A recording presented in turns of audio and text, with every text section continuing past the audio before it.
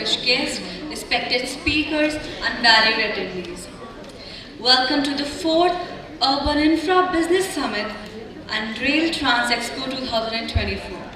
It's an honor to stand before you today and introduce a pioneering force in the realms of public relations, media and advertising, the Urban Infra Group, founded in 2018 by the visionary duo, Mrs. Mamta Shah and Mr. Vinod Shah. Urban Infra Group has quickly established itself as a key player in the dynamic landscape of urban infrastructure communication. Based in the vibrant city of New Delhi, the capital of India, Urban Infra Group is dedicated to transforming communication in the railways, metros, transportation and urban infrastructure sectors. Their mission is clear: to redefine urban communication dynamics through insightful narratives that propel these critical sectors into the future. At this summit, where we gathered to discuss innovation and collaboration, Urban Infra Group exemplifies the spirit of progress we all aspire to. The group specializes in a comprehensive range of services, including corporate PR strategies that enhance brand visibility, robust media relations that amplify innovative projects, and data-driven insights that spotlight urban initiatives. They also offer strategic consultancy to help clients navigate the complexities of the urban landscape, ensuring that every voice is heard and every story is told. What truly distinguishes Urban Infra Group is their unwavering commitment to a client-centric approach. Every strategy is crafted with the client's goal and values to its core, ensuring alignment and success. With expert leadership from their founders, they leverage a talented team of PR and media professionals who are dedicated to driving positive change through effective communication. Furthermore, Urban Infra Group is proud to publish two influential industry publications, the Urban Transport Infrastructure Bi-Monthly Journal and Metro Rail Today Monthly Magazine. These platforms not only showcase their commitment to the sector, but also play a vital role in shaping the ongoing discourse in urban infrastructure. To ensure the highest content, Urban Infra Group has assembled a distinguished advisory board featuring leaders from the industry and academic institutions. Their guidance reinforces Urban Infra Group's position as a trusted voice in urban transport communication. As we embark on this exciting summit, let us recognize the significant contributions of Urban Infra Group to our industry. Please join me in welcoming them, a beacon of innovation and excellence in urban infrastructure communication at the 4th Urban Infra Business Summit and Rail Transport Expo 2024. Can we have a big round of applause, please, everyone? With the auspicious start, it's an honor for me to introduce our chief guest. Among us, we have Professor Manoj Chaudhary Sir, Vice Chancellor, Gati Shakti Vishwavidyalaya. I request Srimati Mamta Shah Ma'am, MD and CEO, Urban Infra Group, to present a token of gratitude to Professor Manoj Sir. I request Manoj Sir to please come on the stage.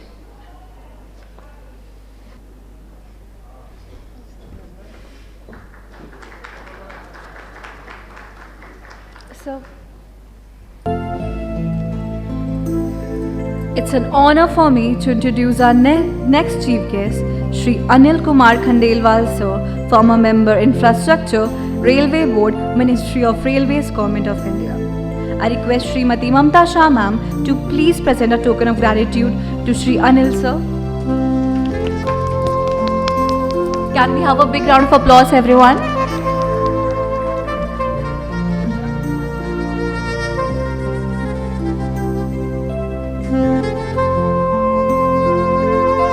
It's an honor for me to introduce our next chief guest, Shri I. Jaya Kumar, IRTS, Member Secretary and Special Officer in Chennai Urban Metropolitan Transport Authority. I request Mamta ma'am to please present a token of gratitude to sir.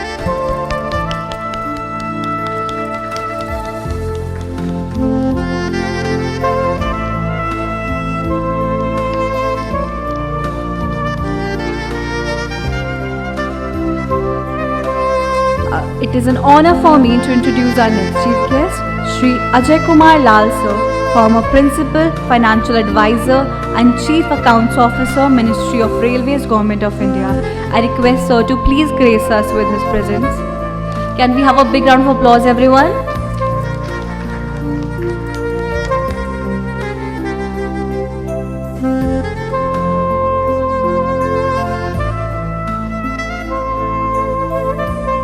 It's an honor for me to invite Shri Rajesh Agarwal sir, former member RS, Railway Board, Ministry of Railways, Government of India and senior member, Editorial Advisory Board, Urban Infra Group Publications, to please grace us with his presence. I request ma'am to please present sir a token of gratitude. Can we please have a big round of applause, everyone? It's an honor for me to introduce Shri Rajiv Kumar Jain sir, former Director General, Press Information Bureau, Ministry of Housing and Urban Affairs, Government of India. I request Mamta ma'am to please present a token of gratitude to sir. Can we please have a big round of applause, everyone?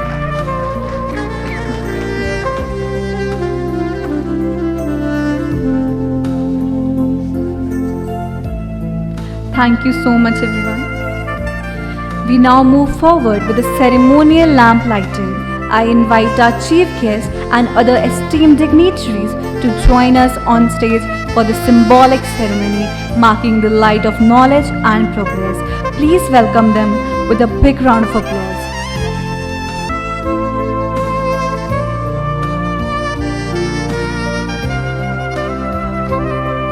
I request Dr. Surbi Singh ma'am, Mr. Anthem sir, Mrs. Mamta Shah ma'am to also join in the lighting of the lamp.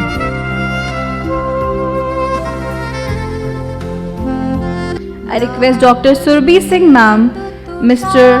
Anthem sir, Mrs. Mamta Shah ma'am to also join in the lighting of the ceremonial lamp.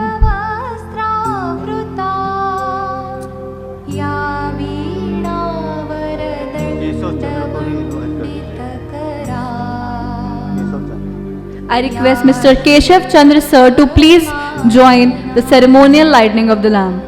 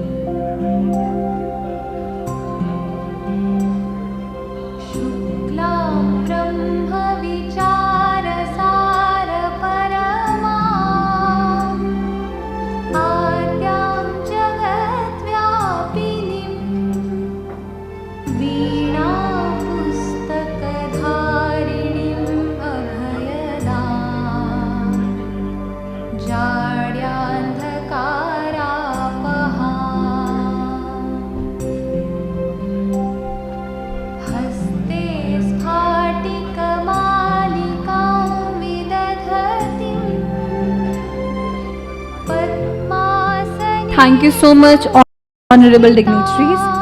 It's an honor for me to introduce Mr. Artem Batalov sir, Head of Corporate and Financial Institutions Department, SBER Bank. I request Ms. Mamta ma'am to please present a token of gratitude to Mr. Artem sir.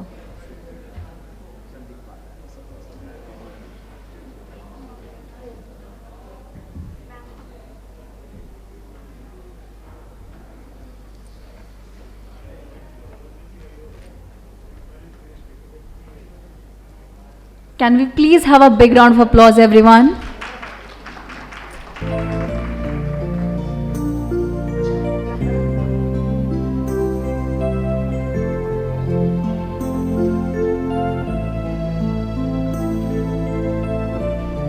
Thank you so much, sir. Thank you so much, ma'am. Moving forward, I invite everyone to please stand for the national anthem.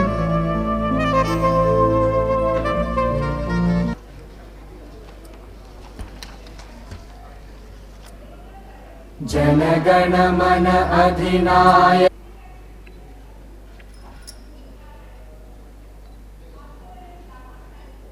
जनगण मन अधिनायक जय हे भारत भाग्य विधाता पंजाब सिंध गुजरात मराठा द्राविड़ उत्कल बंगा विंध्य हिमाचल यमुना गंगा उच्चल जलधि तरंगा तव शुभ नामे जागे तव शुभ आशीष मांगे गाहे तव जय गाथा जनगण मंगलदायक जय हे भारत भाग्य विधाता जय हे जय हे जय हे जय जय जय जय हे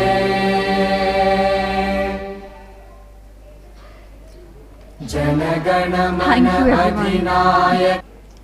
As we gather here today, it is with a heavy heart that we take a moment to remember and pay tribute to a huge giant of our times, Sir Ratan Tata. India has recently lost a visionary leader whose influence extended far beyond the realm of business. Ratan Tata wasn't just a business leader. He embodied the very spirit of India. His life was a testament to integrity, compassion, and an unwavering commitment to the greater good. He redefined modern India's path, inspiring countless individuals and leaders with his remarkable vision and values. Legends like Ratan Tata never fade away. Their impact endures in the heart and minds of those they touched. As we move forward with the event today, let us carry forward his legacy of integrity, compassion, and a relentless pursuit of excellence. Let us take a moment of silence to honor Sir Ratan Tata, a remarkable individual who has inspired us all. I request everyone to please take a moment of silence for Sir Ratan Tata.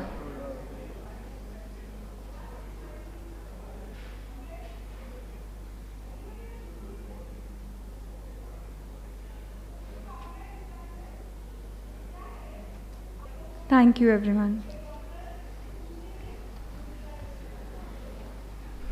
To formally commence our program, I now invite Professor Dr. Richa Chaudhary Ma'am, Professor, University of Delhi and Senior Member, Editorial Advisory Board, Urban Infra Group Publications, to deliver the welcome address. Please give her a warm round of applause, everyone. Welcome, ma'am.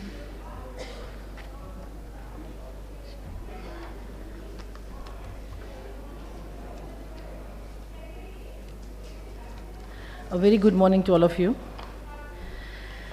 I respect all the dignitaries on the dais and off the dais. I am Dr. Richa Chaudhary, Professor, University of Delhi, Senior Member of the Editorial Board. On behalf of the Urban Infra Group Publications, it is both an honor and privilege to welcome you to 4th Urban Infra Business Summit and RailTrans Expo 2024. Today we gather at the esteemed Hyatt Centric in Delhi to explore the exciting opportunities within the railways, transportations, constructions and urban infrastructure sectors. The theme of this edition is Viksit Bharat 2047, the constructive role of the railways, transportations and urban infrastructure sectors. We are privileged to have with us our distinguished guest, Chief Guest Professor Manoj Chaudhary Ji, Vice Chancellor of the Gati Shakti Vishwavidyalaya Vadodara, and our guest of honor, Shri Anil Kumar Ji, former member, Infrastructure of the Railway Boards, Ministry of Railways. Your participation greatly enriches this event, and we are deeply grateful for your presence. A special welcome to also extended to our esteemed keynote speakers, Mr. Jay Kumar ji, Mr. Ajay Kumar Lal ji, Mr. Rajesh ji, Mr. Rajiv Kumar Jain ji. Your insight and expertise will undoubtedly enhance our discussions and contribute to the success of this summit. I would also like to acknowledge the visionaries behind this remarkable event, Mrs. Mamta Shah, Managing Director and CEO of Urban Infra Groups, Mr. Vinod Shahji, Communication Director, and their dedicated team. Their unwavering commitment and meticulous planning have transformed this summit into the vital platform of the collaboration, innovation, and growth. To all our guest speakers, stakeholders, partners, and participants, your presence is a testament to the collaborative spirit and drives progress in the urban infrastructure sector. As we engage in panel discussions, presentations, and culminating in award ceremony, I encourage you to actively participate, share your perspectives, and forge meaningful connections. This year, we are excited to introduce a trade exhibition highlighting innovations in railway, transportations, urban infrastructure. I invite you to explore the exhibition stand and celebrate the innovators in our field. For a smooth and productive experience, please adhere to the guidelines provided in your event kits. These guidelines are designed to enhance your participation and foster conducive environment for networking and knowledge exchange. Thank you for being with us. We look forward to a day filled with fruitful discussions, valuable insight, and the recognition of the excellence during our award ceremony. Wishing you an enriching and memorable experience at Urban Infra Business Summit and RailTrans Expo 2024. Thank you so much, and once again welcome you all.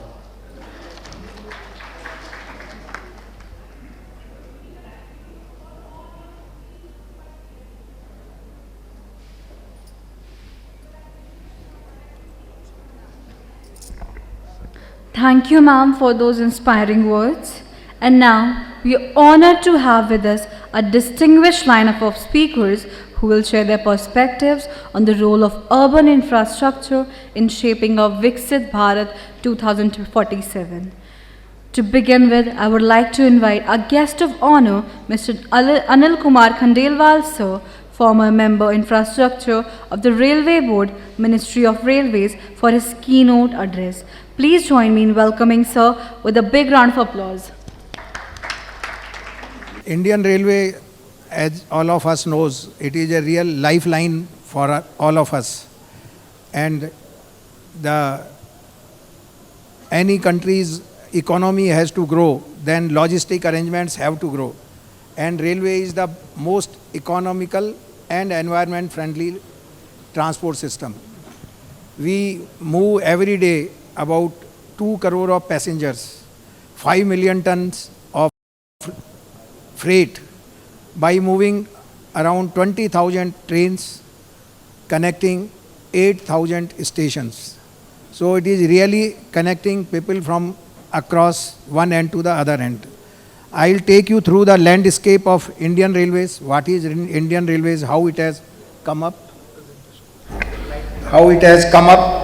and what is present scenario, how we are working, and what is finally how we propose to take country to Viksit Bharat 2047. If we have to go to Viksit Bharat, then we definitely need Viksit Rail to have proper logistic arrangement and reduce logistic cost for the country and make our industry competitive. So all of your role will be very, very important to take the country to Viksit Bharat. Indian Railway, we started with 34 kilometers between Bombay Thane, 3 locomotives, Sahib, Sultan and Sindh pulled a train from, and then today from that 34 kilometers we have reached to about 69,000 route kilometers and more than 1 lakh track kilometers. We started from those 3 steam engines and today we are Vande Bharat. Although our market share that time it was 85%, has slowly now reduced to 27%, and road sector has increased. Why this has happened is because of chronic underinvestment. The railway was running at their own. We have to earn, invest and develop our railway. And slowly, after 2017, when the budget was merged, this problem resolved. Every year we were spending 30,000, 25, 30,000 on infrastructure development. After merger of budget, the infrastructure development gained momentum, and today we are spending about more than 2.5 lakh crore, and country is spending about 11 lakh crore on infrastructure development. So we moved from 30-40,000 to 1,18,000, 180, 150, 240, and this year more than 2.6 lakh crore. So there is a lot of scope and now development. Our Indian railway were having, India, the network expansion is very low. Our network density, if you see, we are only 9 kilometers per lakh of our population. This is almost lowest among all developed countries. So present overview, if we see, I have already told you we run about 20,000 trains, 15,000 locomotives. We move about 2 crore passengers daily, 5 million ton cargo, wagons, coaches are there, wagons are about 4 lakh wagons we have. We are the fourth largest rail network after China, USA and Russia, but second highest passenger carrying railway. We move next to the Japan, and in fact we were first prior to COVID, and now slowly we are picking up. Fourth highest freight carrier and lowest among the big economy, our network density. As I told you, it is only 9 route kilometer per lakh of population, which is very, very less. We move almost 18% of world population every year. We move world population every year by train service. As I told you, we are already fifth economy of the world, and we are trying to become third economy. For economic development, the logistic arrangement development is very, very important. And railway is cheapest mode. It is almost half.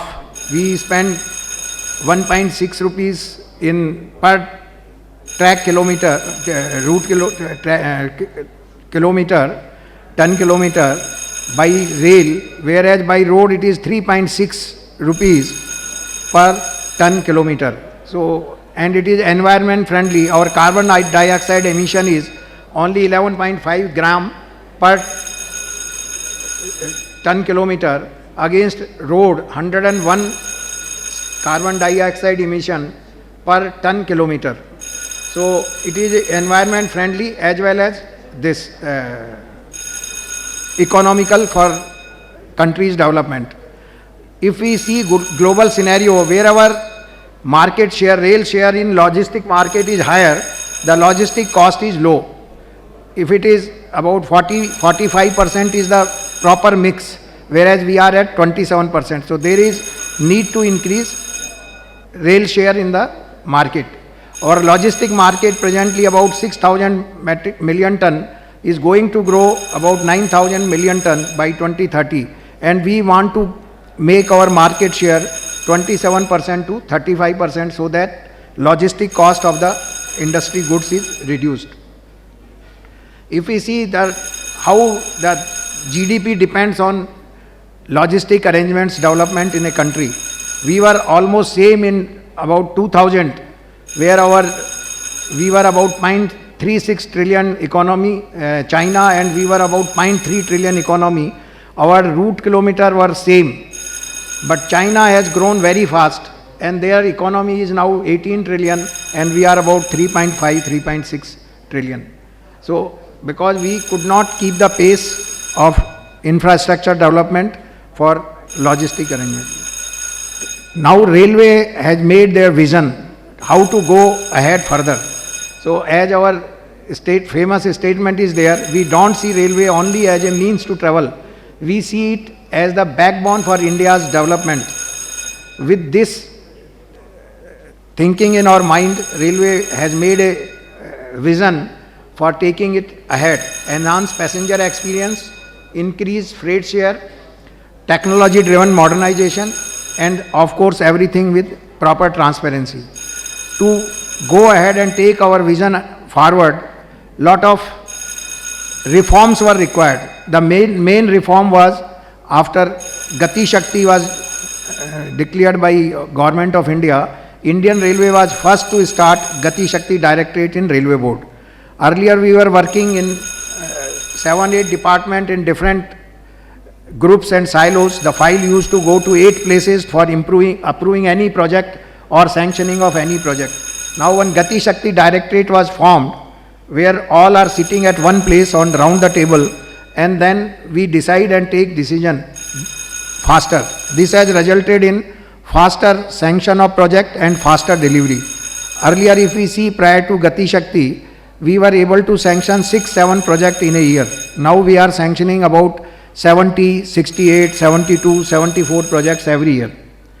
And project delivery point of view, if we see, we were able to do about 2,900 kilometer every year, and now we have crossed 5,000 kilometer every year. So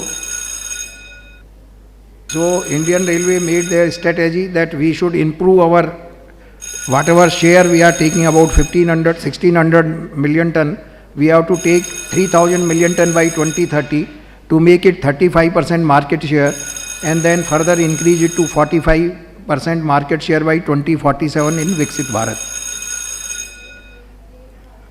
So to do that, we have to provide infrastructure in line with demand. What we have done earlier, we were used to sanction one project.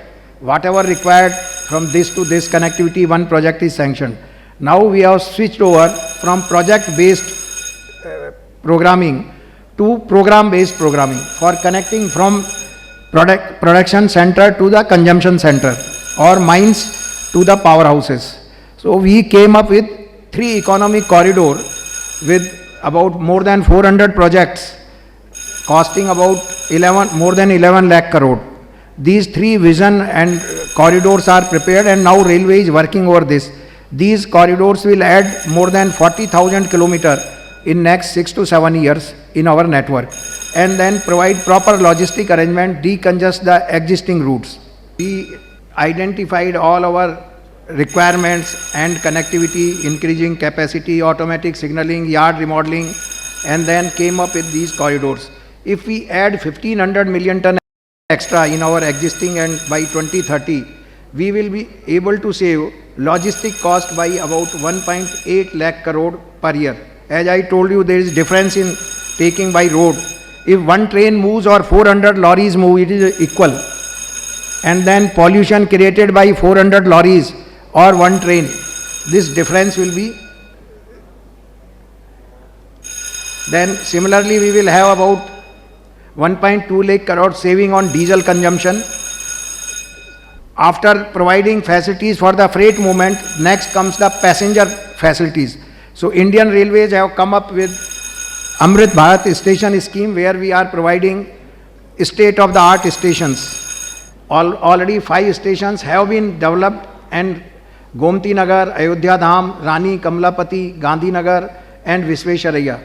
149 under master planning, and works are in progress on 1175 stations. So if you see that this is the Gomti Nagar stations, Ayodhya Dham station, so the facility provided are state of art. Some of you might have already seen these stations and have a feeling that how Indian Railway is moving and what we are going to have in future.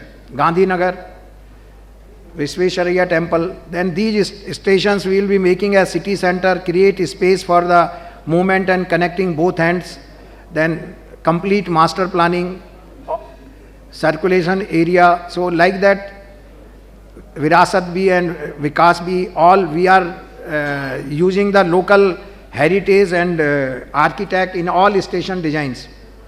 This is Ghaziabad station, New Jalpaiguri. Like that, these are the Tirupati is near completion, Bijwasan also near completion, Safdarjung, you have already, some of you might have seen that it has come up and finishing works are in progress. Chandigarh is also near completion. So like that, works are progressing with different stages, and we will be in position to provide good infrastructure facilities to our passengers having world-class experience when they enter in the station before entering to the train. After reaching station, our next destination will be, we should have a good train, world-class train. Already more than 100 services of Vande Bharat Express is going on, and we plan to provide 4,500 trains by 2047 in Viksit Bharat. This is state-of-art train developed and designed in India. Most of you might have traveled in this and had experience of the technology. This is Amrit Bharat Express. That was for chair car, air-conditioned train. This is for general public, non-reserved, second sleeper class. We plan to have 3 segment Vande Bharat Metro. Already 1 train service has been started. Vande Bharat chair car, more than 100 services are in use. And Vande Bharat sleeper, the trials are going to start very soon. Rake is ready.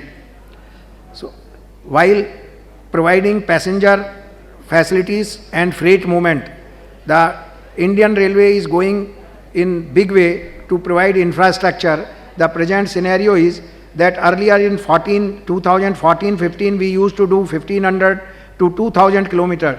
Today we are doing more than 5000 kilometer, which is more than some of the countries' network like Austria, South Korea and so on. In last 10 years we have added 31,000 kilometer of track, which is more than many countries like Italy, South Africa, Ukraine, Poland and so on. So rate of delivery has improved from 4 km per day to more than 14 km per day, and we are looking forward to further make it bigger so as to double our network by 2047 in Viksit Bharat. Electrification, you have already seen that we are 97% electrified.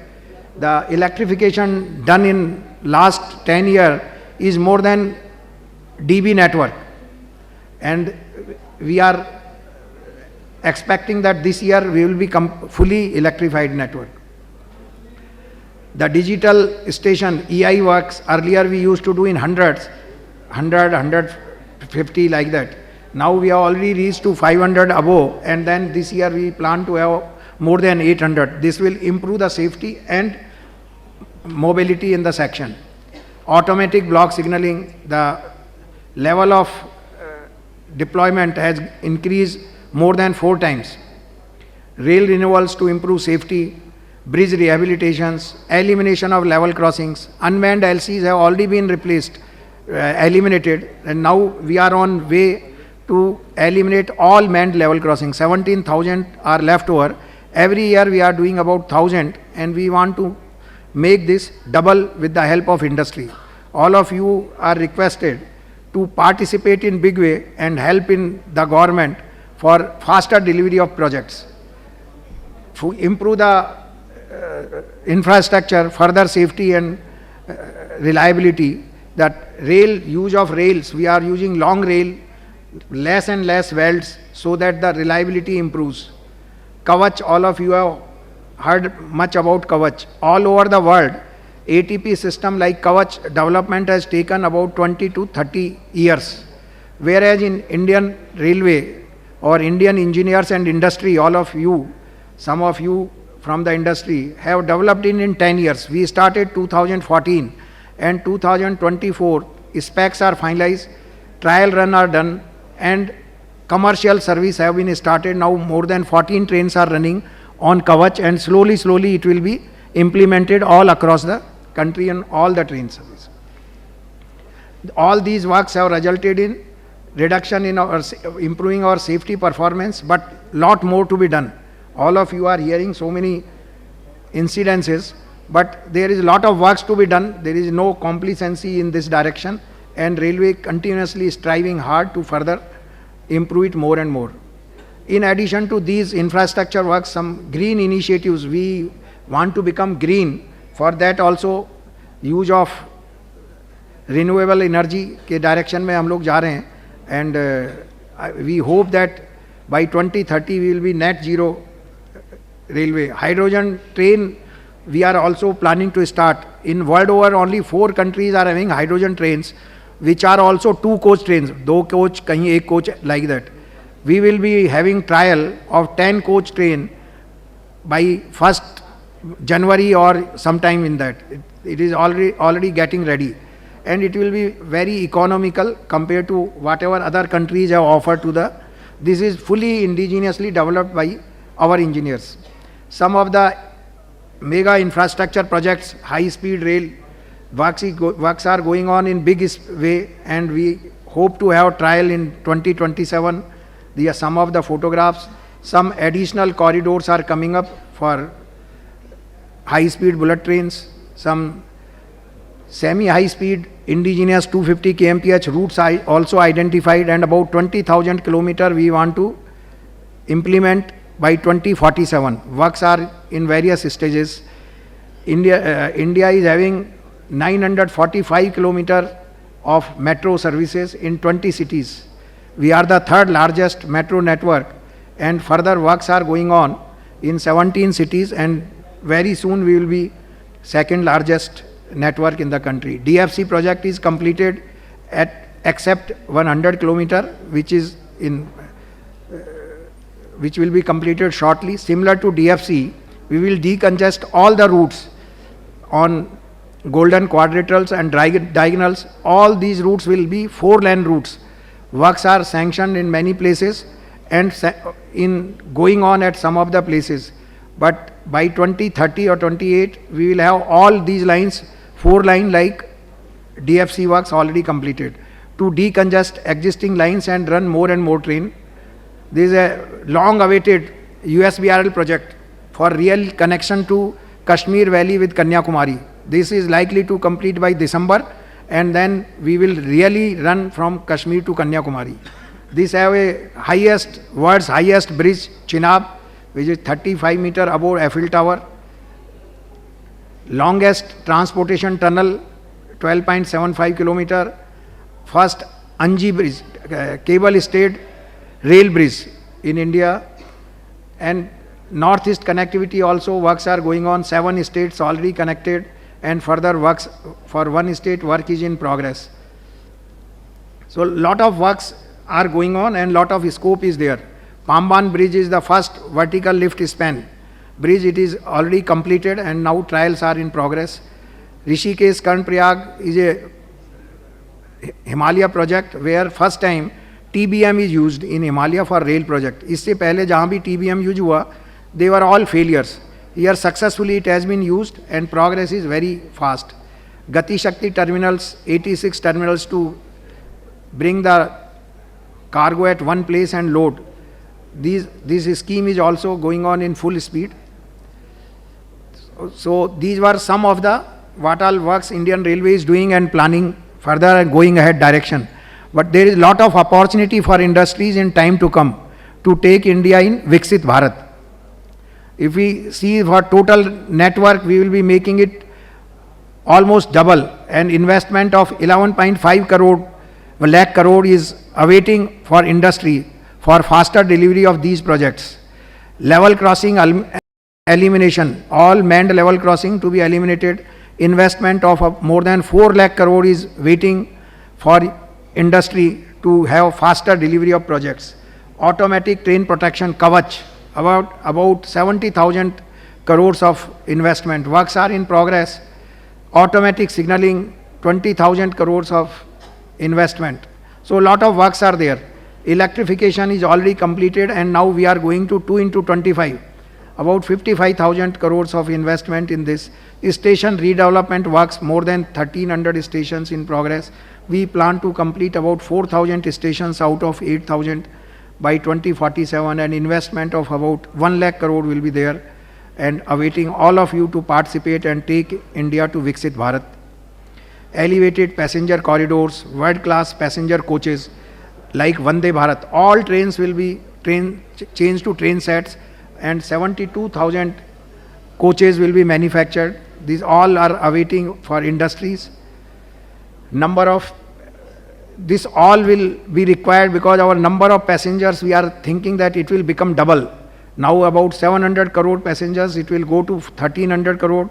Freight from 1600, it is likely to go to about 5,000 to 6,000 million tons.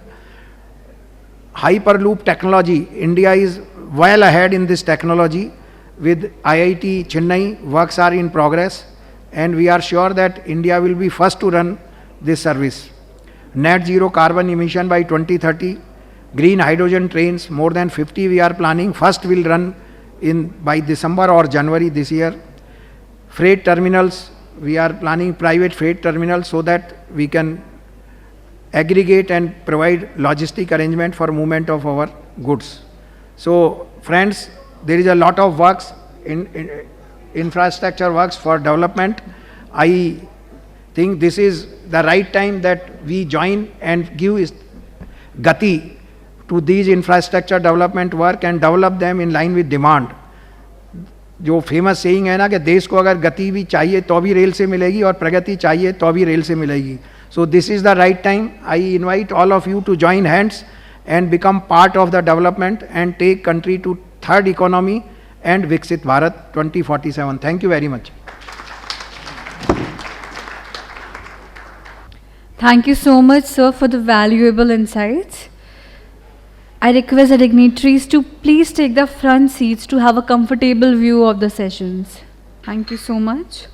Up next, we have our chief guest, Professor Manoj Chaudhary, sir, Vice Chancellor of Gati Shakti Vishwavidyalaya, Ministry of Railways, to deliver his keynote address. Over to you, sir. Can we please have a big round of applause, everyone? Good morning. Firstly, I want to thank Urban Infra for organizing this wonderful event with the RailTrans. And I'm very happy to be here, being able to interact with many of you, many friends across the industry. Today, if we look at our country, we are going through very rapid transformative changes. These rapid transformative changes are aspirations and dreams of 140 crore Indians. The people who belong to this country want to see this country developed, and as has been aptly put by our Honorable Prime Minister, through an approach that includes reform, perform, transform and inform.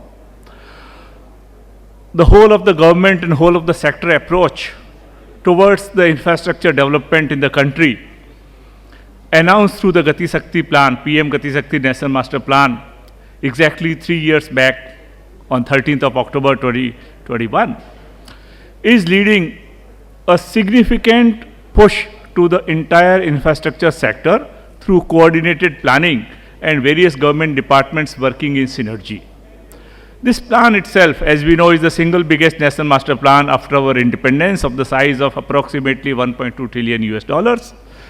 And all aspects of infrastructure have gained momentum. If we look at last 3 years, since the launch of PM Gati Shakti National Master Plan, more than 200 projects of approximately 15 lakh crore have been evaluated. For railways, the guest of honor, Sri Khandelwal ji, gave a very good description. Therefore, my job will only be to summarize what we have done in railways and what we are proceeding to do. In railways, our objectives are twin. Firstly, we want to ensure that passengers have travel experience that is available, accessible and affordable.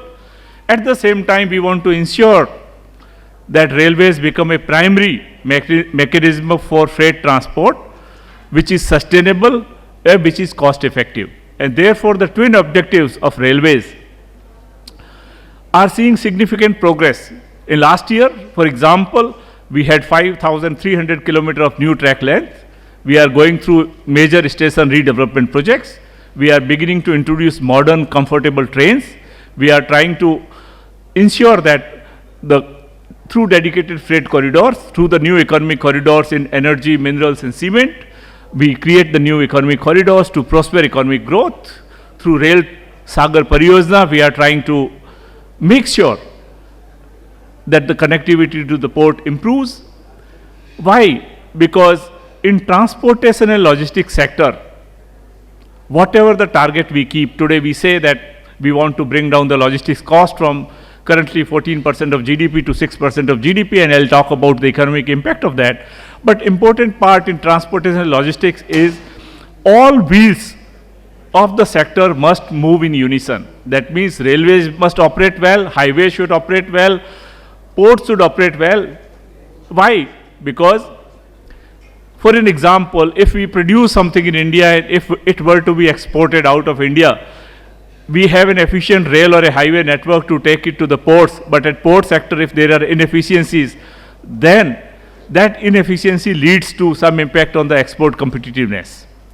On the other side, in Delhi, if we have a very good metro rail facility, but the first mile and last mile connectivity of the feeder buses, of the auto rickshaws is not so good, people perhaps might not be encouraged to take metro because there are impediments and obstacles in using end-to-end solution as you want to look in the transport. So whether it's transportation or logistics sector, an end-to-end approach is essential. Therefore, taking a cue from railways, given that we are now focusing on passenger traffic, we are focusing a lot more on the freight traffic by moving to 3,000 million tons and possibly more as we go ahead, increasing freight traffic portion for railways from 27% to 45% are some important parameters for rail. On the other hand, we look in highway sector, today we are building national highways at the rate of 36 kilometers a day. We are already approximately 150,000 kilometers. And there is a rapid progress happening not only in national highways, but also in the state PWD roads, also in the village panchayat roads and so on. And therefore, India is tremendously improving its road network. If we look in the airport sector, in the last 10 years itself, from 74 airports, we have already moved to 157, and we are expected to go to 350 in years to come. We look at the number of passengers. Today we carry, Khandelwal ji mentioned about 7 billion passengers a year, right? In air connectivity also today we have 5 lakh passengers who travel every day. So air connectivity has also picked up in India very rapidly. Through Udan scheme, regional connectivity has gotten boost. Entire aviation sector is seeing a rapid transformation. Right? If you look in the port sector, today we have 12 major ports. We already announced an investment of 76,200 crore rupees to build India's first biggest mega port in Vadhavan port. That port will be very different from the existing ones in the sense that this will be truly be a multimodal connectivity with a dedicated freight corridor, national highways next to it. And while India having a very large coastline, that port will be different because at that particular location we have a sea depth of around where larger ports, larger ships of it can come, because the sea depth there is 18 meters compared to most of the other places, ports where it is roughly around 12. That means larger ships can come and anchor at the coast rather than having to be placed in the midway in the sea and having to transport the items again. Another movement that is happening in port sector, as we know, is modernization of ports through various things, whether they be on the port operating management systems, more digitalization using IoT track and trace technologies, or leveraging more and more technology adoption. The technology adoption is happening across entire transportation sector. You can see it in Vande Bharat trains. These are technological marvels. You can see in the port sector. You can see everywhere. Therefore, 21st century India is marked not only by consumption and the number of consumers, but it is marked by a rapid development. What our Honorable Prime Minister mentions, India is today consists of 4D: development, demography of a very large young population, democracy and demand. And these four are actually spurring the entire investment into entire infrastructure sector. This year's budget itself is 11.11 lakh crore across sectors. If you look one more aspect to improve logistics efficiency in India, we roughly have a potential of 14,500 kilometers of waterways. there is lot of effort that we are putting because waterways is even cheaper compared to railways, much more environment friendly in terms of carrying freight traffic, right? As Anilji mentioned that railways is roughly 1/3 of the cost of the highways in terms of carrying freight traffic. Waterways is even cheaper. It is even more friendly to environment, and therefore lot more focus today is happening on waterways development. At this moment, 4,500 kilometers of navigable waterways are getting converted. Therefore, to summarize, infrastructure development alone across all sectors, whether be metro in 20 cities, 50,000 people working in metro to create new metro infrastructures, or at the railways with the rapid transformation, or the airport sector, or the highway sector, waterways, ports, everywhere we see tremendous growth.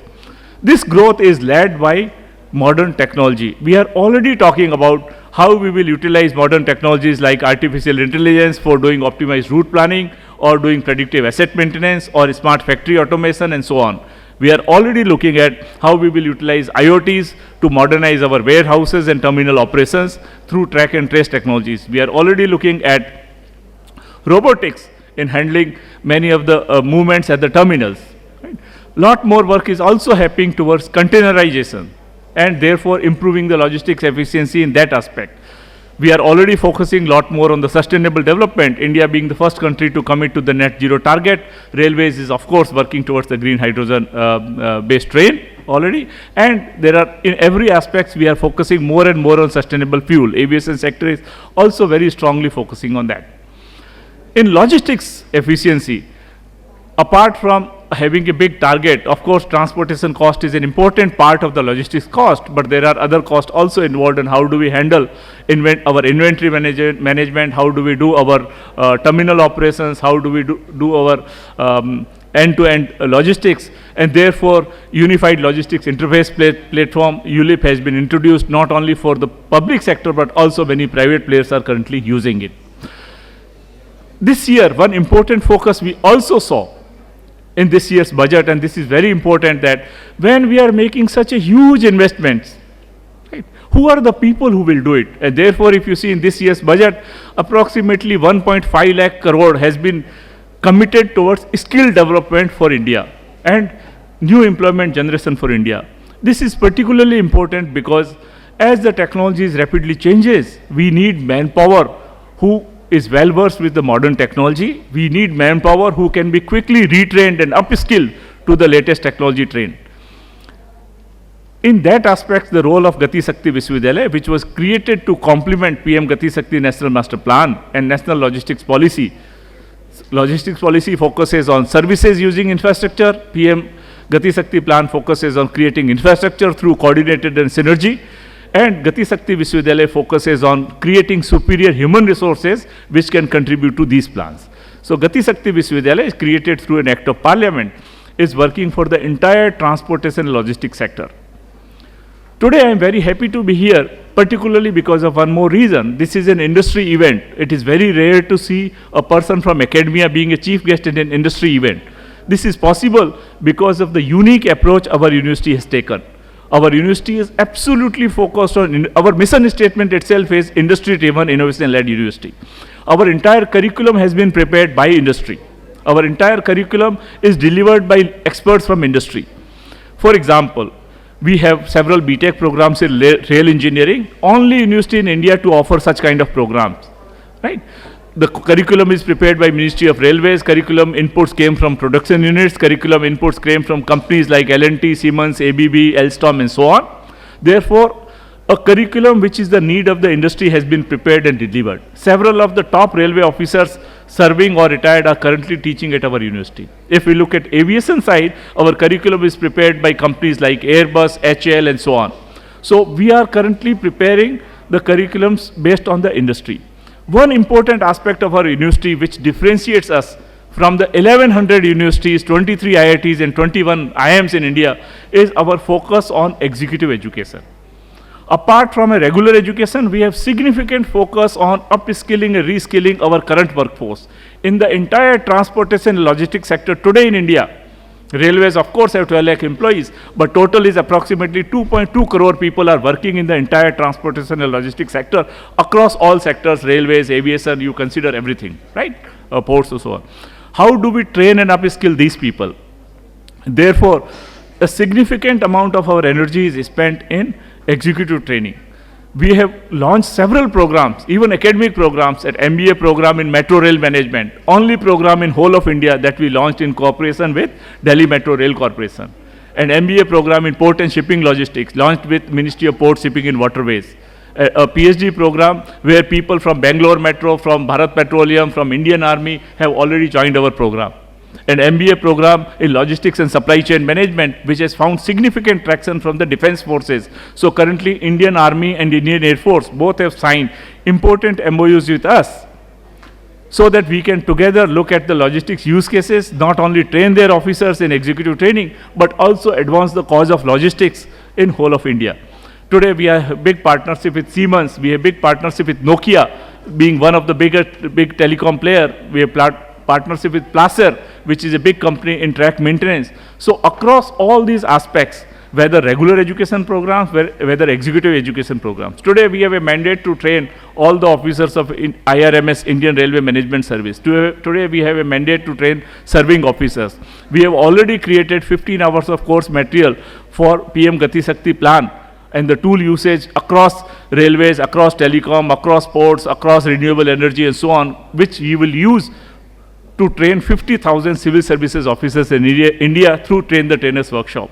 So our vision is not only in promising what we will do, vision is as good as its implementation. We have put tremendous focus on strategic implementation of every single task that we have taken, and there we are absolutely in complete support of the Ministry of Railways, which is our funding ministry, which is our administrative ministry, with Honorable Railway Minister being our first Chancellor of the university. We have support from Ministry of Civil Aviation, big support from Ministry of Housing and Urban Affairs for the metro sector, support from Ministry of Port, Shipping and Waterways for the port and shipping sector, support from Ministry of Skill Development and Entrepreneurship for building skills. Today we are looking at mentoring several of the skill sector councils in India, for example, Logistics Sector Skill Council or Aviation Sector Skill Council or Electronic Sector Skill Council and so on.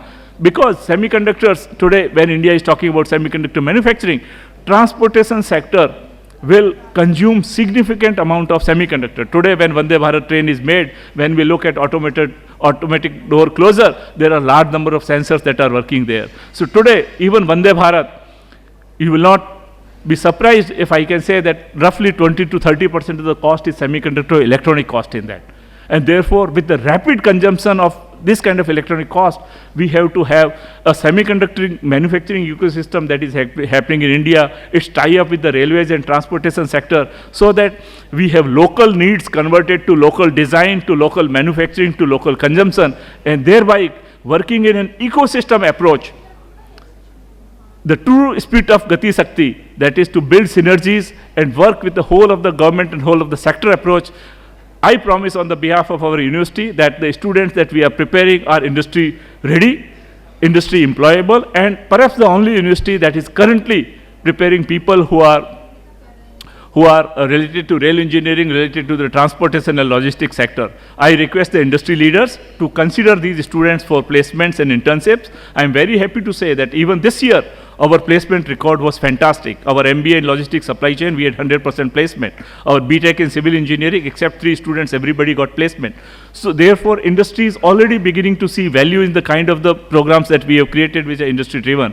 I urge the industry leaders to please consider how we can closely work together to develop several new use cases, how do we do new technology prototype development, and therefore together transform the entire transportation sector in India. Once again, I want to thank the organizations for inviting me here, and I believe that together we can create a transformative journey to the Viksit Bharat through the participation by one and all, and I believe that that is the only route that is currently there with us. In the end, I would like to mention one quote of Gurudev Rabindranath Tagore, which I very much like, that you cannot cross the sea.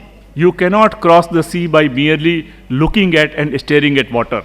There might be hundreds of challenges, but we have to take actions. And when we act, the things get solved. So once again, thank you so much for your time. Thank you. Thank you so much, sir, for such valuable insights. Up next, we have a keynote address by Shri I. Jayakumar sir, IRTS, Member Secretary and Special Officer in CUMTA. May we have a big round of applause for sir? Respected senior officials from the railway fraternity, other distinguished guests, and my dear friends. Very good morning to you all. I have a very wider experience in rail core freight logistics, and I served in ports also. 4 ports I worked as a chairman and deputy chairman. So I don't want to dwell upon the bulk logistics or overall the logistics. So I will confine myself to urban transport. Now I am presently in urban transport. So now the modern world, now the bigger challenge is urban planning and management. Because in India, many of the states, the urbanization has crossed 40% and it's growing also leaps and bounds. It may cross more than 55 to 60% in the next decade. So for every administrator, urban planning and management is a key issue. Because you might have seen while we coming to this venue also, traffic congestion, related issues, every day part of the life in urban India. And when we look at urban planning, so there are 2 elements in urban planning. Land use planning, second is a transport planning. So both are the integral parts, 2 sides of the same coin. So land use plan means which area industrial use or institutional use or residential use. So this is a land use plan, but it should be peppered with transport plan. Yeah, effective transport plan. Then only there will be a wholesome urban planning. So in every city there are development authorities like DDA, or in Mumbai MMRDA, in Chennai also Chennai Metropolitan Development Authorities are there. They plan land use plan, also they will do the transportation plan to some extent. So in Chennai there is an exclusive unified transport authority created, so that this authority works under the leadership of Honorable Chief Minister and coordinate all the departments in the transport planning. So we coordinate the organizations involved in urban transport, organization involved in urban infra, like municipal bodies, corporations, highways, NHAI, railway, as well as traffic police. So this authority is one of its kind in India. It is backed by an act. It has been activated recently with the inputs from World Bank and other international organizations also. We are growing slowly step by step. And mainly the KUMTA, now what we are doing is urban planning, coordinating, and a transportation master plan, logistics plan for the city, and other more initiatives we are taking in the city landscape. And KUMTA presently we are the non-operating authority. There is a difference between operating authority and non-operating authority. If you see the operating authorities like London, Transport for London, so they run all the metro, tubes, buses, they own a road network, they control traffic signals. So everything under one roof, that is the synergy in London, so they will plan the urban transport very seamlessly. In Indian condition, there are very different departments. Highways will be there, local bodies will be there, traffic police, railway will be, national railway will be running suburban services, buses will be run by private and government also. So now we started as a coordinating body. Slowly it will grow as a integrating body in future. So this is the order of the day. Over the years, we have to grow like a integrating body in an urban transport landscape.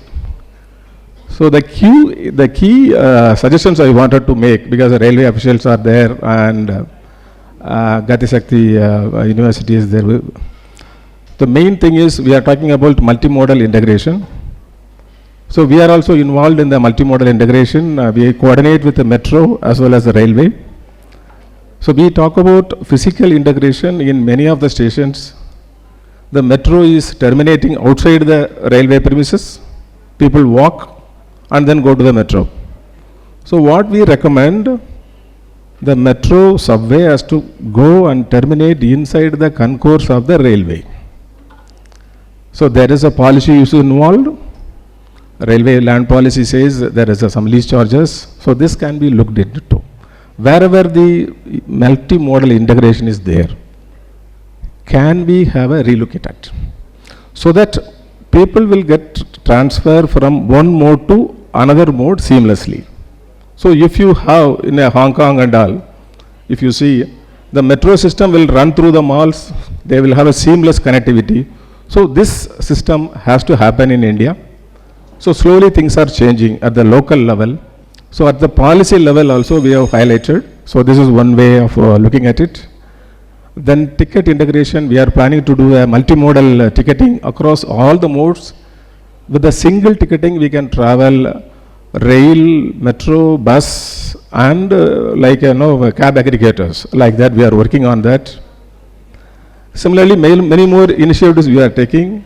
So a few suggestions like multimodal intervention. Then one suggestion I wanted to make also, we are running electric air-conditioned suburban trains. So why not you run mixed suburban trains, electric coaches, air-conditioned coaches and non-air-conditioned coaches. So because if you run exclusive air-conditioned trains, you will run only every half an hour or every 1 hour one train. But if you make it a mixed rake, every train will have a air condition. So I am a metro traveler. From the metro I will switch over to rail, board into the AC compartment, I will travel.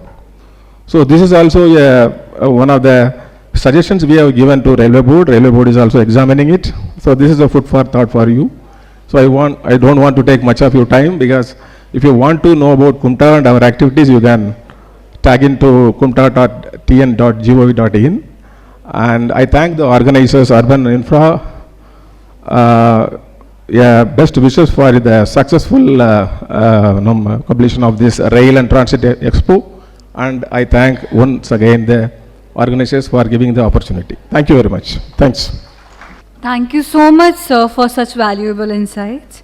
Up next, we have a keynote address by Shri Ajay Kumar Lal, sir, former Principal Financial Advisor and Chief Accounts Officer, Ministry of Railways and Government of India. I welcome sir to the stage. Can we please have a big round of applause for sir, everyone? Good afternoon, ladies and gentlemen, my friends from press and media, respected organizers, distinguished guests, and investors and esteemed experts. It is indeed an honor to be here at RailTrans Expo 2024. I would like to start by congratulating the organizers for creating a platform that's truly the need of the hour, bringing together investors, policymakers, and industry leaders to explore and discuss business opportunities within the railways and infrastructure sectors in India. In my opinion, RailTrans Expo 2024 is just not an event. It's a step towards shaping the future of transportation in our country. As we know, that the Indian Railway is among the largest railway network in the world, as my previous speakers have already spoken on this subject. But I would like to compare with the international railways.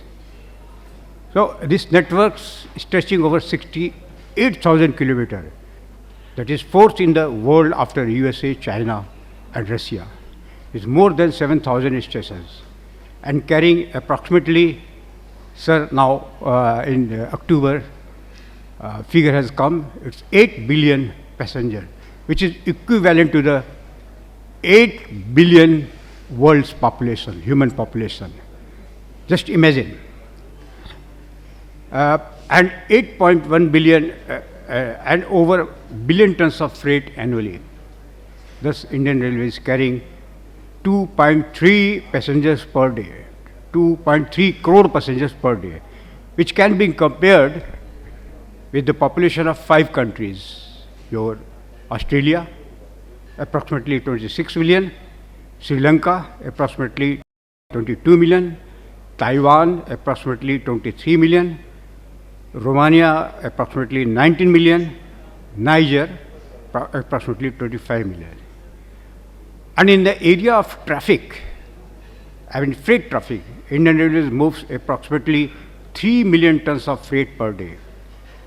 To put this perspective, here is how this compared to national freight movement in other countries. United Kingdom, the entire rail freight sector in the UK transports around 1.3 million tons per week, which is less than half of what Indian Railways moves in a single day. In Japan, Japan Railways freight transport approximately 20 million tons of freight per year. Indian Railways handles more than that in about a week. European Union, the total rail freight transported across the European Union, a combination of 27 countries, is around 1.7 billion tons annually. This averages out to 4.6 million tons per day across the entire EU, which is not far from Indian Railways' daily movement alone. And in Russia,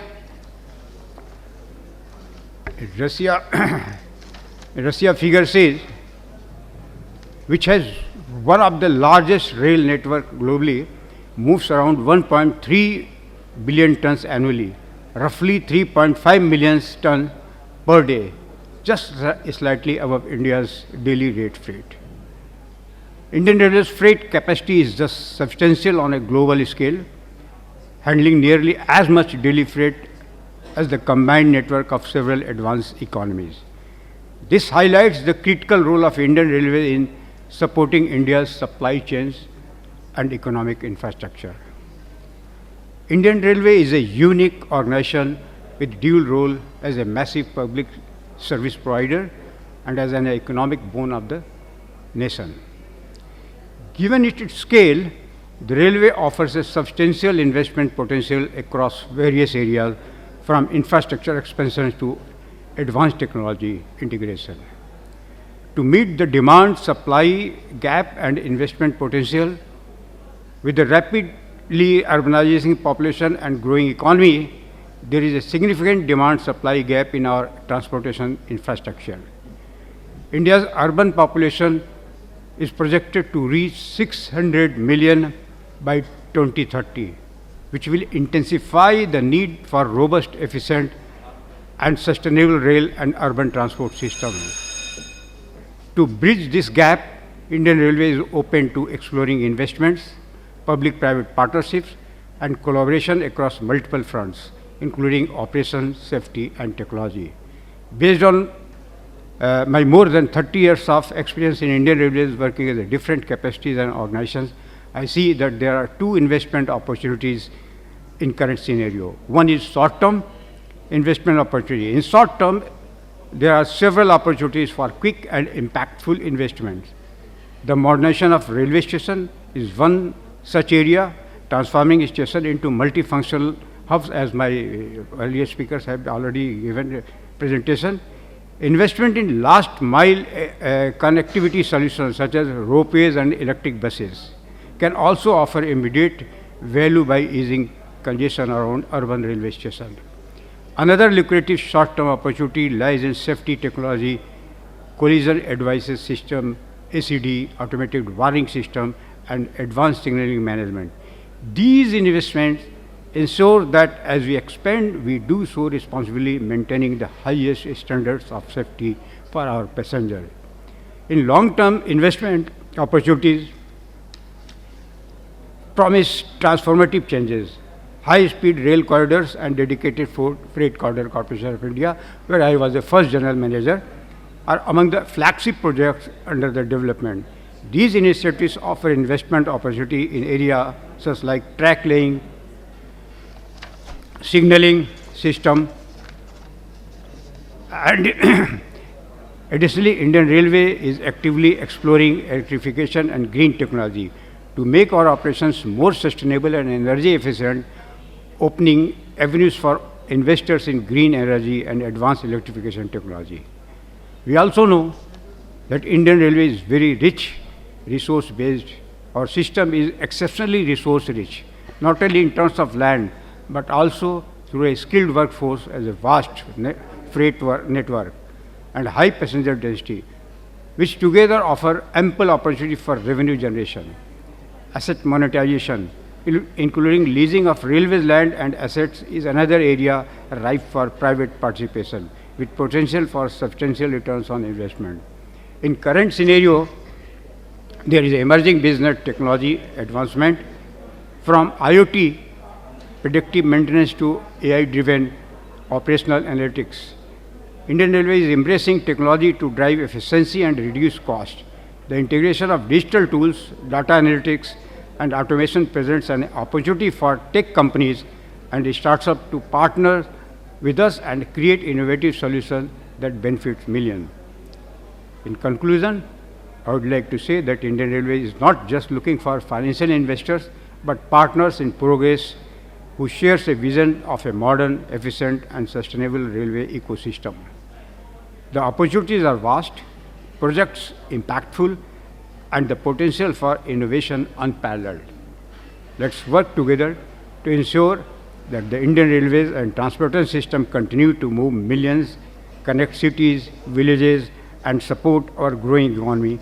Thank you. Thank you very much. Thank you so much, sir, for such insightful words. And now request Mr. Vinod Shah, sir, Communication Director, Urban Infra Group, to please present a token of gratitude and a memento to Shri Anil Kumar Khandelwal, sir. I request Anil, sir, to please grace us with his presence on the dais.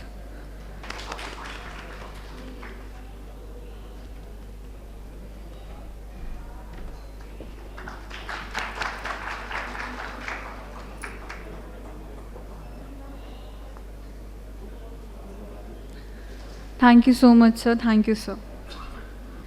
Up next, we have a keynote address by Shri Rajiv Kumar Jain, sir, former Director General, Press Information Bureau, Ministry of Housing and Urban Affairs, Government of India.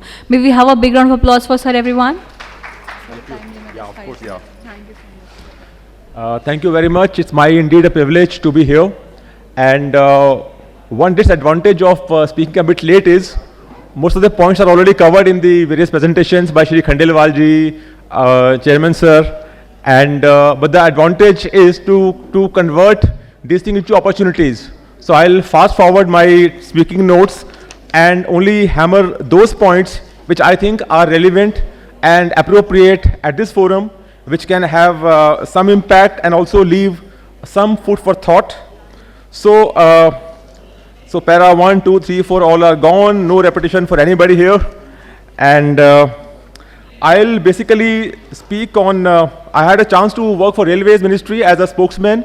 I was spokesman for Ministry of Housing Urban Affairs for about 7 years and Civil Aviation.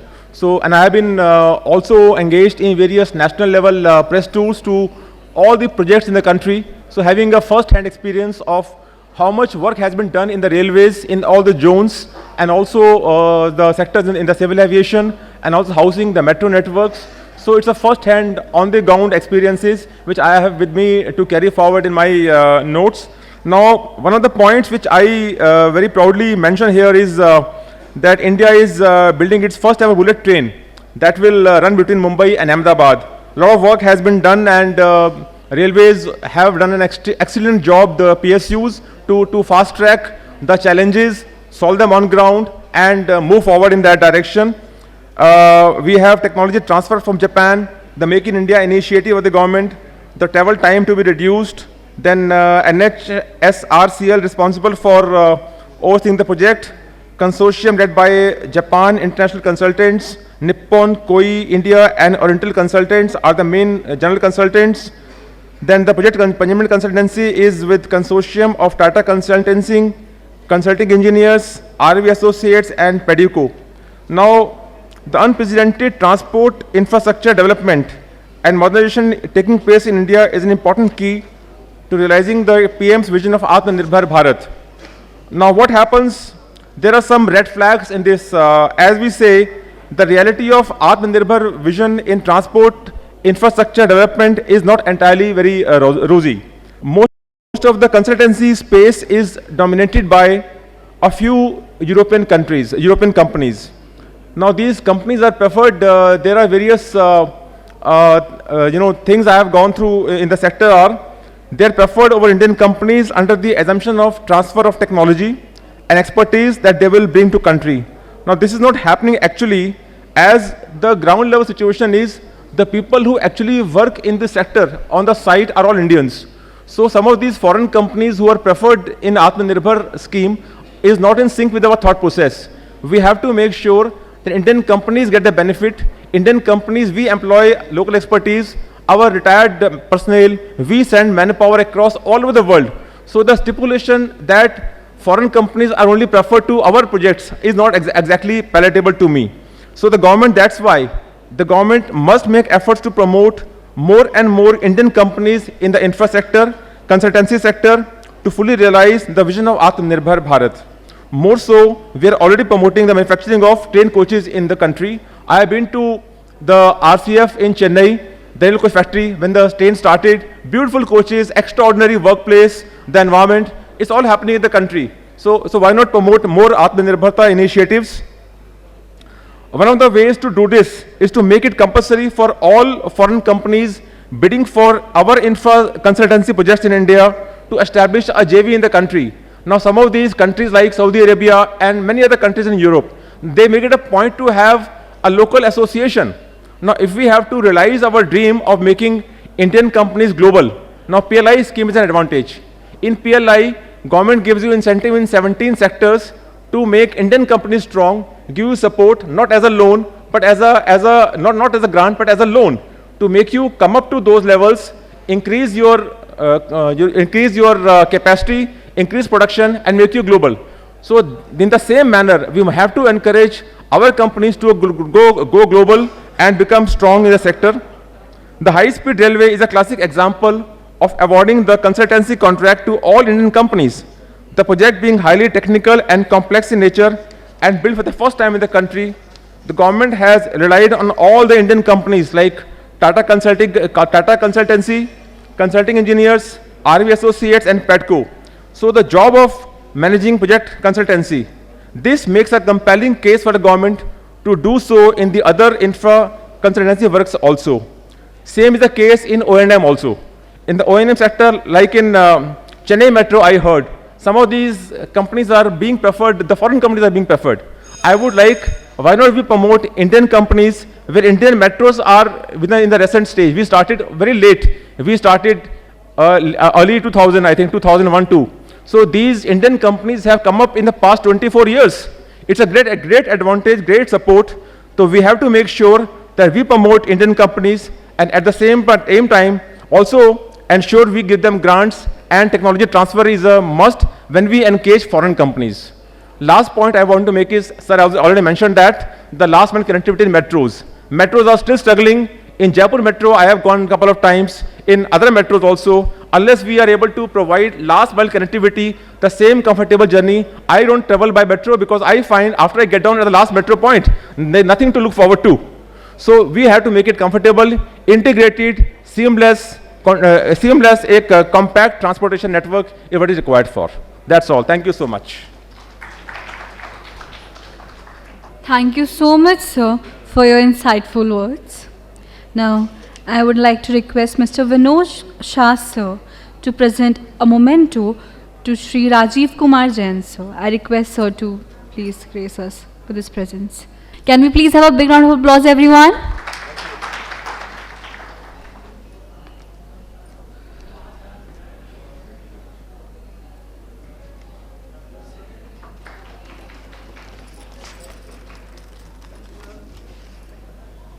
Thank you so much, sir. Thank you so much, sir. Up next, we have a presentation by Mr. Artem Batulov, sir, Head of Corporate and Financial Institutions Department, SBER Bank. The theme will be payments with Russian companies. I request Sir to please grace us with his presence. Can we please have a big round of applause, everyone? So I present here Sberbank. It's the biggest Russian bank, and today I want to tell you some facts about our bank, our presence in India, and how we can help to Indian business to work with Russia. So we operate in India from 2010, more than 13 years. We have a license as an Indian bank here, and we are on the list of A1 first category Indian bank, AD banks. So that's why we can provide all the services for Indian corporates here in India, which connected with business in Russia. So our main focus here is bilateral trade between two countries, and we of course provide settlements for Indian exporters and importers, and also trade finance and other products. In our strategy here, we operate as a Sherpa for Russian companies who want to start something here, and for Indian companies on Russian land. So that's why we work here more than 13 years, and this time we have a lot of expertise. We help a lot of joint ventures and supported a lot of projects between companies of both countries. Here on the slide you can see the products which we can provide for Indian exporters and importers. So here with me my team, and if anyone has some questions, we'll be happy to help you and provide bank services for business with Russia. Also, I want to share with you some facts we developed here, and we opened our IT hub in Bangalore.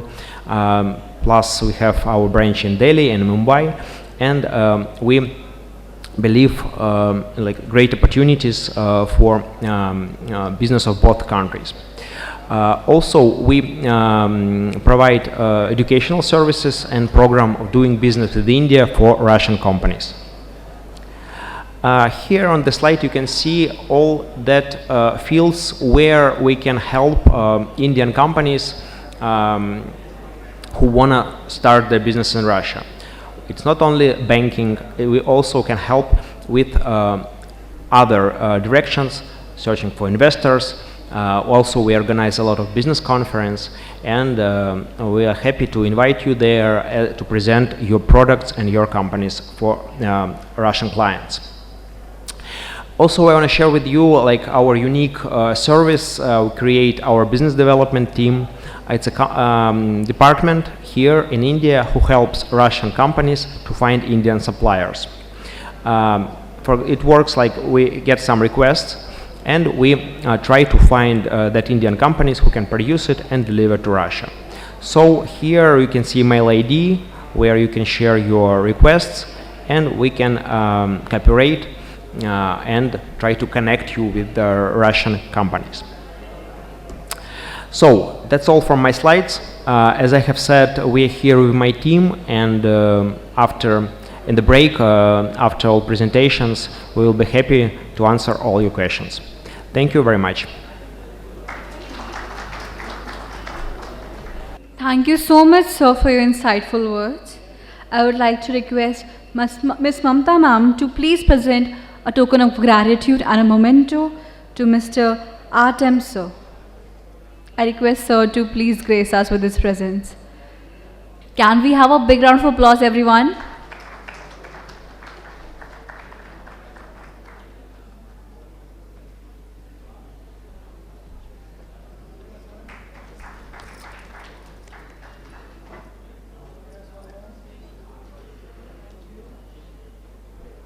Thank you so much, sir. Thank you so much, ma'am. Up next, we have a keynote address by Sri Rajesh Agarwal, sir, former member RS Railway Board, Ministry of Railways, Government of India, and senior member, Editorial Advisory Board, Urban Infra Group Publications. I request sir to please grace us with his presence. Can we have a big round of applause, everyone? Good morning, everybody. Good morning. Thank you very much, organizers, for having me here. I was the member of the Railway Board from 2018, and I've had the privilege of being connected with Mr. Vinod Shah and Ms. Mumta Shah from 2018 when they launched this impressive initiative for urban infra, and I'm really glad to be here today. I'm going to be speaking on something different. I think my predecessors have already covered a huge opportunity that exists in the Ministry of Railways. We have to gain from the massive capital investment in railways for rolling stock, electrification, track, signaling, whatever. There's a huge opportunity, and my predecessors have already covered it. So I have a proposal, very briefly. So what do? Now, as you are all aware that urban infra is taking huge initiatives for the industry, for you, and to help you carry forward, your great potential for developing India's economy and your own business. We have to take it now to the next level. The world over, we have, like in Australia, you will have the Australian Rail Association, the ARA. In the UK, you have the RIA, the Rail International Association. The European Union has the ERA, the European Rail Association. Africa has a rail association called the ARIA. India does not have really a rail association at the national level. So we want to take forward the initiatives of urban infra, aggregate everything and take it to the next level, calling it the Professional Rail Industries Association. And this will be modeled on the lines of how it is internationally. So basically what we feel is that the industry, it's a huge conglomeration of MSMEs. The Indian industry is not exactly the very big players, it's not exactly the multinationals. It's the thousands and thousands of MSMEs who are basically at the level of something like $1 to $10 million, not even $100 million. So these are the small players, there are thousands of them. And they have got tremendous potential. We want to join their hands and to bridge the divide because the government has huge capex and we want to bring the two together, take it to the next level. So we act as a bridge. Now we would like you to join us and we'd like you to learn and grow to act today for a better tomorrow. And in the process, if we want to take India to be the third largest economy, in case we want India to go to the next level, in case we want India to be better than what it is in the rest of the world, we will develop your quality, your expertise, your reliability, your brand and your solutions. Because it has to be very precise, it has to be very perfect, and that's how you can really beat China in the game. So the story is that to succeed, we must believe that we can. And how do we take it forward? See, together let us be part of the $200 billion industry worldwide. The Unife in InnoTrans, which I attended recently, I found that they presented a report saying that it is a $200 billion rail industry.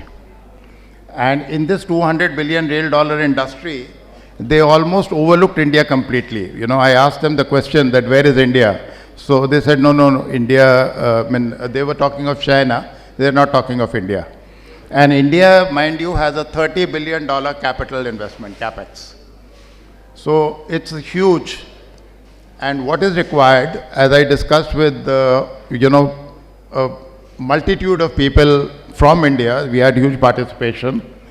Now, there are a whole lot of entrepreneurs, a whole lot of MSMEs, they're coming there. They do not know what they should be doing, how to go forward, who to go to, and how do we mentor it. Many other trade delegations, many other industries, many other countries, they had their mentoring representatives who were guiding them all the time. But our guys were mostly on their own. So we need that international level association to bring the professionals to that level where we can take them forward and bring India to be the third largest economy. So we'll be taking care of the mentoring, networking, make the influence, access, opportunities, growth, etc. I'm sure you can go across it in details. Just to, highlight what is this $200 billion.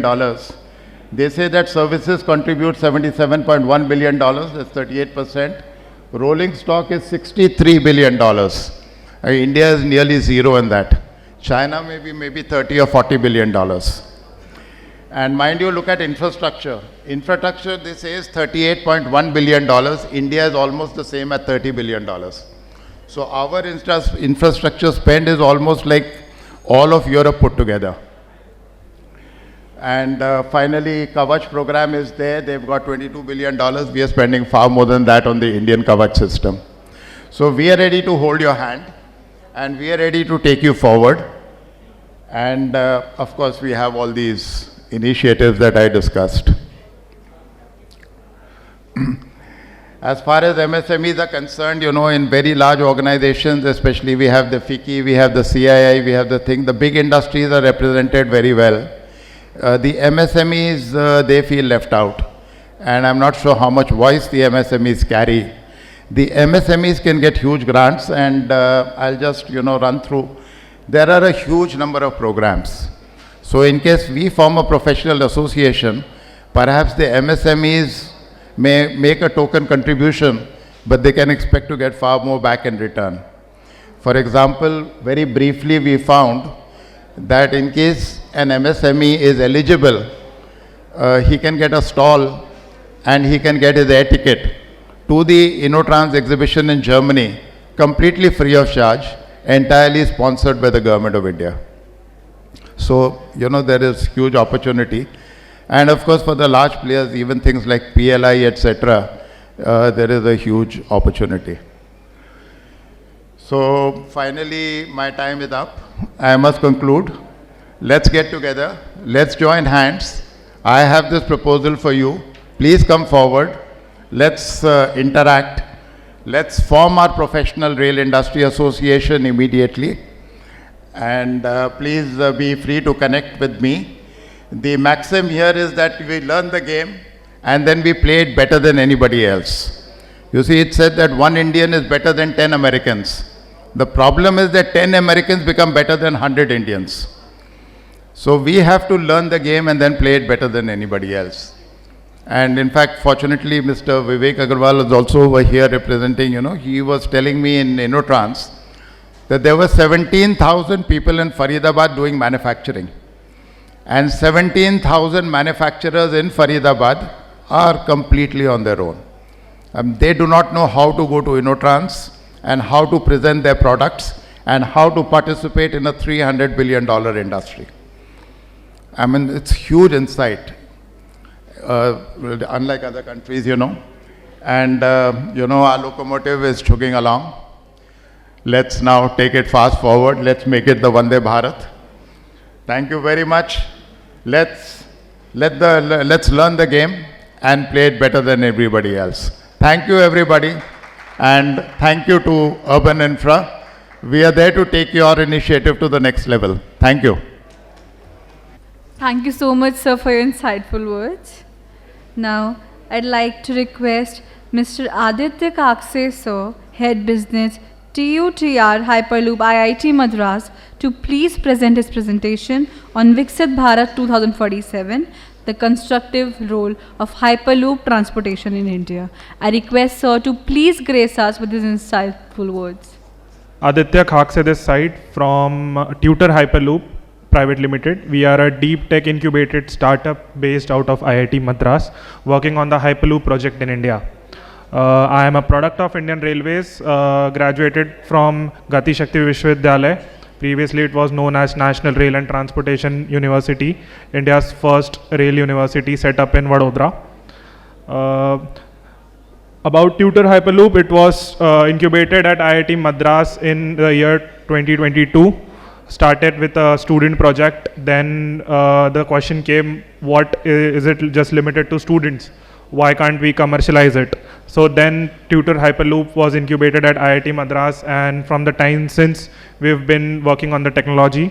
We have developed a 410 meters subscale tube, and we are working on a pod which will run up to 150 km/h in the tube in linear induction motor, magnetic leviation and under vacuum circumstances. So, can we please? So, I think everyone is somewhat aware about what the Hyperloop project in India is, how IIT Madras is playing a key role, and what is going on. We have a 2-minute video which will just give you an overview on how it started, what we are doing, and what's the next step. So, we'll start. So, like I said, Tutor was incorporated in 2022 at IIT Madras as a deep tech incubated startup. We are a team of 15 full-time engineers, and we are mentored by some senior level industry mentors. And our vision is to deliver safe, affordable and convenient on-demand transport that is good for the planet and the pocket. This is the founding team, basically the co-founders. Dr. Arvind Bharadwaj, he is a CTO, former CTO of Mahindra & Mahindra Farm Division with 30 years of industry experience. Dr. Satya Chakravarti, he is one of the co-founders and a professor at IIT Madras. He is also an entrepreneur in other companies that he have launched, the E-Plane, Agnikul and Aerostovillas. Agnikul is the first private space company which is based out of IIT Madras, which has recently launched this rocket. And Dr. Balaji Rangachari, ex-SVP Mahindra Finance. So I'll talk about the journey so far. We have developed a 410 meter long tube with 2 meter dia, and this is the record lowest infrastructure created in India when we compare it with our Western counterparts, which is Europe and US. They have spent far more amount of money to build this than we have. We have patented our infrastructure technology, where we have reduced the cost more than 50% of what the Western counterparts have built it. We have built a subscale pod which can run up to 150 km per hour at IIT Madras outskirt campus, which is Thayur. So these are the pictures of the facility that we have built at the IIT Madras Discovery Campus, which is upcoming in like 30 kilometers from Chennai. I said we built 410 meter, and the project was completed with the help of a lot of industry partners, namely Indian Railways, ArcelorMittal, L&T, TI, ANSYS, Dassault and Hindalco. Indian Railways have been the foremost backer for this project in terms of resources, in terms of support, in terms of financial support. ArcelorMittal, being the biggest partner, they have invested a lot in the Hyperloop technology across the world, but in India they have a soft spot for us because most of the board is an alumni from IIT Madras, and they have backed us with a lot of resource and also mentorship. L&T is doing all the construction work. ANSYS and Dassault has provided us with softwares. Hindalco has provided us with, again, material. So current status is the vacuum testing have been completed. The pod runs trials are going on. We have successfully demonstrated the lean direction motor, and currently dynamic levitation is ongoing. And we are getting ready to host the Prime Minister maybe in the next 30 to 40 days. So you can see the trials have started. This is the first picture is from Thayur campus. The second picture is from a 30-meter track which we have set up at the IIT Madras main campus. We also have large-scale collaborations with industry. The first one is with Hyperloop, again an European company which is working on the same technology. Second is with Tata Steel, and third is with recently signed in February with Swissport at the Embassy of Switzerland. So this is some of the media coverage that we have got on the project that we are working on. Recently, we hosted the Global Hyperloop Conference in IIT Madras, which was attended by dignitaries from India and across. This was a first such event in India, and going forward, we get ready to host Asia's first Hyperloop competition, which will see participants coming from India and across the globe to India.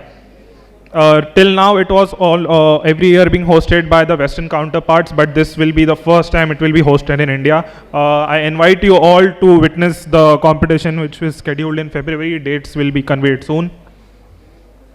So we have divided the Hyperloop technology in 3 technologies. One is linear propulsion, second is magnetic levitation, and third is vacuum tube.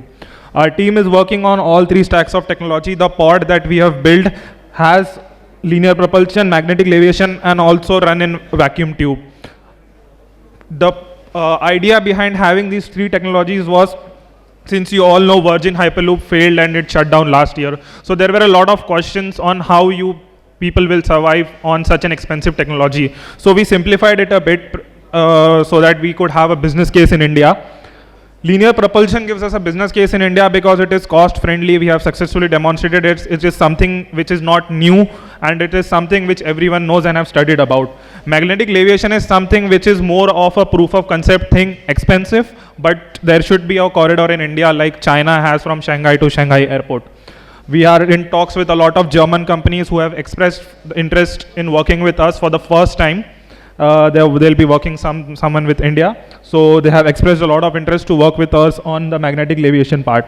Vacuum tube is something which is the future which we see, which we are also working on the way of linear propulsion and magnetic levitation. Our end goal is achieving the Hyperloop technology in vacuum, which is also ongoing. So this is basically, you can go through the reasons on why we have started with the linear induction motor technology and why LIM for railways. LIM are electric motors that produce direct force rather than a rotary torque to wheel, in turn producing traction from the ground. So we are in talks with Indian Railways, and we have identified some key areas where we can implement our demonstrated technology, and talks are ongoing, and we are hoping to have something concrete very soon. So we have identified some key potential applications in India where we can implement our technology, not just Hyperloop, but also our first 2 technologies, which is linear propulsion and magnetic levitation, namely ports, mining, and greenfield airports. There are a lot of greenfield airports coming up across India, and there will be a need of R to connect the airport with nearby cities. There are talks of air taxis. There is a metro always, but we claim that we can be more cost effective than metro and other current transportation technologies because of our initial R&D based on the tube which we have built. So these are some advantages which we have came across while our initial R&D on why Hyperloop technology. This is basically compiled to the tube. Here is the global landscape map on who the companies working in the Hyperloop sector across the world.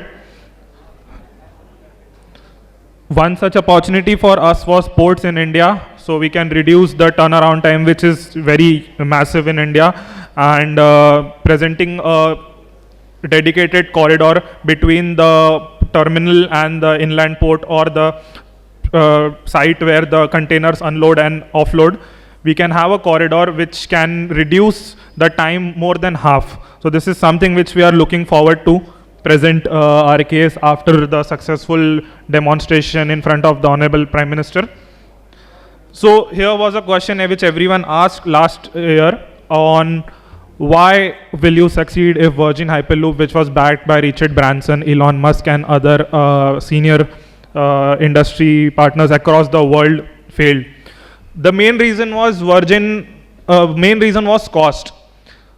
Virgin got a lot of investment and they focused on going for 600 kilometers per hour technology and completely full-scale Hyperloop with tube. Our approach is more economical, more budgetary, looking at the Indian market, where we will not go on that much capex, where it is required to create a whole tube with vacuum infra and everything.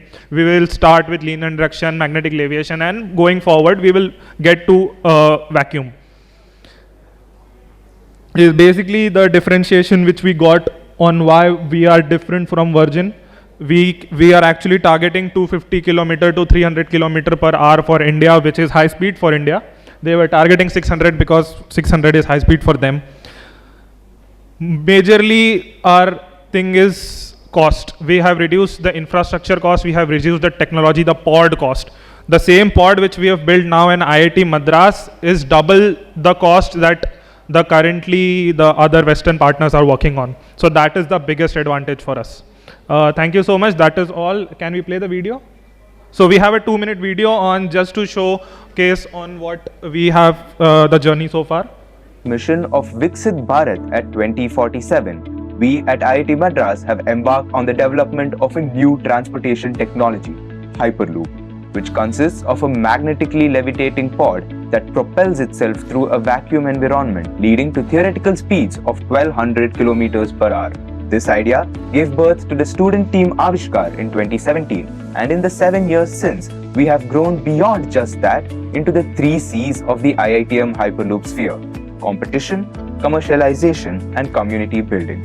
Team Avishkar has represented IIT Madras at international Hyperloop events with resounding success, their pod now integrating the full stack of propulsion, levitation, and contactless braking. With the support of the Indian Railways, they designed and built the world's longest student-run Hyperloop infrastructure and have been granted multiple patents for the same. Tutor Hyperloop, a visionary startup incubated at IIT Madras, works towards cutting-edge Hyperloop technologies for lightning-fast, safe, and sustainable transit solutions. With a team experienced in automotive and aerospace technologies, Tutor has developed a 1.5-ton pod complete with linear induction motors and magnetic levitation. With this progress pushing India onto the global Hyperloop stage, IIT Madras now turns towards building a globally inclusive and collaborative community.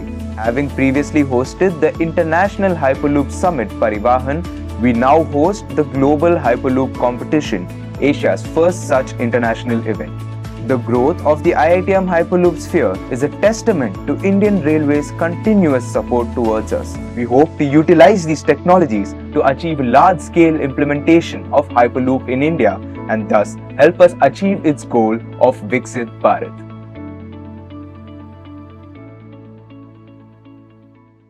So that is all from my end. I would like to send out an invitation that when we send an invite to the Honorable Prime Minister for inauguration of the facility and we present the technology that we have built indigenously at IIT Madras by the engineers, we would love to invite everyone across who is present over here to witness the history in making at IIT Madras in Chennai. And yeah, that is all. Thank you so much for your time. Thank you, Urban Infra Group, for the invite. Looking forward. Thank you. Thank you so much, sir, for such an insightful presentation. I would like to invite Mamta ma'am to please present a token of gratitude to Mr. Aditya, sir. I request sir to please grace us with his presence on the dais. Can we please have a big round of applause, everyone?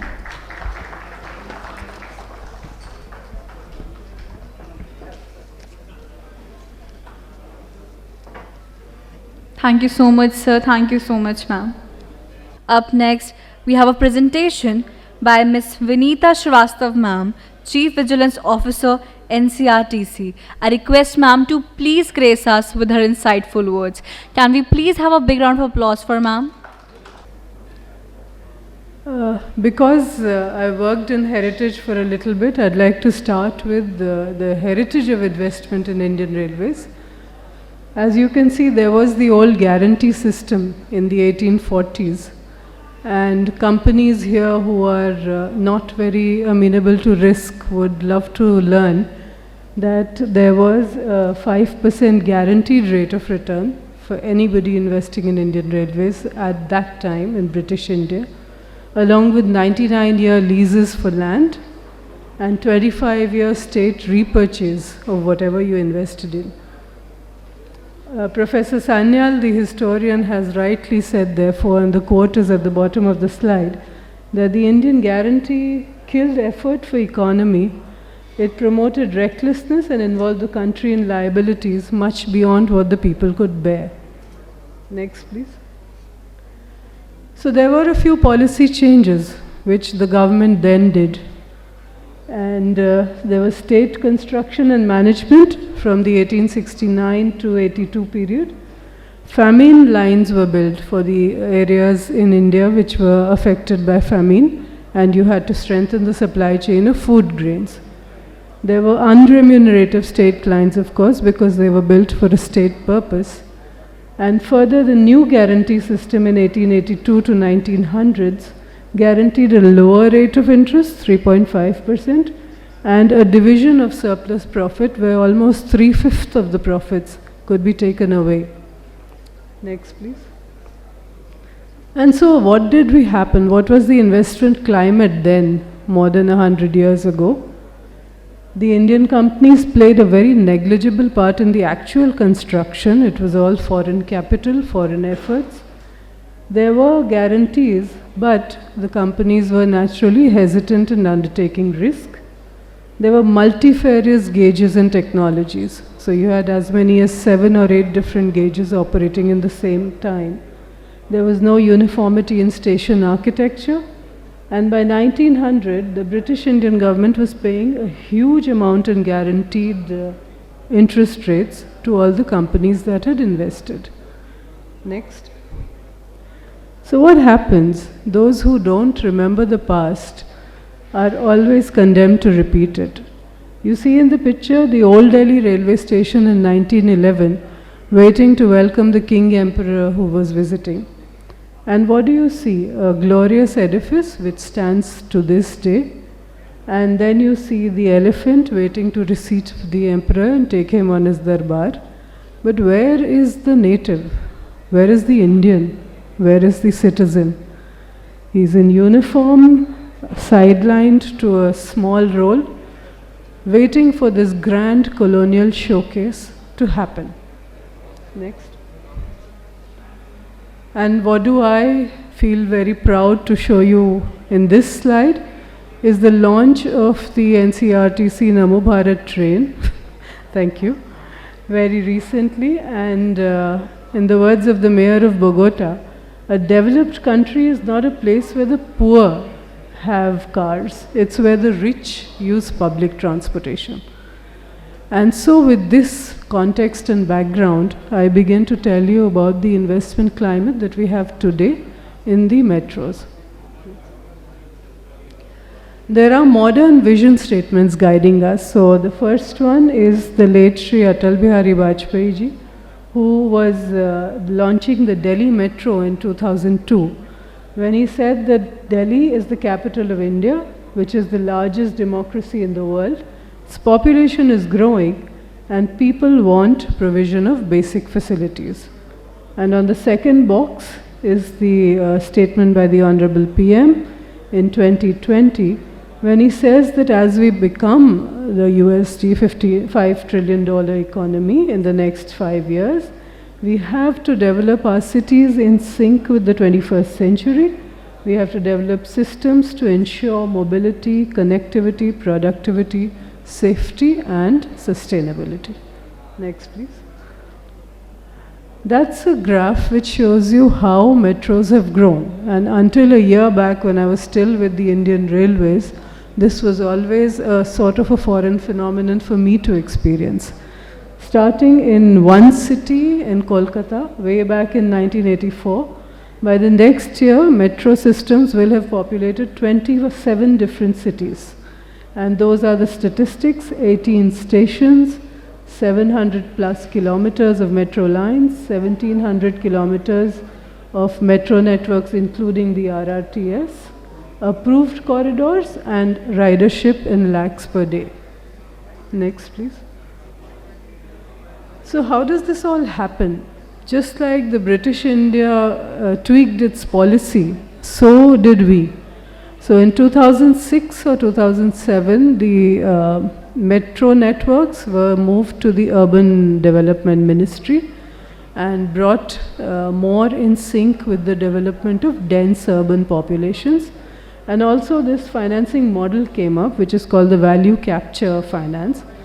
What it basically does is, in all these colorful little boxes are the kinds, the mechanisms by which when a metro alignment goes through an urban densification, it raises the values of the land, and that land value can be captured through many mechanisms, and then this money which is collected can be put into newer projects. Now that's putting it in a very simple form, but yes.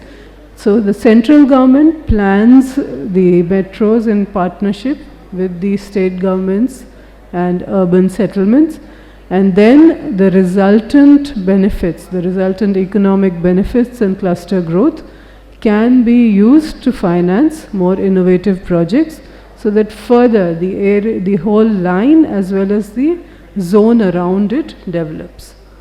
Next. NCRTC, for those who are not familiar with it, that's the train and its features are listed, and that is the map of the Delhi-Meerut corridor. It has transformed the regional development of the region and is set to reach Delhi. Once connected, the future corridors from Delhi will connect other geographies and satellite townships in and around, and certainly expand the footprint of the national capital region as we know it today. The 82 kilometers of the Delhi-Ghaziabad-Meerut are under construction, and the SNB and Panipat corridors are under active consideration as we speak. Next, please. Are we unique in this experiment of NCRTC? No. All over the globe, the map from Crossrail in London, BART in the Bay Area, Paris, Madrid, Chile, Milan, Berlin, Seoul, Tokyo, China and Queensland. All of these regional rails are transforming living patterns and economic epicenters. They're enabling daily commute of suburban settlement citizens to the city center to work and back again. And so it's perhaps a novel experiment for India, but certainly not a stranger to the world. Next, please. What are the partnership opportunities? Now I'm acting as business ambassador for my strategy and planning team when I stand here and read these out to you. We have invited rolling expression of interests for eco-friendly feeder service providers, because the last mile connectivity is really important. It's not just the metro station, it's right to the home of the commuter. Commercial areas inside stations, I'll be giving you a little more detail about this. And station naming and co-branding is going to roll out shortly. Future corridors will, as I said, expand the footprint of the entire region. Next, please.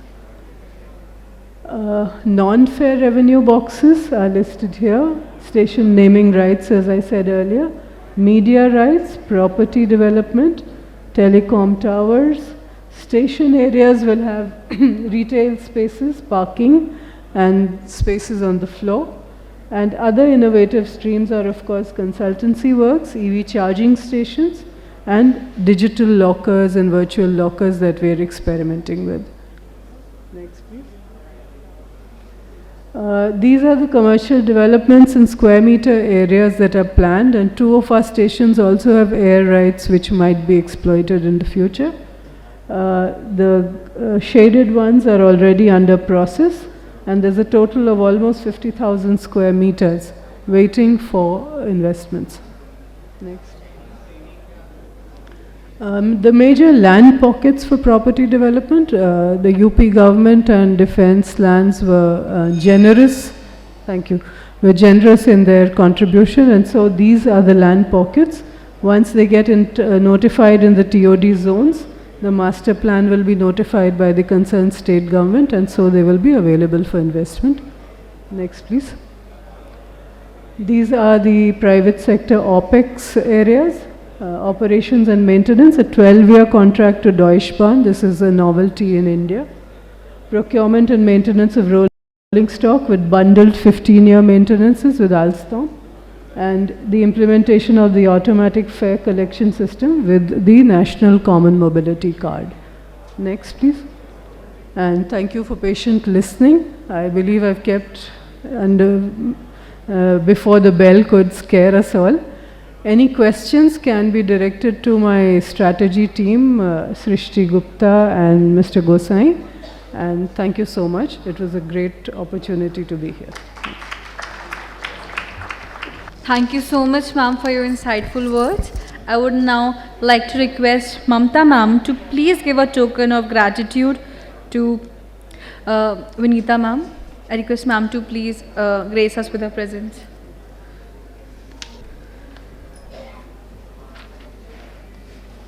Can we please have a big round of applause, everyone?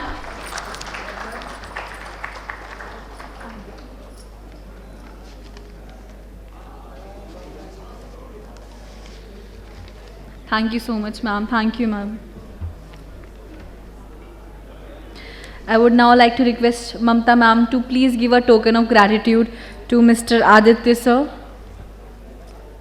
Up next, we have a presentation on innovative marketing strategies for improving trends and opportunities with urban infrastructure.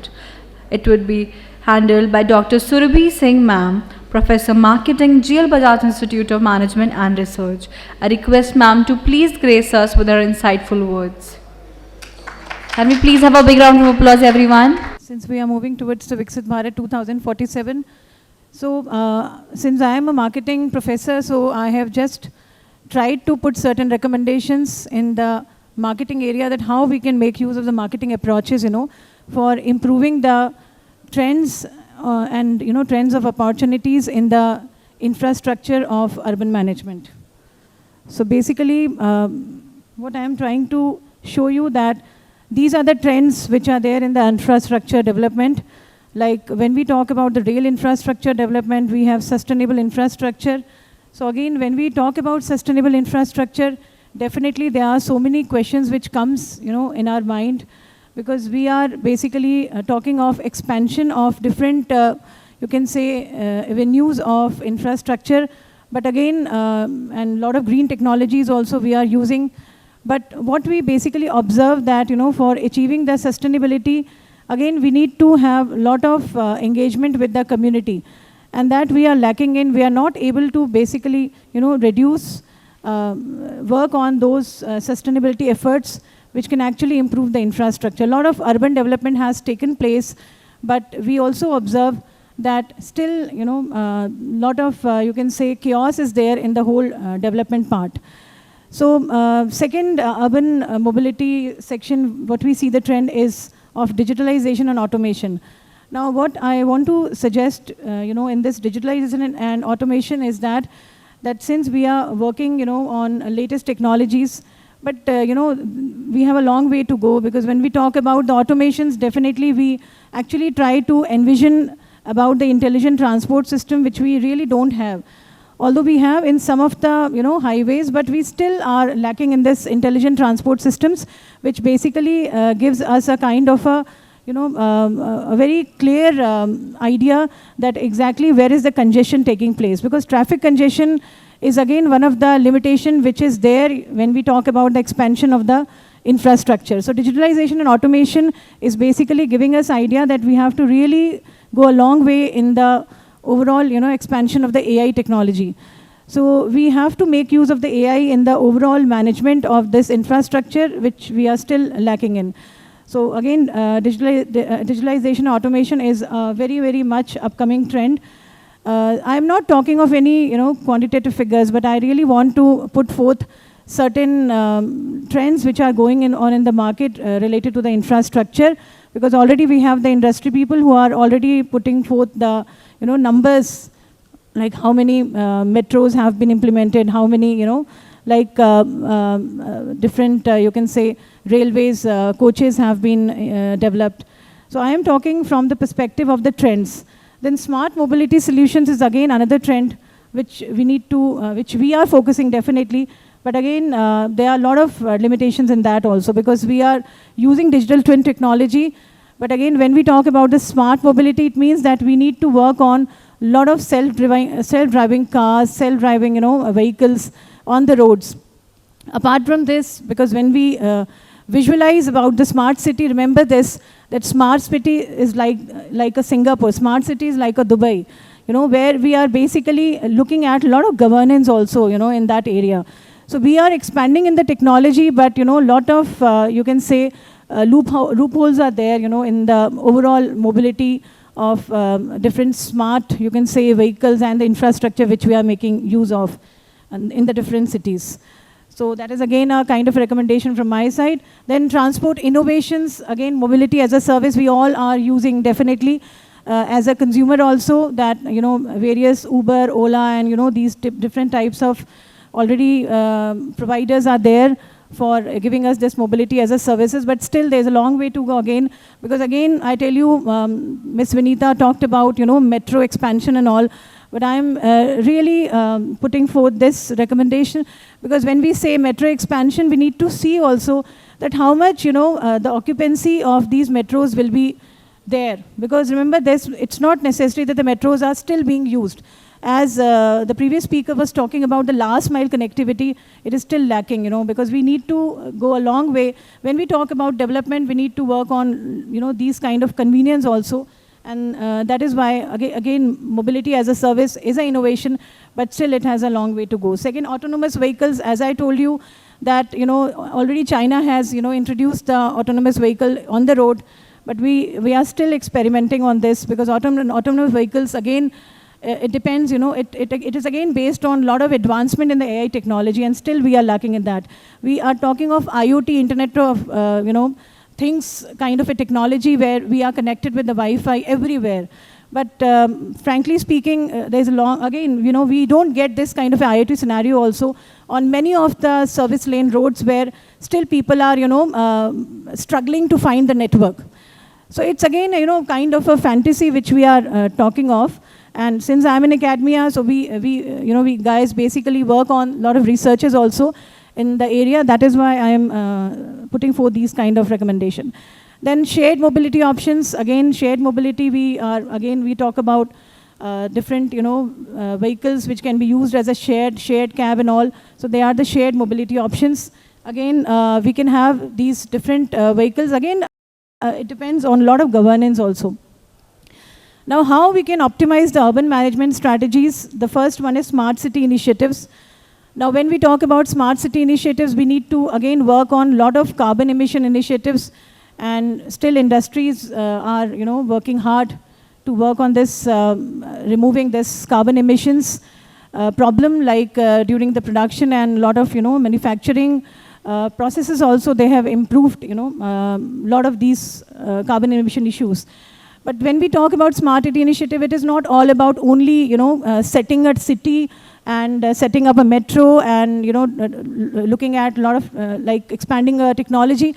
But rather we need to see that how much basically we are able to meet up the, logistic. Logistic means that how basically the customer, is getting a comfort. Like still I tell you, when we, talk of smart city, we always look at the traffic control. Now see, the city of Barcelona, if you see, they have a very strong traffic management there.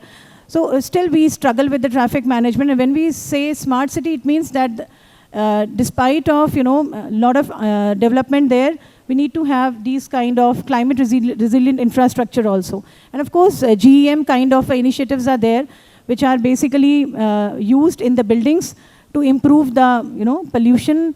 And again, we need to work on a lot of different initiatives which can actually make any city a smart. Of course, Indore can be considered to be a smart city because they first introduced this robot also for the, overall traffic management. But I really feel because when we talk about the smart cities, we always try to see that actually the customer satisfaction is there or not, whether as a citizen we are getting that kind of a comfort or not. So along with the development, again, there are a lot of challenges which we need to face, and I really urge of course, the regulatory bodies that we must work on that so that, even after the development, we can cope up with the challenges also. So this is the way in which we can optimize the urban management, because we are talking of urban management here. Citizen engagement, why I talked about, because again, we need to have a lot of community engagement programs. Like this is also a community engagement program which Urban Infra is organizing, and I'm really thankful for that, because in this way we are basically trying to connect with the public also, because they basically, they save it in the form of video and it is posted on the social media, so that more and more people become aware that what the different, infrastructure bodies are doing and what exactly are the different recommendations in the same area. So this citizen engagement is very, very important. We need to have more and more community support. Again, different infrastructure bodies, they can collect a lot of feedback also from the different customers, that what exactly are they, what problems are they facing. Because I still recall one of the incident I tell you during the this expo show which was organized by UP government, and I really saw a lot of congestion on the road. And I was really feeling that too much development is there on the road and still we are not able to control. And the people were, behaving like a fierce. They were not very normal. They were all trying to just attack each other. It was really a fiasco. I thought that, we are living in a smart city. Everything is developed and still we are not able to have that kind of empathy. So I really think that this citizen engagement must be there. We must, organize community kind of a program or a workshop so that they must be made aware that how these initiatives, they are going to benefit them and how we can actually work more on the development part by taking into the citizens. Sustainable urban planning is again, we need to have a lot of eco-friendly kind of vehicles on the road, which we have been, in fact, announcing also in the past that we must have a pediatrician kind of a path. I remember since I stay in Greater Noida, we had a pediatrician path, but it is still not being used. It means that we are, developing a lot of different facilities, but still it is not being implemented, practically. So again, these kind of infrastructure will have a sustainable urban planning. Then digitalization, e-governance. I always say that without governance, any digitalization will have no benefit. China has a control of overall traffic. They have a control of the people. That is why they are able to, have that kind of a development, and they can have those implementation also, in a practical manner. But I really feel that in India, we have to go a long way. We need to have, although we have been using, not a lot of data analytics also for leveraging, by leveraging the data for the insights, but still, honestly speaking, at the implementation level, we are at the zero only. Then enhancing customer engagement experiences. I talked about the personalized experiences. We always say that we should have the personalized experiences. Every customer is getting personalized experience. But again I'm telling you, last mile connectivity is very, very important. We can go by metro, but after that, metro again, we must have that kind of other connectivity which can give a comfort to the customer. And if the customer is not getting a real-time data, then it means the IoT is still not implemented. So it means the customer must be updated all the time. So that is a scenario, which is a seamless connectivity, is a scenario which we are actually visualizing in Viksit Bharat 2047. And interactive information systems, of course, must be there. Customer feedback mechanisms must always be there, because why I'm talking about, because without customer feedback, we cannot actually provide the value. We are talking of development, we are not able to get the real feedback of the customer, that exactly what they are wanting on the roads. So that feedback mechanism has to be strengthened. These are some sustainability consideration. Green energy, already we have initiated waste management, recycling, circular economy. We are already moving towards preserving natural habitat, biodiversity and all. We're already taking care of that. Water conservation measures. In water conservation, a lot of water harvesting mechanisms have been implemented in many of the societies also at the micro level.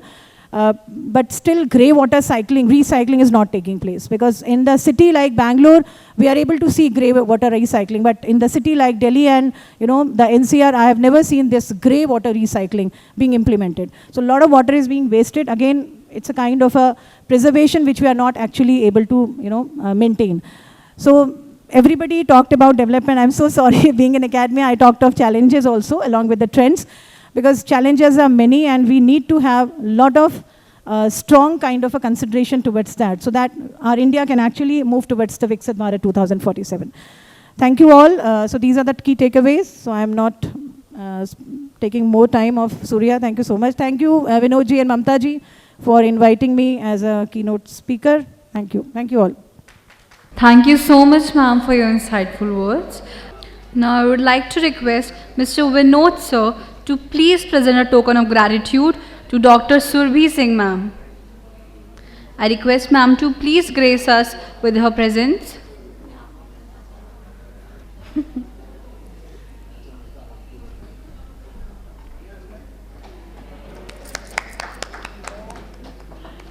Can we please have a big round of applause, everyone? Thank you so much, ma'am. Thank you so much, sir. I would like to request Vinod sir to also please present a token of gratitude to Dr. Richa Chaudhary ma'am. I request ma'am to please grace us with her presence. Can we please have a big round of applause, everyone? I feel the energy is missing. We need a big round of applause.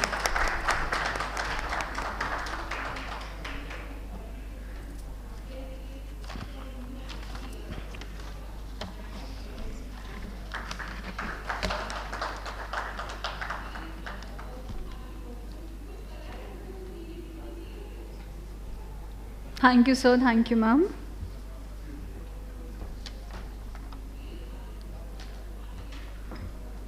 Now, we have a presentation on Viksit Bharat 2047, role of NHEV in the National Master Plan. I would request Mr. Abhijit Sinha, sir, National Program Director, Ease of Doing Business and Project Director, NHEV, to please grace us with his insightful words. नमस्कार। विकसित भारत 2047 की संवाद की अग्रिम पंक्ति में हम सबके साथ आज मुझसे पहले जिन लोगों ने अपनी बात रखी, Rajiv Kumar Jain ji, former director general PIB ministry of housing affairs, Anil Kumar Khandelwal ji, former member infrastructure railway board ministry of railway, Rajesh Agarwal ji, former member railway board, Ajay Kumar Lal ji, principal financial adviser ministry of railway, mister I Jaya Kumar IRTS member secretary special officer, और हम सबके बीच आज उपस्थित professor Manoj Chaudhary ji, vice chancellor Gatishakti विश्वविद्यालय ministry of railway.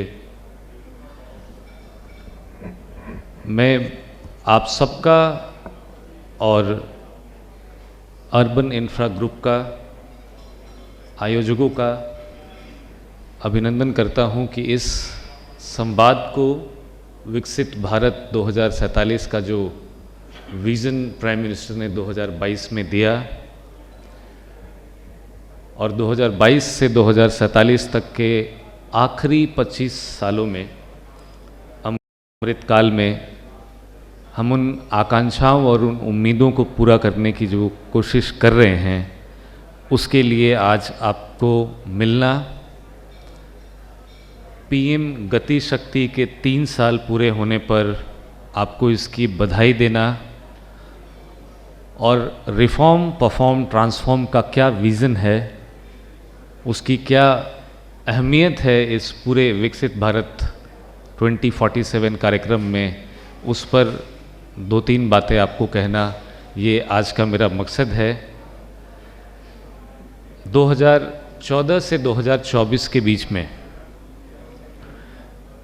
Bharat जिस मानसिक, आर्थिक, सामाजिक और सांस्कृतिक स्थिति से उभरा है और जिस दिशा की ओर जा रहा है, उस दिशा को, उस दशा को और उस मनोदशा को समझना आप सब के लिए जो कारगर रूप से इस स्वप्न में, इस मुहिम में हमारे साथ जुड़े हैं, बहुत ज़रूरी है।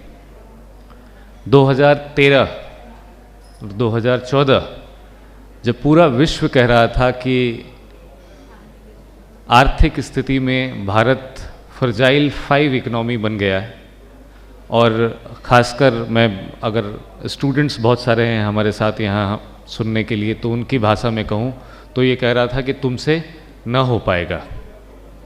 और 2024 में वही दुनिया 2023 के G20 कार्यक्रम में मिलती है। दुनिया में विश्व की बड़ी ताकतवर शक्तियाँ मिलती हैं और बताती हैं कि अगर कोई देश उन्नति, प्रगति, सस्टेनेबिलिटी, सर्कुलरिटी को साथ लेकर आगे चल सकता है तो वो भारत ही होगा।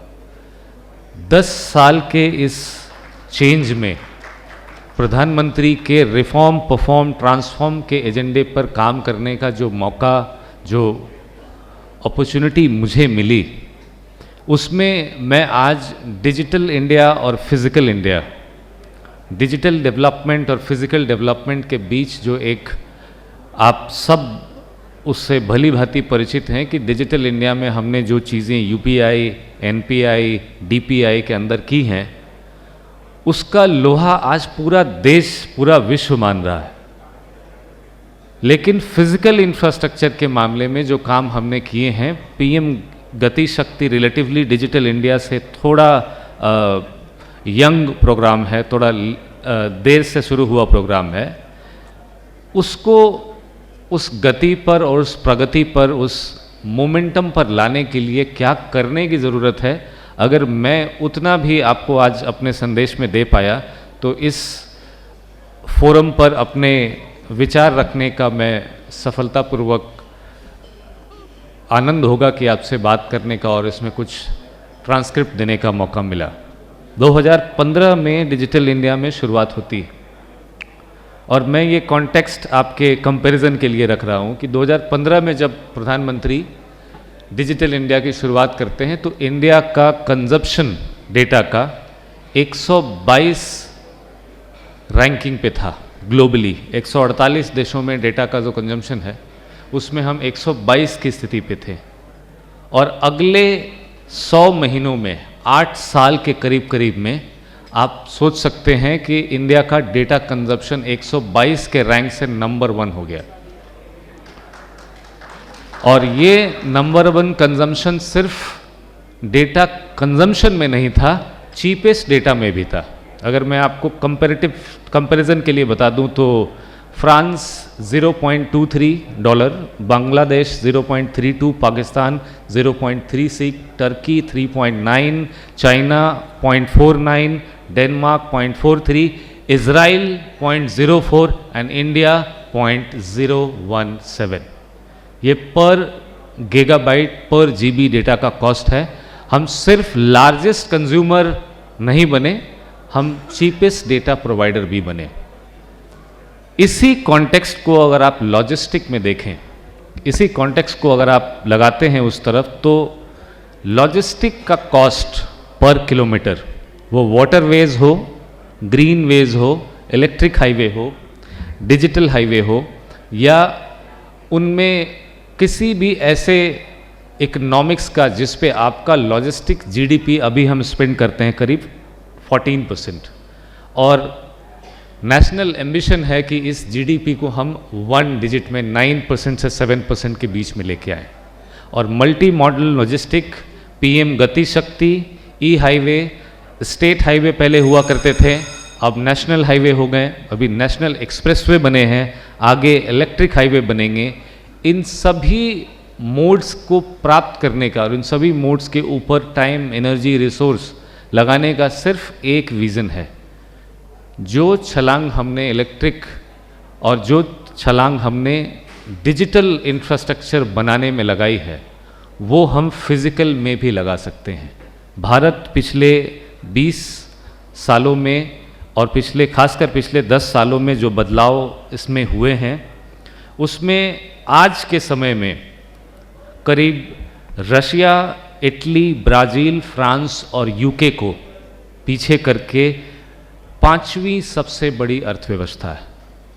और ये सिर्फ जर्मनी, जापान, चाइना और यूएस के पीछे खड़ा है। इन 5 में से सबसे इमीडिएट कंपटीटर हमारा जो है वो जर्मनी, और जर्मनी और भारत के बीच का जो रास्ता है उसका आधा हिस्सा आप ऑलरेडी तय कर चुके हैं डिजिटल एडवांसमेंट के माध्यम से। दूसरा हिस्सा जर्मनी को पीछे करने के लिए इंफ्रास्ट्रक्चर है, क्योंकि Germany as a country infrastructure में बहुत ज़्यादा स्ट्रॉन्ग है।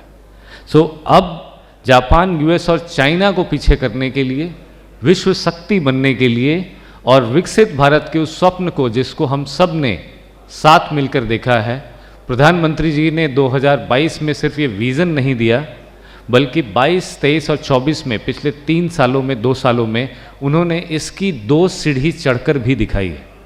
इसको पूरा करने के लिए इंफ्रास्ट्रक्चर का जो योगदान आप सब यहाँ बैठे लोगों से आता है, उसके लिए राइट इंटेंट होना, correct technical credible data driven content होना और extent of development, collaboration and competitiveness होना बहुत ज़रूरी है। और आज मेरा मकसद आप सबसे मिलकर नेशनल हाईवे ईवी के बारे में बात करना था, but in the interest of time मैं अपने अगले सेशन में कोशिश करूंगा कि उस पर ज़्यादा चर्चा हो सके। बट आप सबको मेरी ओर से बहुत बधाई। 3 साल पीएम गति शक्ति के पूरे हुए हैं। आगे आने वाले समय में जो लार्जेस्ट अर्बनाइजेशन भारत में हो रहा है, मैंने इसलिए लार्जेस्ट कहा क्योंकि 1 मिनट में 30 आदमी एक रूरल आउटफिट से उठकर एक अर्बन आउटफिट में सेटल करता है। This is unprecedented in the history of human settlement. 1 minute में 30 आदमी अर्बन रूरल से अर्बन में सेटलमेंट करता है, और ये वो जनता है, ये वो लोग हैं जिनको हाईवेज चाहिए, वाटरवेज चाहिए, एयरपोर्ट्स चाहिए, रेलवेज चाहिए, मेट्रो चाहिए, लास्ट माइल कनेक्टिविटी चाहिए, मल्टी मॉडल फ्रेट लॉजिस्टिक चाहिए, और वो सब देने की जिम्मेवारी इस इकनॉमी में, इस इंफ्रास्ट्रक्चर सेक्टर को आती है. सो आप जो कंटेंट यहाँ क्रिएट कर रहे हैं, जो क्रेडिबल फ्लो क्रिएट कर रहे हैं इस डेवलपमेंट के लिए, इसके लिए आप सबको बधाई. और पीएम गति शक्ति के माध्यम से जो उनके 3 वर्ष पूरे हुए हैं, जो रिफॉर्म परफॉर्म ट्रांसफॉर्म में सेकंड स्टेप है परफॉर्म का, उसको भली भांति पीएम गति शक्ति ने निभाया है.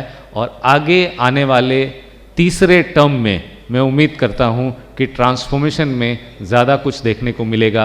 और जितनी खुशी से मैंने आज डिजिटल इंडिया के बारे में बताया है, आने वाले समय में फिजिकल डेवलपमेंट ऑफ इंडिया के बारे में पूरा देश, पूरी दुनिया सुन रही होगी. थैंक यू, धन्यवाद. Thank you so much, sir, for such insightful words. I request sir to please settle, as we are about to begin with the technical session. Thank you so much, sir, for your presence. We now proceed to our technical panel discussion on investment opportunities and funding models for railways, transportation, and urban infrastructure sectors. This session promises to provide valuable insights into the future of investments in this sector. Please join me in welcoming our esteemed panelists with a big round of applause. I'd like to invite Mr. Ajay Lal, sir, Principal FA and CAO, Retired Ministry of Railways. I repeat, I request Mr. Ajay Lal, sir. I request Dr. Namrata Khalsi, ma'am, Chief Architect, Haryana Mass Rapid Transport Corporation, to please join us in the panel. I also request Mr. Karan Sethi, sir, Vice President, Infrastructure, Invest India, to please join us on the panel. I also request Mr. Ashish Saini, sir, DY, FA and CAO, Indian Railway, to please join us on the panel.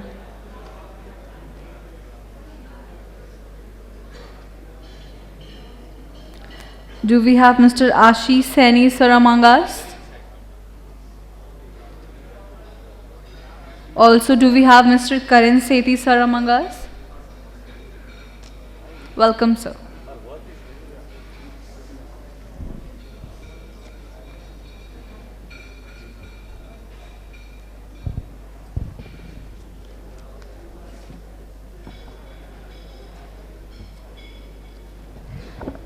Welcome, esteemed panelists. The panel is all yours. Hello. Welcome everyone to this panel discussion on investment opportunities and funding models for railways, transport and infrastructure sector. Well, as you all know, infrastructure plays a vital role in our economy, particularly in the realms of transportation and urban development. Infrastructure is not just about building roads and railways and highways. It forms the foundation of economic well-being and the backbone of any economy. It helps boost local economies, it helps enhance connectivity, it reduces travel time, and it lowers logistics costs. The National Logistics Policy aims to reduce logistics costs from the current 13 to 14% of GDP to as low as 8% of GDP. Furthermore, India is urbanizing very rapidly these days. By 2036, 40% of the population would be staying in urban areas, contributing to around 70% of the GDP. So there's a huge scope in the urban infrastructure and transport sectors. Through this panel discussion, we would like to get more into this topic and learn from an esteemed panelist here with me. Thank you. We would like to start with Mr. Ajay, sir. He has a rich experience in railways. So we would like to learn more about what are his viewpoints on this topic, especially with respect to how Indian Railways is managing the financial risks involved in large-scale infrastructure projects. What are the main challenges in attracting private players in railway infrastructure projects? And recently he's also been to Europe and he has experienced the transport networks there. So some of the learnings that he would like to share with us over here.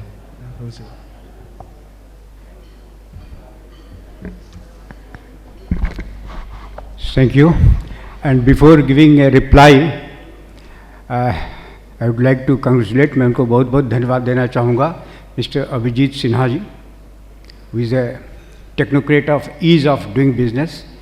उनकी बड़ी अच्छी आवाज़ रही और ease of business बहुत easily समझ में भी आ रहा था हिंदी में.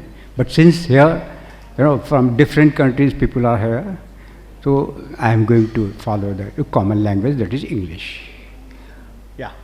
Coming to your question, you see, that growth of railways and transport sectors in India is a pivotal economic development. Indian Railway as a lifeline of the nation requires substantial capital infusion to modernize, expand capacity and improve services. Demand for urban infrastructure is rising with urbanization leading to pressing needs for efficient funding strategy. So first is your, it's well-known PPP. It's a key opportunity.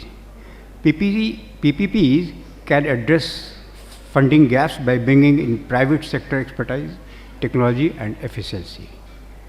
A successful model is your project like station development, Gandhinagar, Habibganj and your dedicated freight corridors, where I was again telling first general manager of France. Then comes your future scope. What is the future scope? PPP in high-speed rail logistics parks and modernization of passenger terminals. But there are challenges also. For that, you will have to balance the risk, ensuring long-term viability and regulatory clarity to attract private investor. Next is your FDI, foreign direct investment. Its current status is your 100% FDI in rail infrastructure. This has attracted interest, particularly in high-speed rail and metro projects. And FDI success story is your collaboration on projects such as Mumbai-Ahmedabad high-speed rail with Japanese funding. And potential area for FDI is your development of last mile connectivity, high-speed corridors and electrification. But still there is a challenge in this also. The challenges are currency fluctuation, bureaucratic procedures, red tapeism, and ensuring investors' confidence with stable policy. And next is your innovative financing options also. This is also very popular, bonds. Green bonds, environment friendly. Masala bonds, like your IRFC has issued, and KIIFB by Kerala government. And an infrastructure bond could raise funds for environmentally friendly and large-scale projects. Next is your infrastructure investment trust. It's aimed at asset monetization, a step Indian Railway has taken with the NHAI's model for road assets. And next is your asset monetization. Railways has already started leasing railways assets like station, freight corridors and trains. Private sector example is your introduction of private trains under a structured competitive models. Next is your risk management in infrastructure projects. What are those risks? Risks are overruns, delays, sometimes inordinate delays, regulatory changes and technology risks. But there has to be a mitigation strategy, like you're building a robust contracts with well-defined risk-sharing clauses, creating a comprehensive regulatory framework for dispute resolution, ADR, using insurance and hedging mechanism for long-term investment. And there has to be incentive from the government also. The government incentives are like your Vande Bharat scheme. This boosts production and operation of high-speed trains under the Make in India initiative. National Infrastructure Pipeline, NIP, railways and urban infrastructure projects are key components. Gati Shakti Plan, the head is sitting here. This program emphasizes multimodal connectivity to improve logistics and supply chain efficiency. And next is your tax exemption and subsidies. Government has rolled out tax benefits for infrastructure funds, and private players under Make in India. So, gentlemen, ladies and gentlemen, Indian Railways presents a unique investment opportunity with government support, evolving financing models, and the vast potential for modernization and growth. Collaboration with the private players and foreign partners backed by robust financing, railways and the transportation sector to meet the future needs. Let us collectively drive this vision forward, making India's infrastructure a global benchmark. And next I am coming, that is totally different. Different in the sense that that is a alternative modes of your transportation that could be the help elevate urban traffic congestion, offering promising investment opportunity. That is your urban ropeways or cable cars. It's a key benefit is operate above street level, bypassing road congestion entirely. Ideal for dense congested areas where road extension is difficult. For example, your La Paz in Bolivia, Medellin in Colombia have successfully implemented urban cable car system. Investors opportunity, ropeways offer a cost-effective, quick to implement solution and lower maintenance and compared to the rail-based system. Next is your PRT, Personal Rapid Transit System. Its benefit is a small automated pods that travel on dedicated guideways, providing direct point-to-point transport without intermediate stops. It's ideal for your high-density area or specific corridors where demand justify a closed-loop or campus-type transport system. Its example, you might have seen many of people that Heathrow Airport's PRT system and Masdar City in Abu Dhabi. There is an investor opportunity. Ports offer scalable infrastructure investment with potential for PPP partnership. And next is your elevated monorail. Elevated track system reduces space usage on ground, minimizing the need for extensive infrastructure alteration. It's ideal for corridors where an overhead system can integrate without visual obstruction or architectural disruption. One of the speakers is here, Madam Namrata ji is on the structure. She will be telling, she is expert in that. And this monorail system in cities like Mumbai and Bangkok and Sao Paulo. In this, investor opportunity is here with relatively lower construction time compared to the underground metro system. Monorails can attract investors interested in medium capacity urban transit solution. Next is your electric vertical takeoff and landing, eVTOL, air taxi, you can also call it air taxi.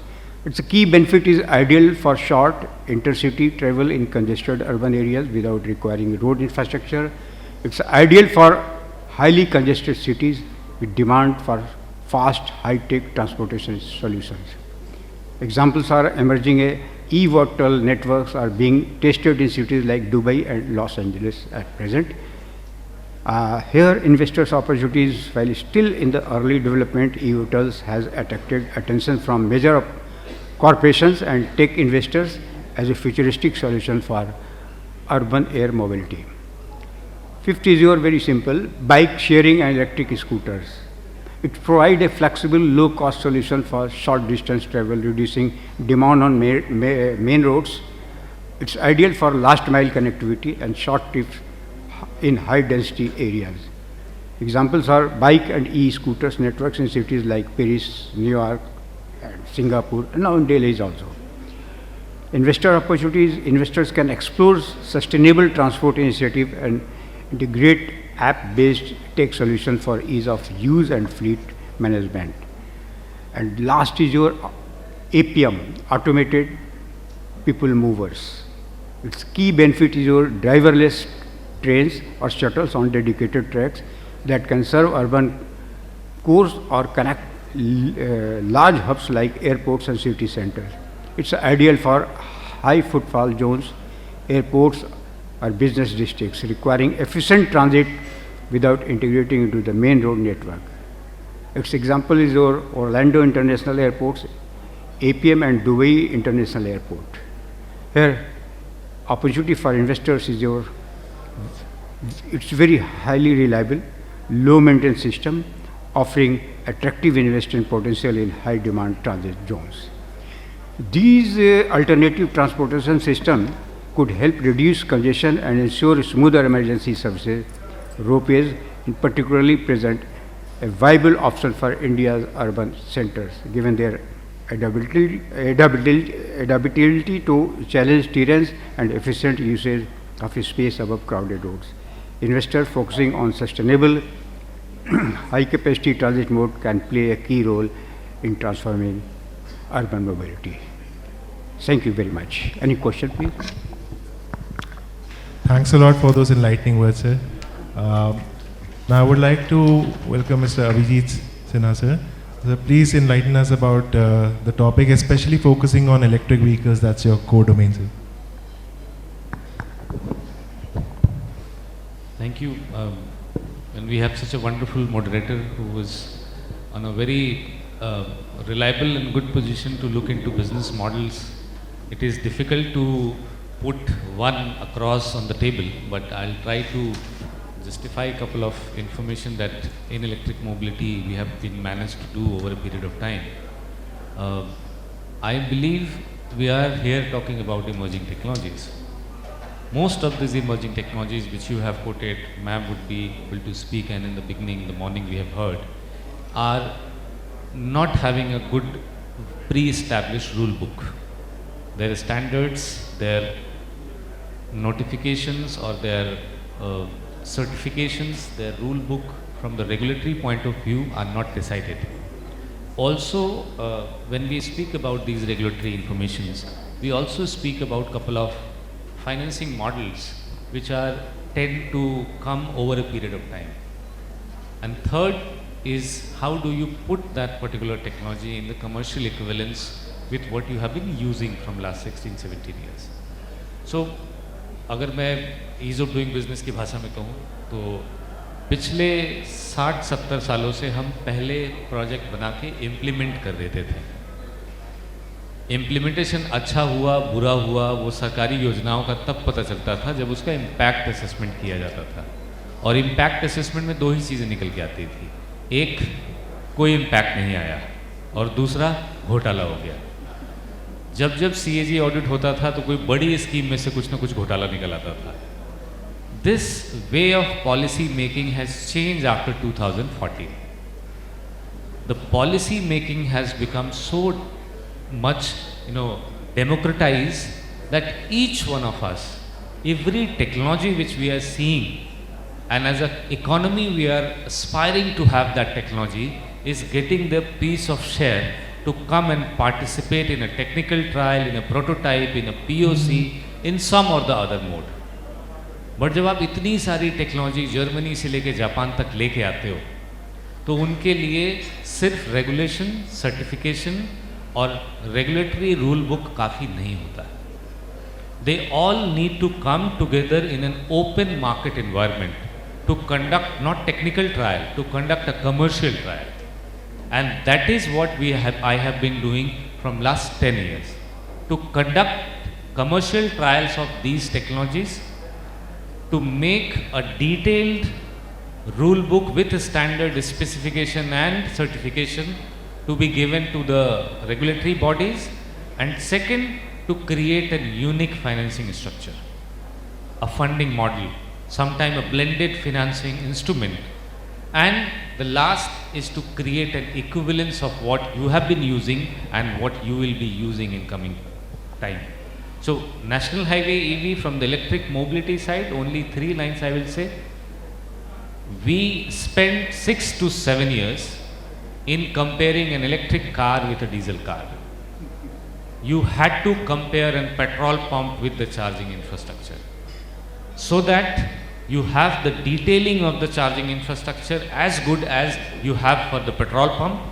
You had a financing model for the charging infrastructure so that you can build e-highways, and then you would have to have a comparative earning model, petrol pump आपको जेब में कितना कमा के दे देगी everybody knows, but charging station आपको अगले 5 साल 10 साल में कितना कमा के दे सकता है, इसका कोई क्रेडिबल एविडेंस बेस्ड डेटा था ही नहीं before NHAI.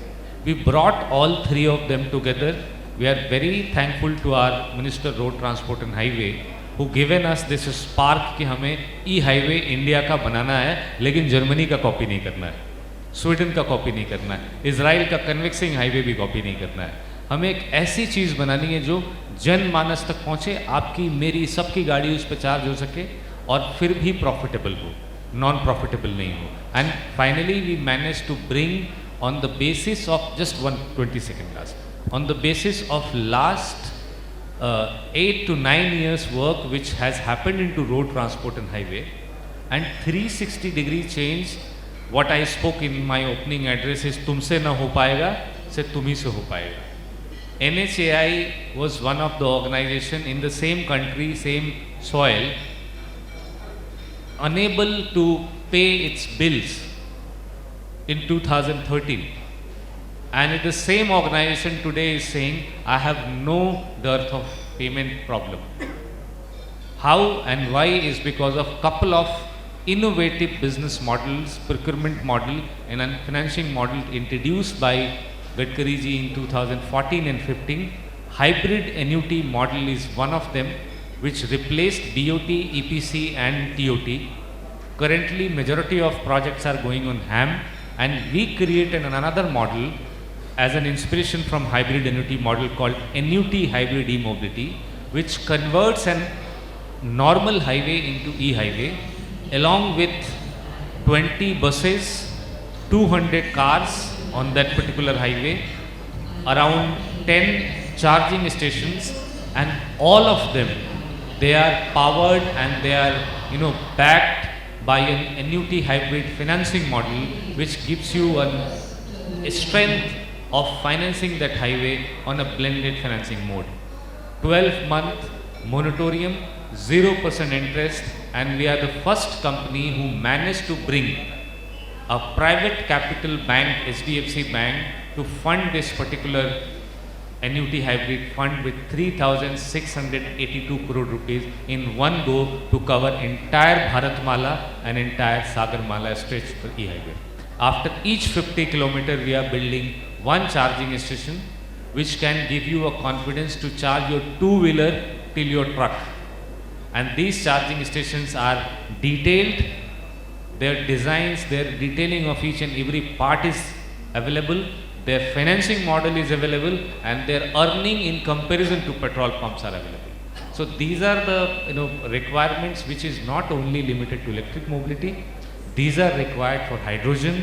These are required for any coming technology or solution which we are proposing for decarbonization of our surface transport, and also the manufacturing and infrastructure sector to come together and give a logistic network which is cheaper and more convenient and decarbonized than what we had before. Thank you, sir. New technologies will actually require a new kind of funding model, and the way sir has elaborated, I think there's a lot of room for innovation in terms of financing, especially in the infrastructure domain.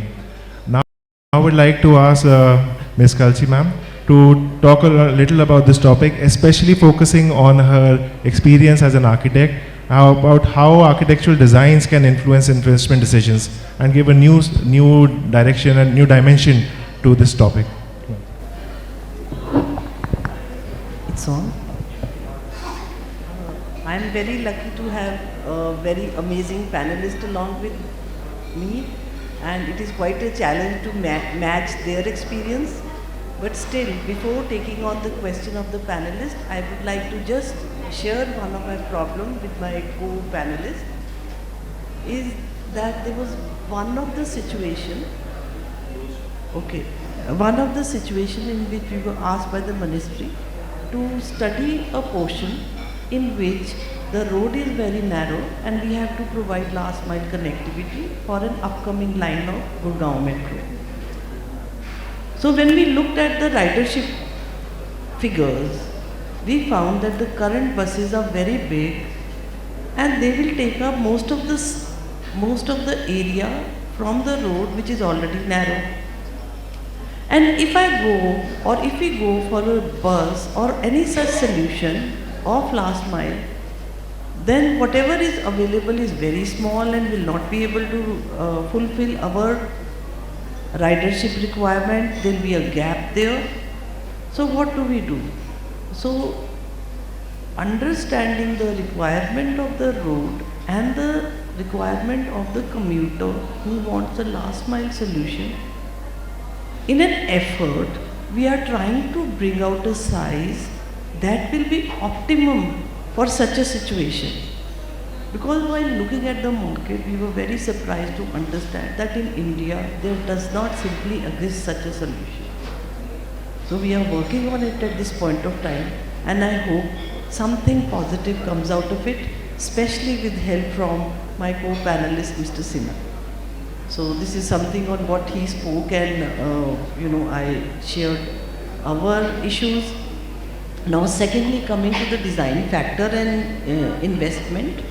So I was earlier in the urban sector, and there we had a model in which the government had the strength of having land which was like less encumbered and available at a reasonable rate. While private sector had the strength that they had better design capabilities and delivering faster and better construction. But over a period of time, this gap has closed. When the government is already arranging land now at market rate, and government has also become very, very good at delivering structures well in time with amazing finishes and absolutely trendy. So then where is the gap left for investment? So still, since I'm in metro sector, the property development is like more of the lease model. So in the lease model, the private sector has an inherent strength in having a better management of leased spaces. So that is the place which is an opportunity for the private sector to come in and partner with the metro departments to undertake what is in transport sector called property development and property design. Now what is the role of design components for which I will give an example, that in Delhi Metro I had to market a property which was over Dwarka Sector 21 metro station. But unfortunately, जो shopping mall की requirement होती है जिसमें they need a particular height of the slab was simply not there, and the department was not able to market that for a very, very long time, and it was lying vacant, which was a loss to the public exchequer. So we worked with the private sector. We tried to convince them that you take it, and then you see what solutions, design solutions you can take out, that if the slab height is less, then you can still make do of it. And today it is one of the most successful shopping malls of Delhi Metro as well as of that developer.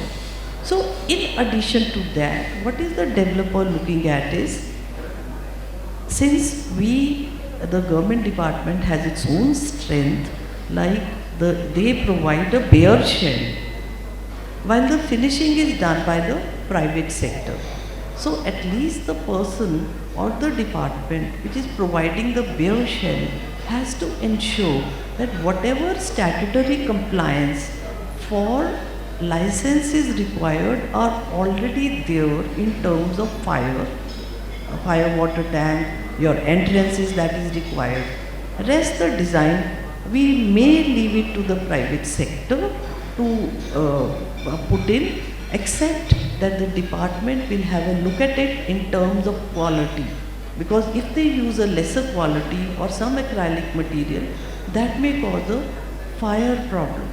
So this subject is very large, not the forum to discuss all of it, but still I wanted to put seeds of thoughts in your mind that in case the private sector is coming forward to collaborate with Metro There's a lot of opportunity in Gurgaon on which we are working a lot, and maybe by next seminar we will have something concrete to offer and show to the private sector. Thank you. Thank you, ma'am. Your experience was actually quite enlightening. And since you've talked about public sector and private sector having their own set of pros and cons and specialities, I would like to invite Mr. Karan here to talk about the PPP models and FDI models, because he's worked a lot across different models that the government has tried to incorporate in its infrastructure plans. Over to you. Thank you, Ashish, and I mean, it's an honor to be on a panel with such senior and esteemed colleagues here, and I'm also going last now. So in the interest of time, and I think all the officials here have already covered the models and the modus operandis and the pros and cons, but I think I'd just like to highlight a few examples from such projects. Sir mentioned about railway station redevelopment that Ministry of Railways conducted, and I think a game changer in that model when that project came out was that apart from the redevelopment and operation of the station itself for about 45 years, the game changer there was that the private sector was also given land in primary areas for commercial development. I think that helped immensely to cross-subsidize the modest returns from an infra asset through the potential of generating returns from commercial real estate. And I think a testament to that was that marquee stations such as New Delhi and CST received upward of 10 bidders, including bidders from the profile of real estate giants such as a GMR or a Tata Realty, to even global funds who wanted to participate in that project. So I think that is an example which I know that a lot of metros and a lot of urban departments are also looking to implement, but I think that is a model that can be replicated more and more in the future to give the private sector the kind of return that it needs on its capital. I think when it comes to asset monetization as well, we've seen, sir mentioned about what NHAI was able to do with TOT, and we have all the leading funds from a Macquarie, to a Blackstone now participate in those bids. But I think another, again, a key fundamental point to consider when asset monetization projects come into the market is, I think the private sector should have room to innovate, to redevelop and generate that delta, because only when they are able to generate a higher return would it actually be a win-win situation for both the government agency as well as the private sector player. Because when the government looks to monetize its assets, it's two-pronged. Number one, to get those assets redeveloped into grade A facilities, modernized structures, but it's also to bring in the private sector efficiencies and leverage their capital in order to create grade A or modernized facilities. So I think something like, for an example, the Central Warehousing Corporation, which is again a government-owned PSU, was able to recently close a transaction of modernizing 20 of its warehouses, where again we had domestic players as well as international funds participate and really give good value to CWC.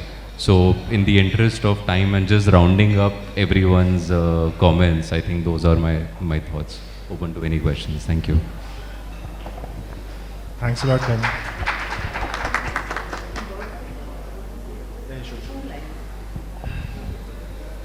So as more and more number of metros are coming in different cities, it is being discovered that the government is becoming more and more shy of sharing their assets with the metro authorities.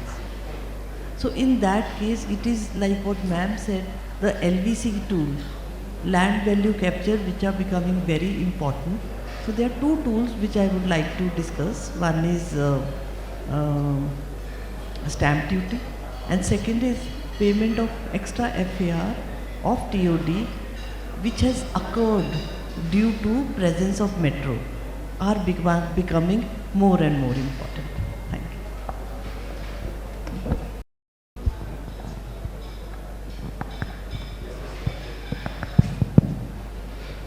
you. As a financial advisor, I would like to give one suggestion, that is a secret suggestion. और मैं उसको थोड़ा राष्ट्रभाषा में बताऊंगा, that will be much easier to understand everybody. See recently we have pass this your COVID, तो it was just like आपदा, एक आपदा था। और so for Indian railway is concern, Indian railways की एक अपनी मोनोपोली शुरू से रही है। मोनोपोली रही है तो ऐसे में जब भी प्राइवेट इन्वेस्टर आते थे तो as a railway officer also we use to call them who are you. और एक आपको एग्जांपल देता हूँ, there was a department, PNT department. कई बार हम लोगों ने न्यूज़ में पढ़ा होगा कि एक पोस्ट कार्ड, एक लेटर पहुँचा 10 साल बाद, 15 साल बाद, 50 साल बाद, delivery time was there. But वो डिपार्टमेंट को, उस डिपार्टमेंट को अभी नहीं पता चला कि एक ऐसी टेक्नोलॉजी आएगी कि रातों रात वो इररिलेवेंट हो जाएगा। That is your telecommunication. Telecommunication आते ही PNT डिपार्टमेंट को समझना मुश्किल हो गया। ठीक उसी तरह से रेलवे जहाँ एक मोनोपोली है, उसका चैलेंजर आ गया है आपका रोडवेज, जो कि फ्रेट उसका ले जा रहा है, काफ़ी हद तक काफ़ी शेयर ले जा रहा है। और इतने ज़्यादा आप एयरपोर्ट्स खोल रहे हैं तो साथ ही साथ जो एयरवेज आ रही है तो वो आपके पैसेंजर को भी ले जाएगी। तो एक देखा जाए तो साइकोलॉजिकली रेलवे के साथ एक आपदा है। और एज ए इन्वेस्टर मैं आपको सजेशन दूंगा कि आपदा में अवसर है, अवसर है। क्या बोले? अवसर है। तो now you have to think accordingly. Thank you very much. Thank you very much, sir. I can see a very big times of sign over there. So even though we would like to ask more questions, but really we'll have to wrap it up here. Thanks a lot for the esteemed panelists and Urban Infra Awards for calling us here and sharing, getting an opportunity to share our insights with you. Thank you.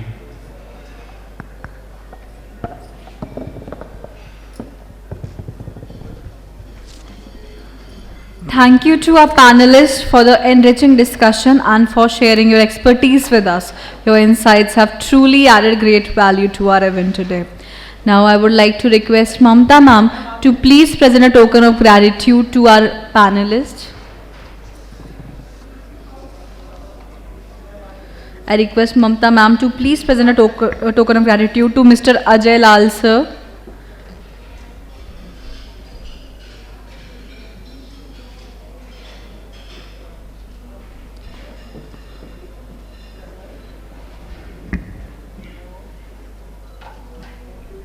Thank you, sir. Thank you, ma'am. I request Mamta ma'am to please present a token of gratitude to Mr. Abhijit Sinha, sir.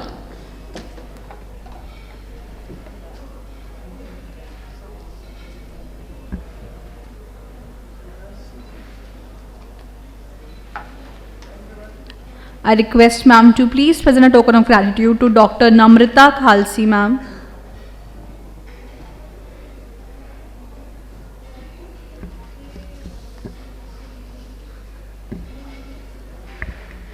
I request ma'am to please give a token of gratitude to Mr. Karan Sethi, sir.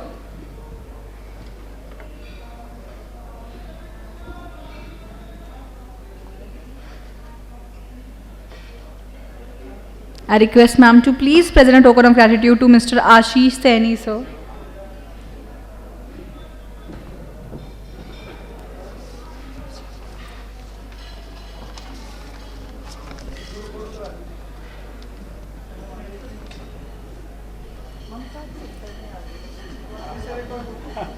Yes.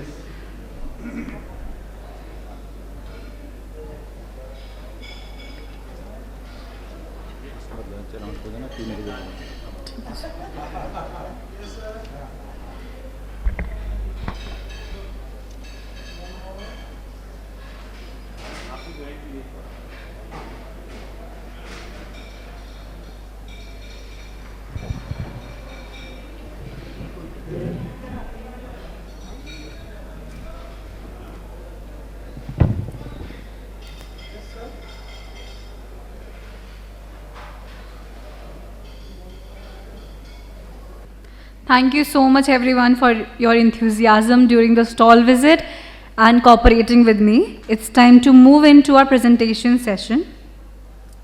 Our presentation is on the topic evaluating the impact and innovation of government subsidies in public transport. And I would like to request Dr. Amudan Valavan, Sir, Global Public Transport Expert, to please grace us with his insightful words. Can we please have a big round of applause for Sir? Good afternoon, everybody. Thank you for having the presentation on this me. I am grateful for the opportunity to the Urban Infra Group. Good afternoon. I am going to brief on the crucial role of government subsidies play in shaping public transport and urban mobility. Public transport is key to reducing traffic, cutting emissions and providing an alternative fuel solutions and alternative to private vehicles, and to remain affordable and accessible. It often relies on government support. Subsidies keep transit affordable, especially for low income and vulnerable groups, ensuring equitable accesses, and they also promote sustainability by encouraging public transport use, reduce car dependence, cutting emissions, and backing green technologies. Globally, innovative subsidy allocation is transforming transit.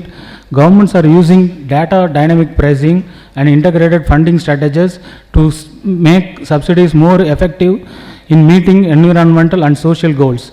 In short, subsidies are the backbone of the inclusive and sustainable cities.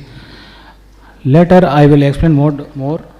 Let us see how government subsidies plays a crucial role in enhancing the public transportation system. These subsidies are strategically aligned with 4 key objectives: affordability, sustainability, and infrastructure development, operational efficiency. First, affordability ensures that public transport is accessible to people from all socio-economic backgrounds. It particularly benefits vulnerable groups such as low-income individuals, students, and elderly by keeping fares manageable. This helps promote equity and inclusion in mobility, making transportation available for everyone. Next is sustainability.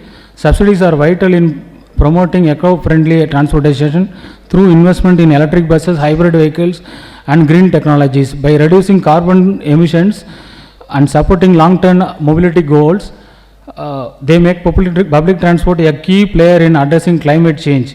The third objective, infrastructure development, supports the expansion of transit networks such as metro lines and bus rapid transit systems. As urban populations grow, it is essential to meet rising demand with efficient and expansive infrastructure that fosters economic and urban growth.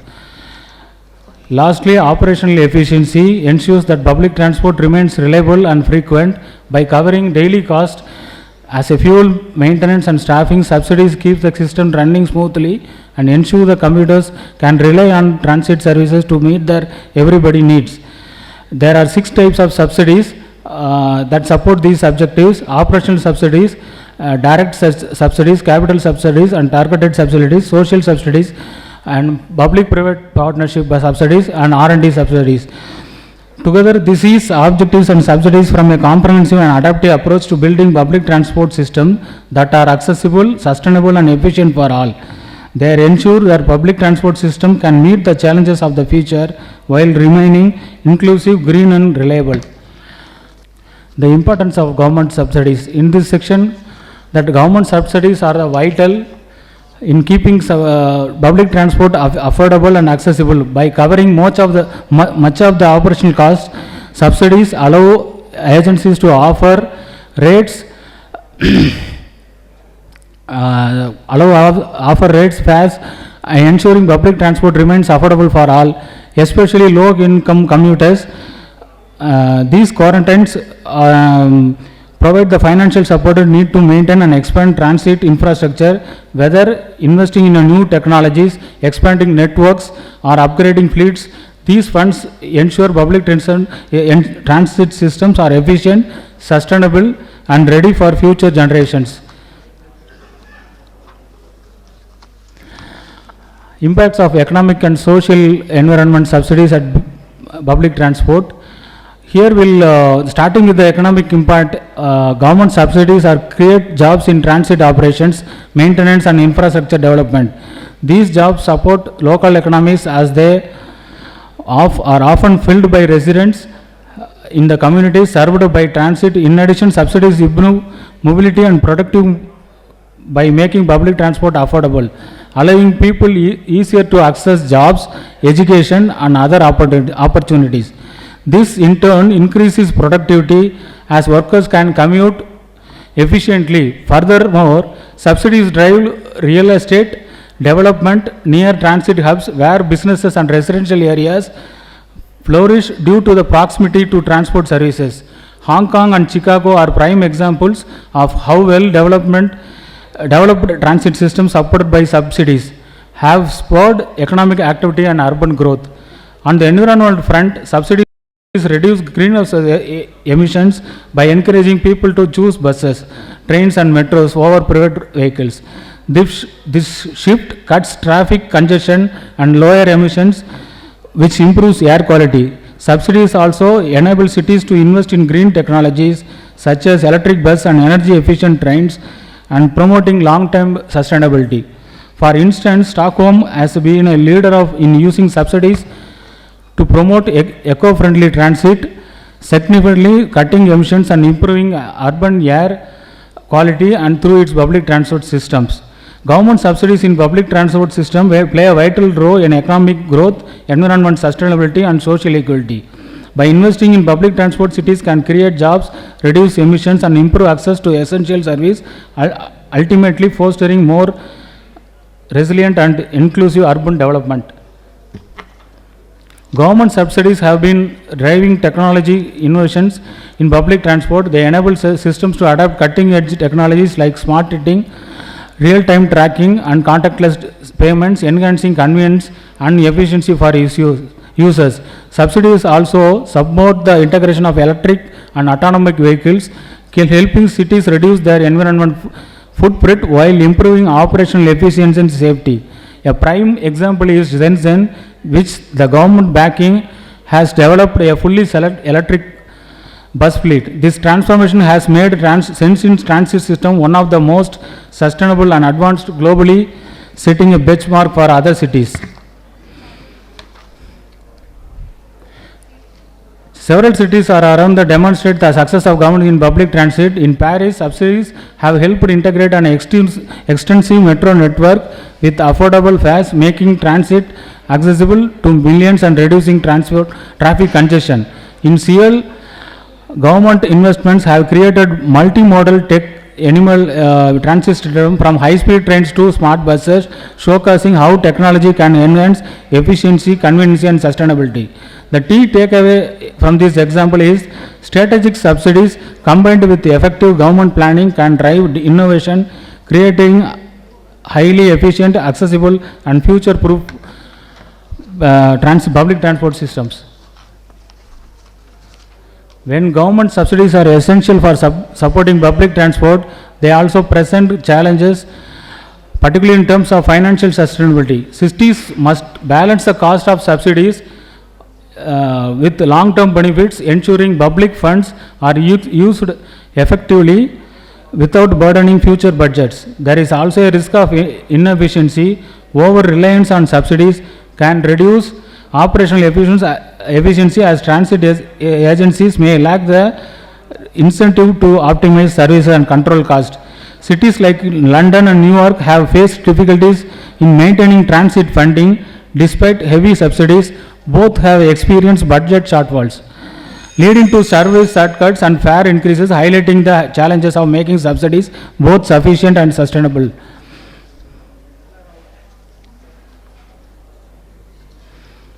In summary, that government subsidies have greatly benefited public transport systems by making them more affordable and accessible and environmentally friendly. These supports help keep fares low, drive innovation, improve infrastructure and promote social equity.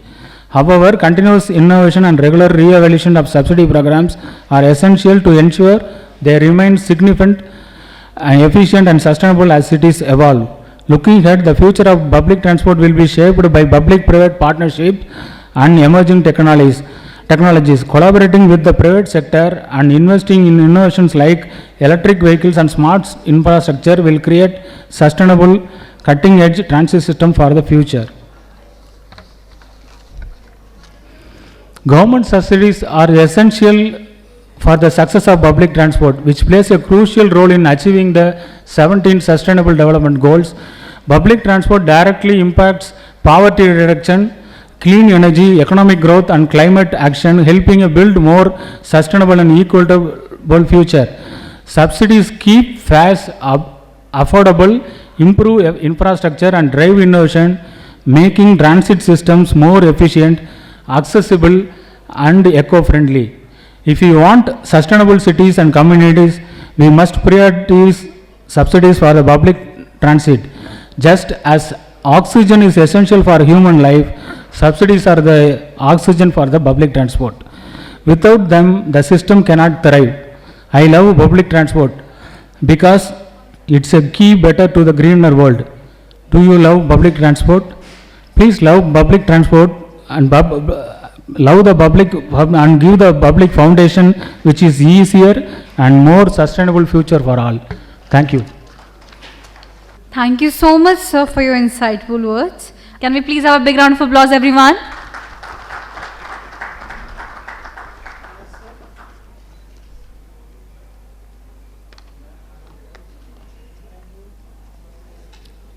Thank you so much, sir. Thank you so much, sir. Up next, we have a presentation on the topic Sustainable Cooling with Energy Efficiency and Enhanced Indoor Air Quality by Mr. Anil Thaman, sir, co-founder, National EnviroTech Solutions. Also, I got to know a very interesting fact about sir, that he has won the World Handwriting Contest thrice. So I'm really eager to look forward to your work, sir. Can we please have a big round of applause, everyone? A very warm good afternoon to everybody. This is Anil Thaman. I've heard that only the brave people dare to speak after lunch. It's very difficult for him to speak, and it's also very difficult for the people to concentrate. Ladies and gentlemen, greetings from Kathmandu. I'm Anil Thaman. I'm an Indian staying in Nepal. And the common thread what we all have is that we are connected somehow or the other with the railways. My father, he's 97 years old. He is an ex-railway employee. And I belong to that era where I used to see that steam engine myself, you know. I'm going to present to you something very, very unique, which probably will help railways to save a lot of electricity bills. Few facts about Indian Railways. It consumes over 20 billion kilowatt of electricity annually. Just think about it. Over 68,000 kilometers of track network has been laid down. The largest green railway network in the world. Here comes the big thing. 95% of the track electrification has been done. Imagine how much of electricity is being consumed. I believe Honorable Prime Minister has already said that the mission is to save 40,000 crores INR by 2028. As you all know, the best way would be to use the efficient systems for traction as well as non-traction systems. I'm honored to introduce Continuum, the most practical, straightforward and easy solution to reduce HVAC energy consumption and improves air quality. What is this product all about? Very, very simple device. It's 49 by 48 centimeter, 220 grams is the weight. The major property is that it radiates far infrared rays, and it also has negative ionizations. If you look at it closely, these specially patented minerals combined with natural ceramics embedded into honeycomb structure of polyethylene frame. Polyethylene because it has got a life of more than 20 years, and it's also flexible. The most important part, after 12 years of rigorous research in Japan.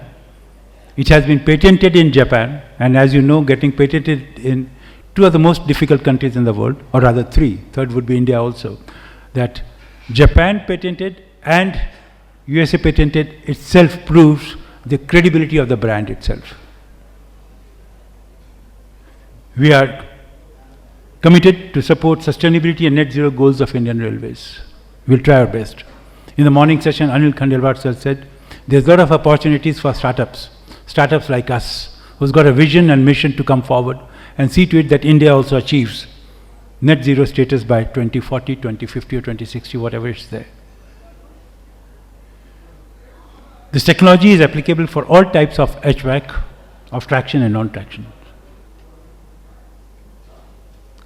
I'm sure some of you will not be believing this, that it can save 15% to 25%.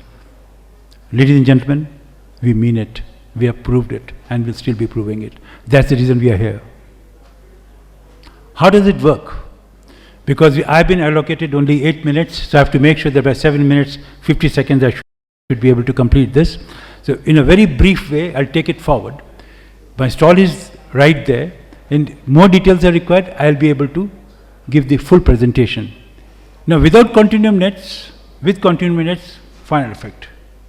What we do, these nets, when they are placed behind the filter, in front of the cooling coil, the air which comes is already positive charged. These nets are negatively charged, and when the air passes through, it has oscillation moment. As I said, negatively charged. It's about 2900 or rather 3000 volt. As you know, water molecules keep on oscillating. They've got a natural property. So what they do, this net, when the air passes, because it's also negatively charged and it's far infrared rays, so the oscillation of both the net and the water molecules are displaced and thus gives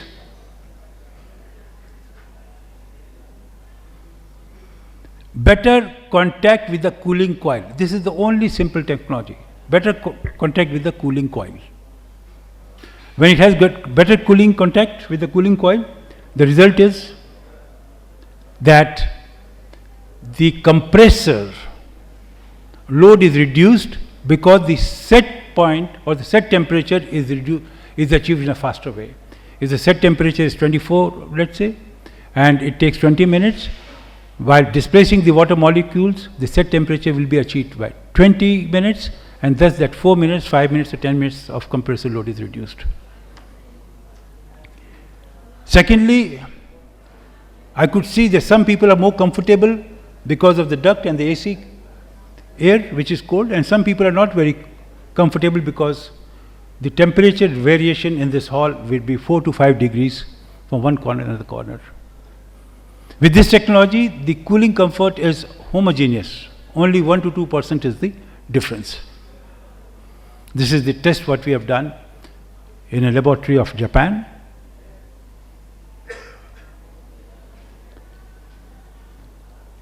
You'll be surprised if I take out my air quality monitor over here and put it up here, to be very, very honest.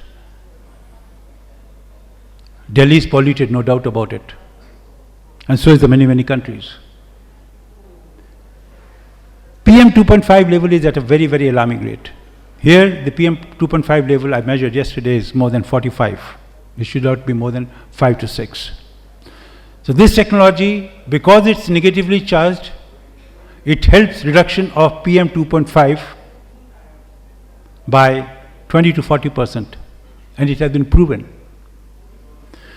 In the railway compartment, I'm sure the many, many senior people like over here, you also would like to see that the अगर गति से प्रगति करनी तो rail चाहिए, तो गति से जो ट्रेन चलेगी और लोग इसके अंदर होंगे तो पॉल्यूशन भी बहुत ज़्यादा होता है sir. So we can assure that with this small technology, the passengers traveling will also have better quality, sir. This is the technology. I'll come to later on. Installation is very simple. It's retrofit. Just takes 2 minutes, not more than that. कुछ आपको करना नहीं है. इसको plastic टाइस से बांध देना cooling coil के पास में and forget about it, sir. No maintenance required. Zero maintenance. Soap water से filter साफ किया, ये साफ कर दिया, sir. 20 years of guarantee what we give, sir, against the performance. Easy to cut.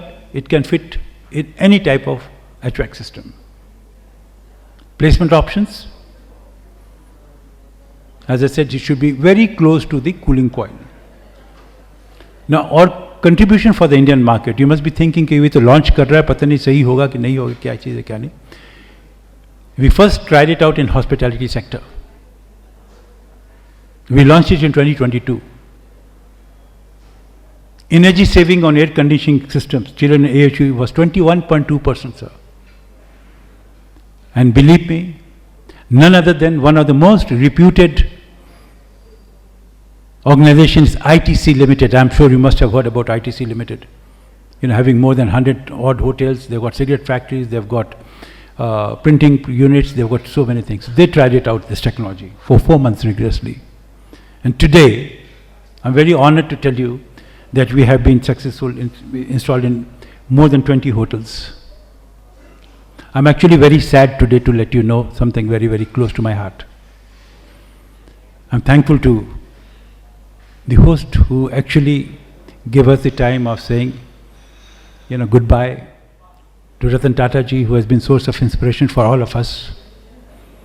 There's a meeting tomorrow in TCS, Tata Consultancy Services, which is due for our company, and I join everyone to ensure that in TCS, they have called us, we'll make sure that the commitment what we're making, we shall be able to complete it. And this is a small, I would say, contribution from our side, sir. These are the certain installations what we have done. We are present in more than 26 countries. As you know, Japanese are very, very conservative. They try it out first in their country, and after that they're successful, only then they give it out. With great difficulty, we got this agency for India, Nepal and UAE, and I'm here to launch this for the railways, because railway is a big consumer of electricity. Few of the clients of India, TCS, the Leela Group, Unilever, ICICI Home Finance, international clients, Coca-Cola, Capital Land, Jim Thompson, Nissan, Toyota, you name it, and we have done it, sir. Small contribution from my side. I'm a co-founder. Jatin is another co-founder. And we are here to serve you. As ma'am mentioned that I'm a world champion in handwriting, this is also sustainability, because everybody who are sitting back at backside, they're using more of keyboards rather than the people who are front over here, sitting over here. We have always written by hand, sir. So I want to revive this dying art, and it's going to be an honor for me to write the name of your near and dear ones. If anybody wants, I've got a whole kit of my pen and paper, so I will be writing it over there. With this, thank you very much to the organizers. Thank you very much, and looking forward for a sustainable India. Thank you very much. Japan and USA, sir. Okay. USA maybe a little later. Sorry, sir? USA perhaps a little later. Yes. Japan 2012. They patented it, no, they patented it in Japan first and then US later. Okay. So, are Japanese railways using it?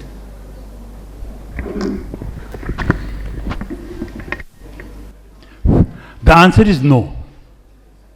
It's a question of application. Any other railway, any way using Not yet, sir. India will be the first railway which will be using it. Normally, how we do it? We do a proof of concept. You give us any station, any bogie, any compartment. There is a procedure which we will be doing it, sir, and that is free of cost. Your engineers, my engineers, will be doing a baseline for 1 month. A baseline study will be conducted. A baseline is going to be created. Then we'll be installing the nets, and then again for 1 month we'll be monitoring the data pre and post after the installation, sir, and that is going to be validated by your engineers and our engineer, and if the results are what we have committed, we do business, sir, and that's how it's done, sir. And we are committed for Indian Railways. Anybody from railways would like to guide us that, okay, this is the railway station or this is the place where you have to do it, a data center, where the consumptions are more, we're ready to do that and we will keep our commitment, sir. Thank you very much for asking the question, sir. Thank you. I hope I have satisfied you, sir. Thank you.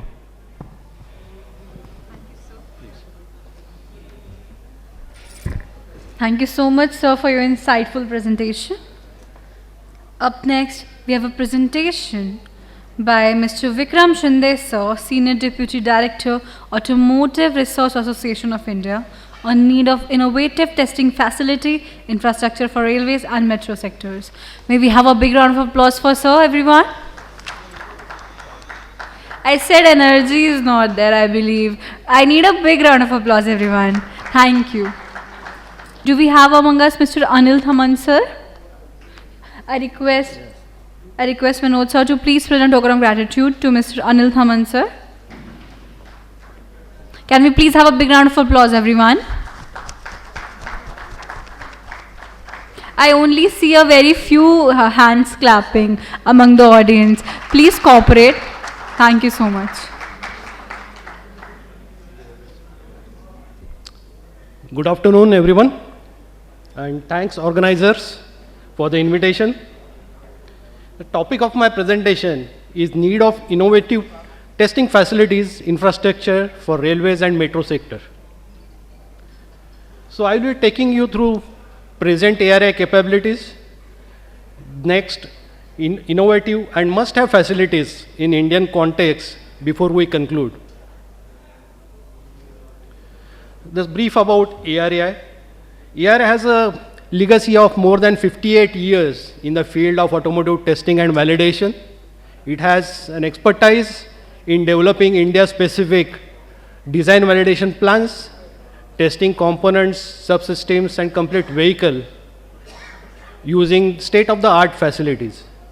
Since last decade, ARI has diversified its services to complete mobility sector. And you will find lot of similarities when it comes to structural integrity, safety, and performance evaluation of automotive components as well as rail and metro components. So we can go through the present ARI capabilities. So at my structural dynamics lab at ARI, we are testing bogie frames as per EN 13749 standard. These for both loco as well as metro application. These frames are tested with service loads and exceptional loads under static condition, and we ensure that the stresses observed are well within the acceptable limit. The durability testing is carried out for 10 million cycles. There will be 100% load, 120% and 140% load is there. And that 10 million cycles will ensure the 30 years service life. We carry out a lot of service load data acquisition projects for measuring different parameters and in dynamic condition, actual running conditions. And for example, displacements, strains, temperatures, pressures, acceleration. And this is one of the project where we measured the wheel accelerations by triaxial accelerometer on high-speed train on Delhi-Mumbai-Delhi route continuously. And the data acquired was analyzed, and that data was used for wheel bearing life prediction. So these are the few examples of component testing what we do at our end. Basically the performance and vibrational durability for as per different standards. The large reverberation chamber facility at our NVH department is used for sound absorption analysis of gangways, glass windows, as well as seats. Interior and exterior noise mapping also can be done as per different ISO standards. The bottom picture you will see, this is the noise barriers. on the highways and even on metro rails passing through dense residential areas. So these noise barriers are designed and evaluated in our NHAI laboratory, and these noise barriers suppress almost 20 decibels noise. The transmission test facility at ARAI can cater up to 500 kilowatt power at each wheel, and this is sufficient enough to test performance and durability of metro drives. The engineering simulation team at ARAI has got all range of software tools to give the simulation related services in all domains: vehicle safety, durability, NVH, CFD, manufacturing, aerodynamics, and so on. And the accuracy of simulation always depends upon what the accuracy of inputs given to the model, and one of the parameter is material properties. And our materials lab help in that area, and they have developed material database of more than 150 material grades, and those data can be used in CAE domain for CAE analysis and live prediction. Let's look at some innovative and must-need facilities for railways and metros. These facilities, the main objective of having these facilities is to reduce product development time as well as validation time. And these methods have been tested and proved, tried and tested in automotive domain, and that can be extended to rail and metro sectors. So one of the first innovative method is hybrid simulation technique. This is the combination of virtual as well as physical physical testing. Here, the example shown here is a validation of a dampers for ride assessment. You can see here all 4 dampers are in physical form, physical mode mounted on a damper test rig, and rest complete vehicle is in virtual mode. The road profile inputs is given at tire contact patch, and the model predicts the suspension displacements, and this suspension displacement is given back to this damper test rig to real-time controllers. After running this test rig, the output of the test rig in terms of load is again fed back through real-time controller to this model at all 4 corners, and the vehicle behavior and the ride properties can be estimated. So such kind of tools are very handy to reduce the number of iterations. One more thing, we can use this technique in developing the primary and secondary dampers for railways and metro applications. The second one, I'm going to talk about the active safety systems.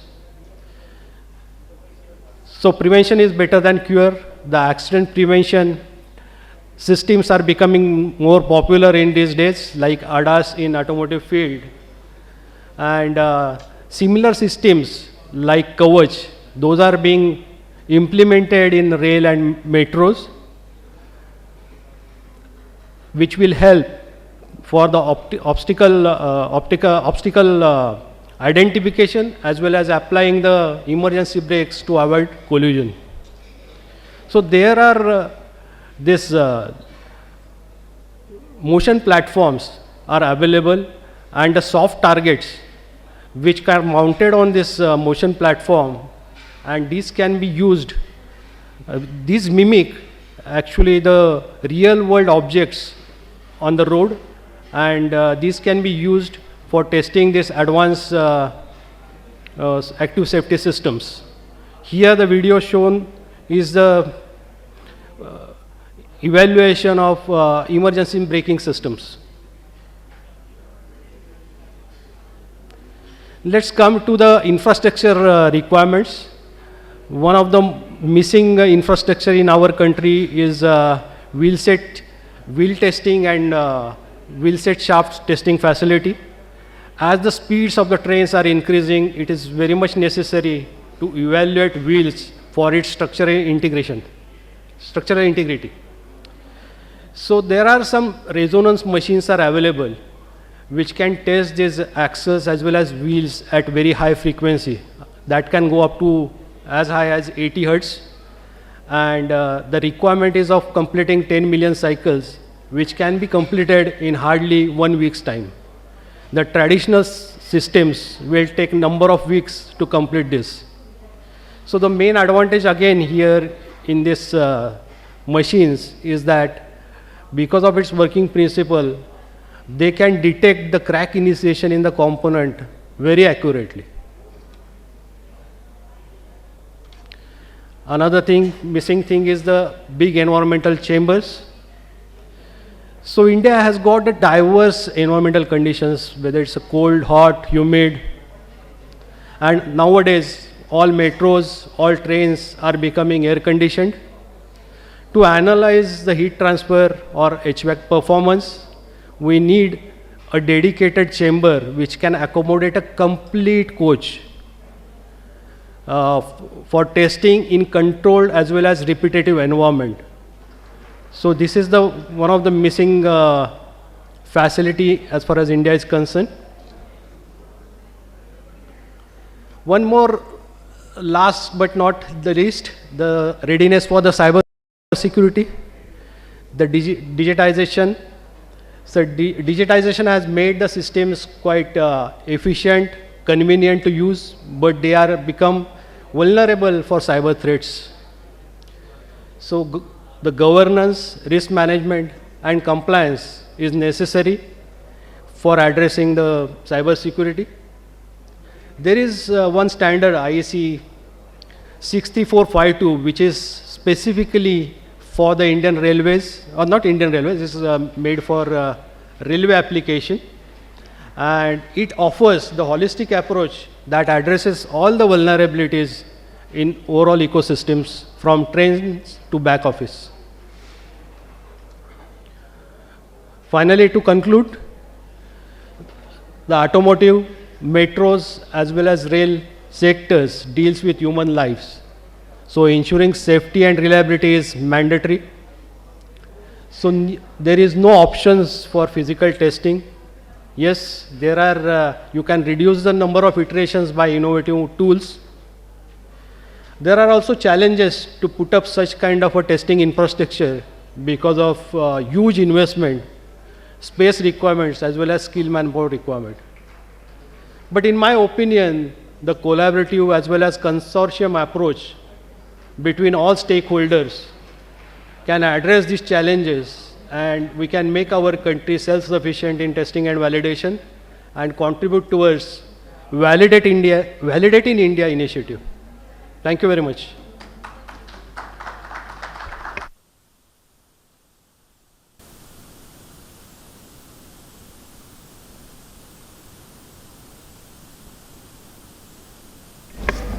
Please.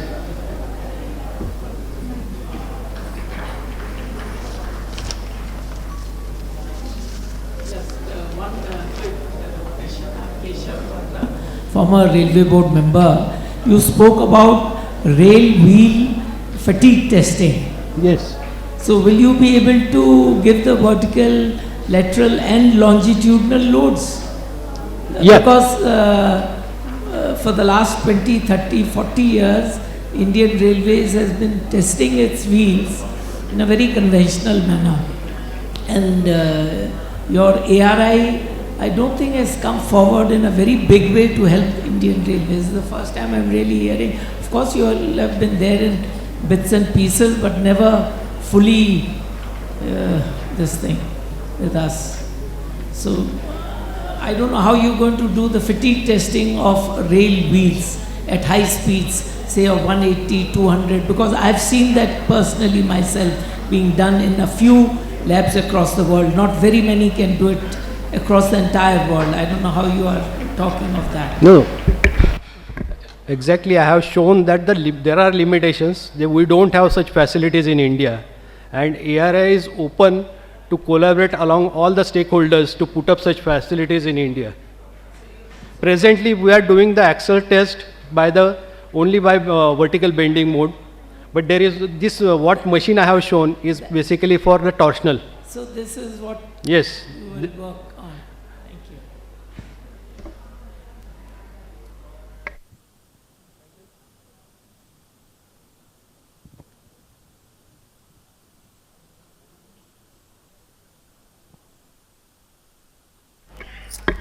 Thank you so much, sir, for your insightful words. Now I would like to request Mr. Vinod, sir, to please provide a token of gratitude to Dr. Amudan Valavan, sir. I request sir to please grace us with his presence. I would like to request Vinod, sir, to please provide a token of gratitude to Mr. Vikram Shinde, sir. Can we please have a big round of applause, everyone?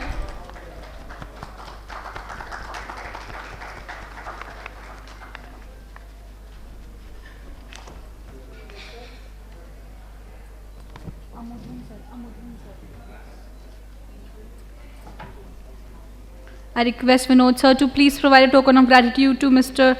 Dr. Amudan Valavan sir. Moving towards the last session of the day, that is technical panel session on the topic smart rail and transport infrastructure, role of government, innovators and private players.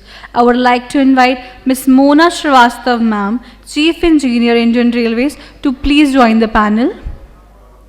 I would also like to request Mr. Kishore Nathani sir, MD and CEO, UMTC, to please join the panel. Welcome, ma'am. I would also request Mr. Ashish Agarwal sir, former GM, RCF Kapurthala, to please join the panel.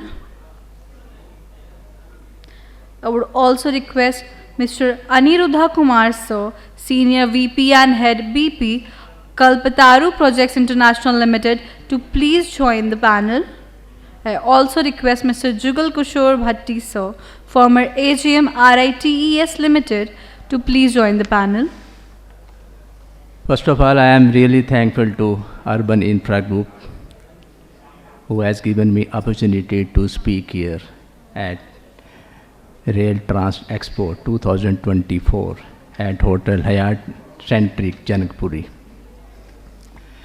Before I start, let me tell that today we are having diverse set of speakers from Indian Railways, KPIL, and RCF, as well as UMIC. By chance, one of our panelists, Director Operations RBLL, Mr. Rajesh Prasad, he could not join at the last moment. And today morning I have also got information that Mr. V. Narayan, he was Vice President from Tata Projects. He may not be able to join due to some urgent work. I am J.K. Bhatti, ex-Additional General Manager from RITES. I have worked in RITES for 35 years, almost in the sectors, maybe metros, airport, waterways, highways, integrity checkposts, contract management, tender, arbitration. I am BE Civil from Punjab University, Chandigarh, and I have done MTech from IIT Delhi and MBA Finance from Indira Gandhi National Open University. Then I was nominated by RITES and did International Executive Diploma from George Washington University, USA. Now today's topic is smart rail and transport infrastructure, role of government, innovators and private players. Before I ask views of eminent panelists, let me start with the context of this session. If you see, when I say the topic is smart rail, trans infrastructure, role of government, innovators and private players, then two questions will come in mind. One is, why smart rail and transport infrastructure? And second question, how role of government, innovators and private players is important. Now coming to first question, why smart rail and transport infrastructures? As you see that with the rapid urbanization and population of growth, the demand for efficient, safe, efficient transport system has increased. So there is a need of smart rail. Now what is smart rail? Where we integrate technologies to improve efficiency, safety, sustainability, and passenger experience. When I say technology, now let me give some of the examples. What are those technologies which are being used in the smart rail system? One is the digital signaling and control system. When I say digital signaling, what does it do? By providing sensors and GPS, we can monitor real-time train location as well. It will avoid the collisions. Now, when I say the control system, I will give you one example of that is automatic train protection, and it ensures that trains do not exceed specified limits, violate safety norms, signals, and if a train by chance overshoot or signal passes the red signal, then it automatically intervene to slow or stop the train. Third is wireless system. We are aware that all these wireless systems, they allow trains to communicate with the control centers. So far as the artificial and machine learning is concerned, they basically analyze the real-time data sensors and predict the potential failure so that suitable action can be taken.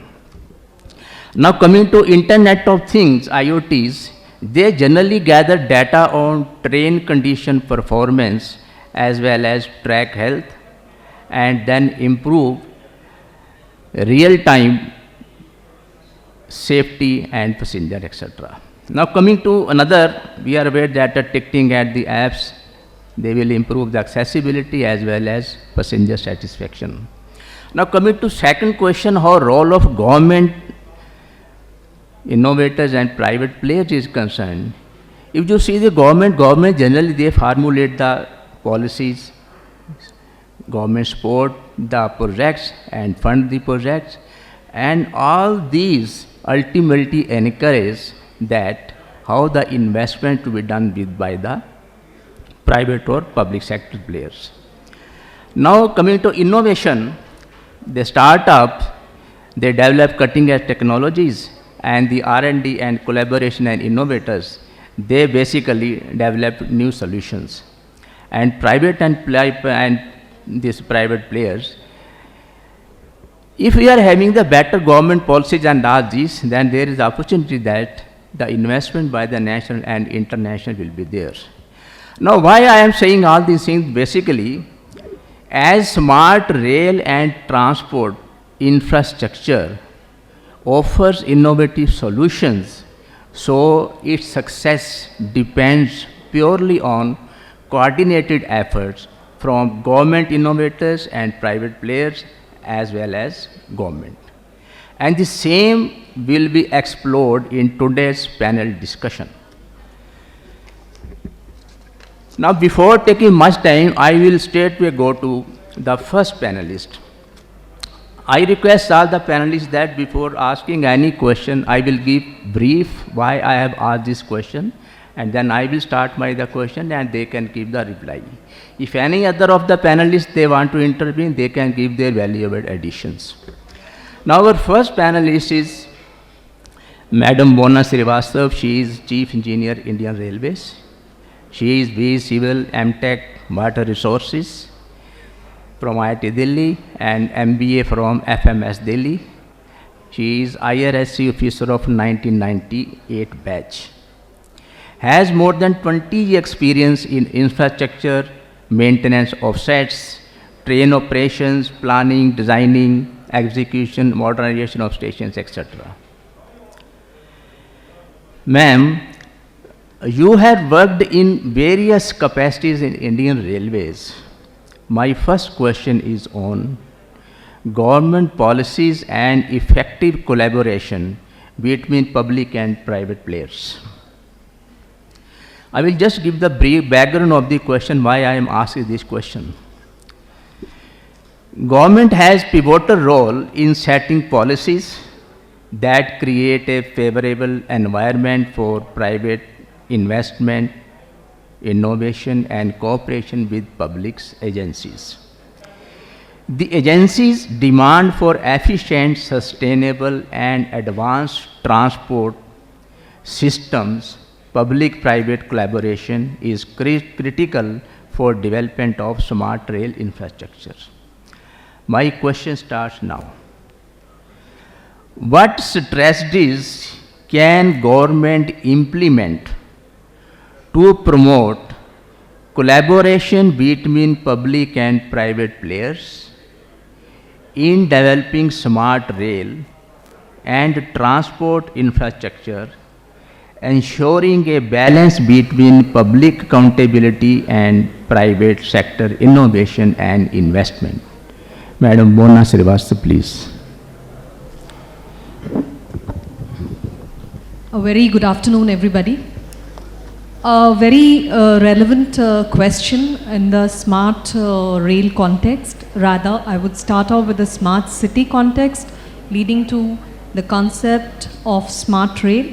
The more the cities are sprawling, as already forecasted by UN, that by 2030, almost 60% of the population would be living in cities. So that is the scale, or I would say the pace of urbanization, not just in our own country, but world over. Coming down to smart cities, smart rail, and finally boiling down to public-private collaboration. I would like to say two very important things, rather three. It's not about government policies, it's about a collaborative working.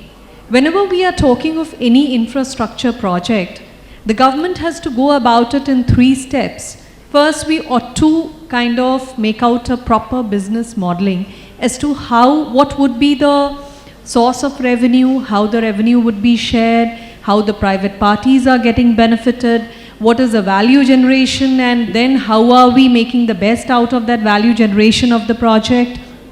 Then the second most important element is the financing, rather that is the crux. So as a government entity, when as Railways, I look at it, yeah, there is a dearth of funds and we cannot finance all of our projects on an EPC basis or self-financing mode. So then we look outward, and when we look outward, we look at private players for sure. And so we look at kind of an equity sharing, or maybe it could be a debt-based funding, or we could have a hybrid system. We also look up to the international developmental organizations for kind of, risk sharing and subsidies and all such things. But then again, I would come down to one thing, that it has to be project specific. It has to be a case specific thing, and it cannot be a generalized thing. And we have to share the risk. I would not call it a policy, but I would call it as an ethos or the baseline of any government policy, that if we want to move forward with something like PPP or anywhere wherein we are looking at more of private participation, then there has to be a very, very collaborative risk sharing mechanism. We cannot just load the private player with all the risk and only have the cherry on the pie. So that's my take on this issue. I hope I have answered. Thank you, ma'am. I will come back to you. We are having next panelist, Shri Anirudh Kumar. He is Senior Vice President, Kalpataru Projects International Limited, known as KPIL. KPIL is an engineering company engaged in power transmission and distribution, buildings, workshops, irrigation, railways, oil and gas pipelines, and many more. Mr. Anirudh Kumar, he is PhD Civil and Masters in Construction Management from NICMAR and Consultancy Management from Bishpalani. He has more than 30-year experience in PMC, arbitration, tendering, BD, metro, airports, hydropower, thermal power, and many more. but with a special focus on contract management and tendering. Presently heading BD and Tendering Department of Railway Business Unit, he managed overall business cycle from lead generation to contract signing. Sir, I will give you background of my question. In metro projects, the bid evaluation selection criteria are quality and cost-based selection, popularly known as QCBS.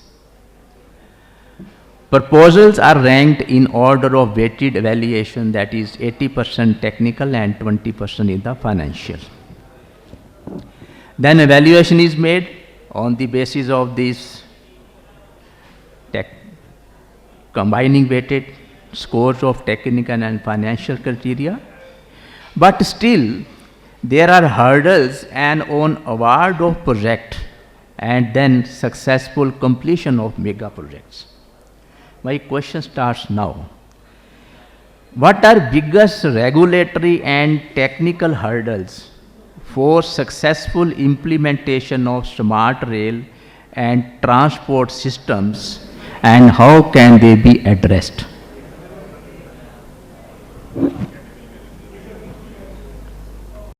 So, good afternoon everyone. My name is Anirudh and I am representing Kalpatru Projects International Limited.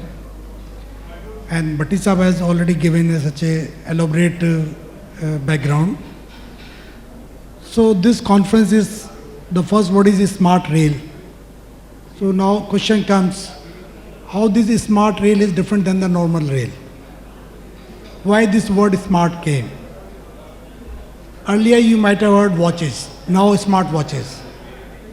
Earlier you used to have mobile phones, now smart mobile phones. TV, smart TV. So what is the difference?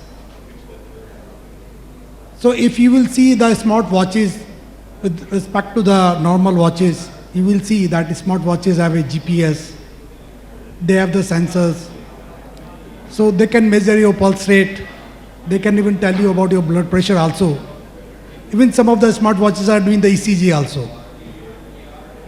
In the same way, when we talk about the smart rail, so smart rail is also basically integration of different technologies. One is the IoT, Internet of Things. Second is the GPS.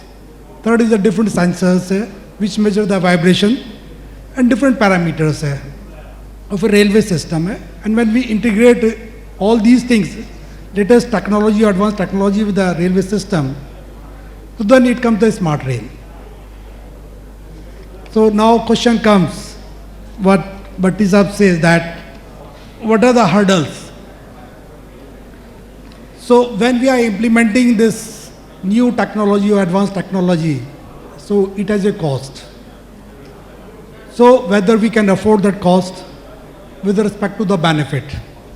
So sometimes we have to do the cost benefit analysis.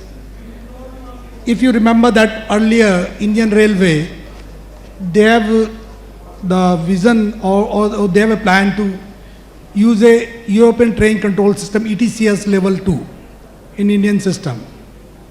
And they invited bid, but later on when the cost came, they realized the cost is very high and Indian Railway cannot afford that high cost. So then we came our indigenous TICAS system. So biggest hurdle is the cost. Then second comes the technology integration. Because our system, railway is operating at a certain system, and when we want to use some new technology, so you have to integrate it with the legacy of the existing technology. So that is the second hurdle. Third is the interoperability. So when you are using one technology at one particular section and you have to move to the another section, so the technology change, it should be compatible with the older one technology, so the system is interoperable from one technology to the another technology. Then next is the data security here, because when we are using a like GPS or we are using the data of a passenger, or some other form of data. So, and we are connected our system with the internet. So then there is a chances of breach of the data security and cyber attack and cyber threat. So in metro system, they have a policy about the cyber threat even in Chennai metro. So when they invited bid, so they put a condition that you have to use these type of all these things, cyber attack measures. Then next is the training of the workforce. When you use a new technology or when you are implementing, so basically the manpower of workforce which is working on the ground, so they also should be trained, so they can adopt the technology and they can implement it. Then the public acceptance. So sometimes when you use some new things, it is not accepted by the public. And the last is the funding and investment. So these are basically different hurdles. When you want to implement these kind of smart rail or transport system, so all these hurdles you have to face and you have to mitigate one by one. Thank you, sir. Nicely explained. Sir, I think you are not heading BD and tendering, but you are heading so many areas. The way you have explained with so many examples. Now we have another panelist. I will come back to you, sir. I have more couple of questions. Shri Ashish Agarwal. Sir, I am really thankful to you because at the last moment you have agreed for the panel discussion. Mr. Ashish Agarwal, he is former GM of RCF from Indian Railways. He is mechanical engineering graduate and member of IRSC since 1984 batch. Has more than 37 years experience in rolling stock, manufacturing, maintenance, operation and many more. And 8 to 10 years I think you have also worked in the railway board. Sir, your unwavering dedication and exemplary leadership in Indian Railways will continue to be source of inspiration. Before I ask my question, I will give you the brief why I have asked this question. As global transportation networks expand, there is a need to prioritize sustainability and resilience. Rather, smart rail systems must also address environmental and operational challenges like malfunctions, cybersecurity, threats, and wear and tear of infrastructures. My question starts now. Railways being efficient forms of mass transport is key to reducing carbon emissions, minimizing traffic congestion, and promoting cleaner urban mobility. Then how smart rail networks be designed to ensure long-term sustainability and resilience against environmental and operational challenges? This is my question. Thank you. Thank you, Mr. Bhatti. A very, very pertinent, very relevant question. Firstly, I thank Urban Infra for having invited me here and also having invited me to be part of this panel discussion which has such eminent panelists. I would like to give you the example through my field of working, that is the rolling stock. Basically, smart systems can be game changers or quantum jumps in terms of safety, reliability, and even passenger comfort. I'll tell you how. I'll try to tell you in a very simple, as simple as possible, in simple language. You see, the conventional systems of maintenance used to be the preventive maintenance, periodic maintenance systems where you check the entire train, for example, and you try to find the areas of defect, and then you worked on the areas which you found defective. So the pitfalls are, number one, you take a long time to check the systems. During checking of systems, it's quite possible that you might not detect something which will later on lead to a failure. And the time of maintenance increases. While as far as rolling stock is concerned, you have to keep it running as much as possible so that you get the adequate return. And I'm sure all of you know that railways with a very less input of rolling stock has massively increased their freight transportation and passenger transportation. And in this, the unsung heroes are the rolling stock people, because with the same amount of rolling stock, we are carrying multiple levels of passengers and multiple levels of freight, which is basically not talked about, but it is a fact. Now, the age-old systems of preventive maintenance suffers from what defects I told you. So you went in for reliability-centered maintenance systems, where you calculated the mean time between failures and things like that. I don't know, some of you may have read about it. But again, the pitfall is that it is not necessary that if one item fails in 24 months, then the another item may fail in 36 months, things like that. So now, the world over is moving towards predictive maintenance systems. And in Indian Railways also, a big fillip was taken, particularly in the era of Mr. Rajesh Agrawal when he was member. We got a lot of sanctions for what are called smart yards. And modern coach factory also introduced what was called a smart coach. So now I'll just try to tell you what in a simple language what this smartness was all about. If we talk about safety, the key items, key components for safety in a rolling stock, they are the roller bearing, the axles, then you have the wheels, and you have the undergear, the braking systems, and all the lever system, leverage system, where the braking is, where you can have a hanging part. Now, the conventional system was the train reaches the depot, and an examiner and his team, they check the entire train, and then based on the defects which they find, they rectify the defects. Now, the concept of smart coach would be, and smart systems would be, that we'd have wayside hot box detection systems. They can be of two types, through vibration or through sensing of of the heat between axles. Between various axles, the difference in the heat, temperatures of various axles, that would bring about a sort of pattern. So for hot axles, you can have hot box detectors.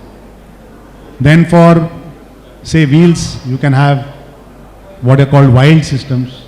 They are called wild in Indian Railway parlance.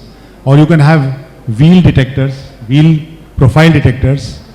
You can have wheel flat detectors.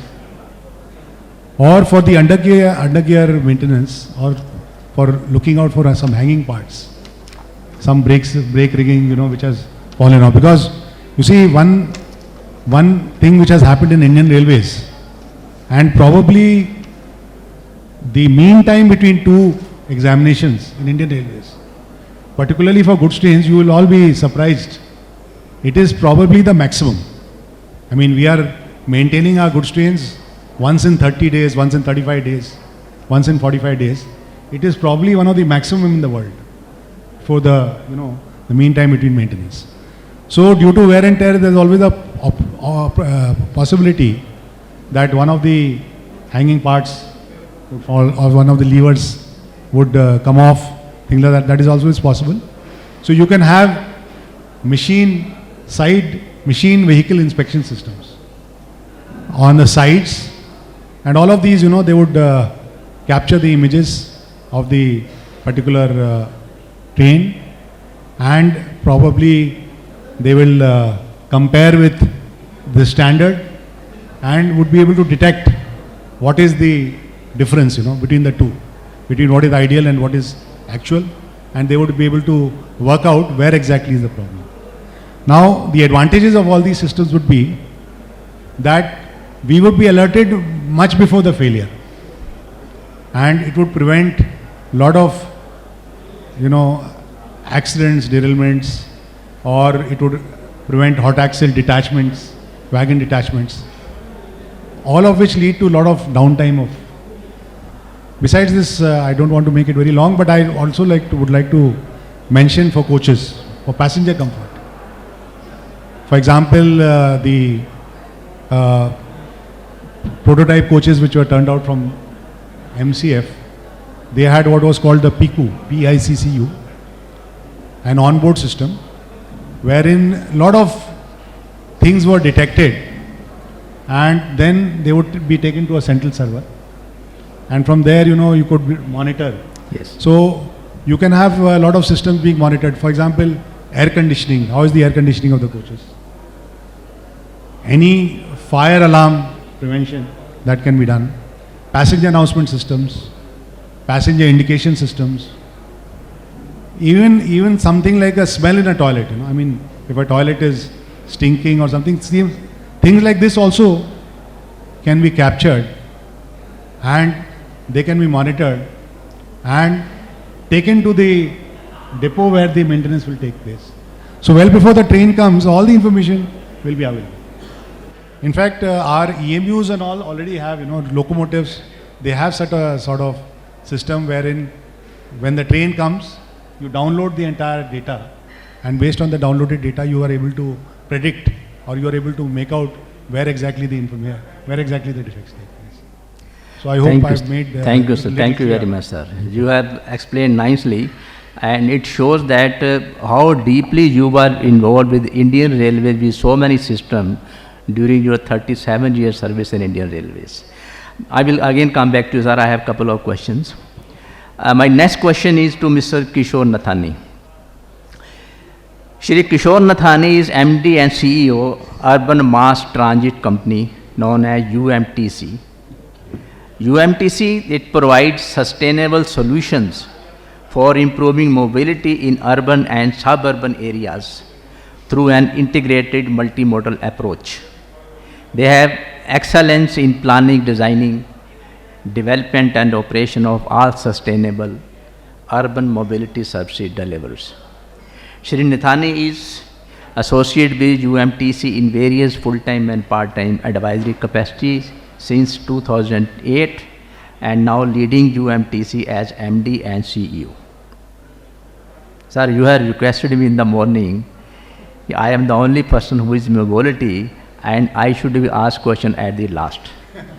Then I thought that from where should I start? By chance I got phone call from two of the panelists. Then ultimately I requested, ma'am, should I start from you? And she has accepted. That is why I am asking this question in the last. Now I will give you background of the question.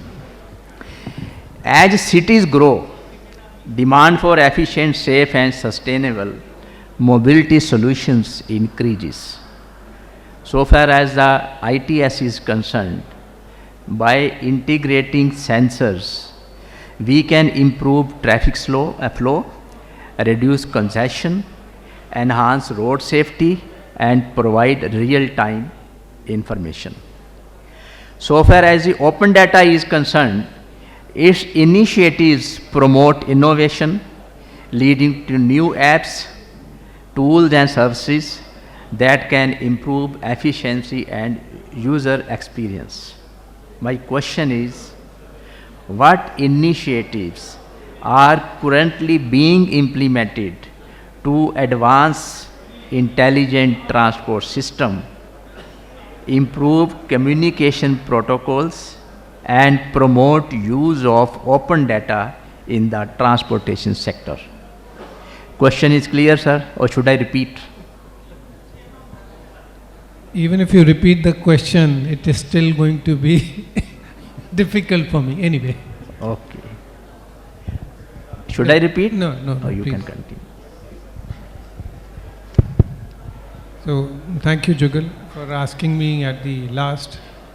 In fact, this is the time when the goods train has also arrived, the passenger train has also arrived, and we are expected to take the last mile connectivity back to the home. Yes. So I'm sure, we have talked about sensors, some have also talked about GPS and the likes. See, technology, when we say today, and then we say smart technology, this is the new normal. So when we say it is smart, it is supposed to be that way. So this is just technology. Now, when he talks about intelligent transport system, it is supposed to be intelligent. This is the new normal. In my case, when I'll still repeat the word as intelligent transport system, perhaps he is wanting to know more about what is the intelligence or the intelligence in the transport system pertaining to the moving objects. Because you have technology deployed on road which is fixed. So that is what it is. So if I have to say that this is the ITS, certain thing which is fixed, I am discounting that. So for me this becomes the ITS. And then we talks about advanced ITS. Advanced ITS, or you can say sustainable. Advanced means sustainable. So it becomes like this for me. And then when I make it only the rolling stock which is shared, believe you me, personal cars I have to discount it out. Scooters, car, जो भी अपना private है motorcycle उसको हटा दो. So this becomes ITS for me. And I am supposed to be talking about this. The point is, it is there, it is deployed. How you use it is the difficult part. And for that actually, a lot of initiatives have been taken by the Government of India, especially I am talking about the urban theatre. And in that, funds have been allocated for the shared public transport. Fund is no longer a constraint. Technology is getting deployed. In the past, the issue was pertaining to the project management. The project management has improved. And the other initiative which is there is, before we go on to the open data, we talk about open mobility protocol, because we are talking about protocol first and then the open mobility protocol. Now the demonstration of protocols has already been seen by us. We had COVID, we had COVIN, we have UPI, we had Arogya Setu. So the open protocol has been demonstrated very well in India at a mass population scale. Now is the time the testing is being done for the open mobility protocol. So you have the supplier side, you have the buyer side, you have the commuters and you have the service providers in case of mobility. So that is an initiative which has been taken, and the development has already happened. You have ONDC, you have Beacon and the likes, but ONDC is getting demonstrated already. And in overall in the health sector, in the logistics sector, plus in the mobility sector too.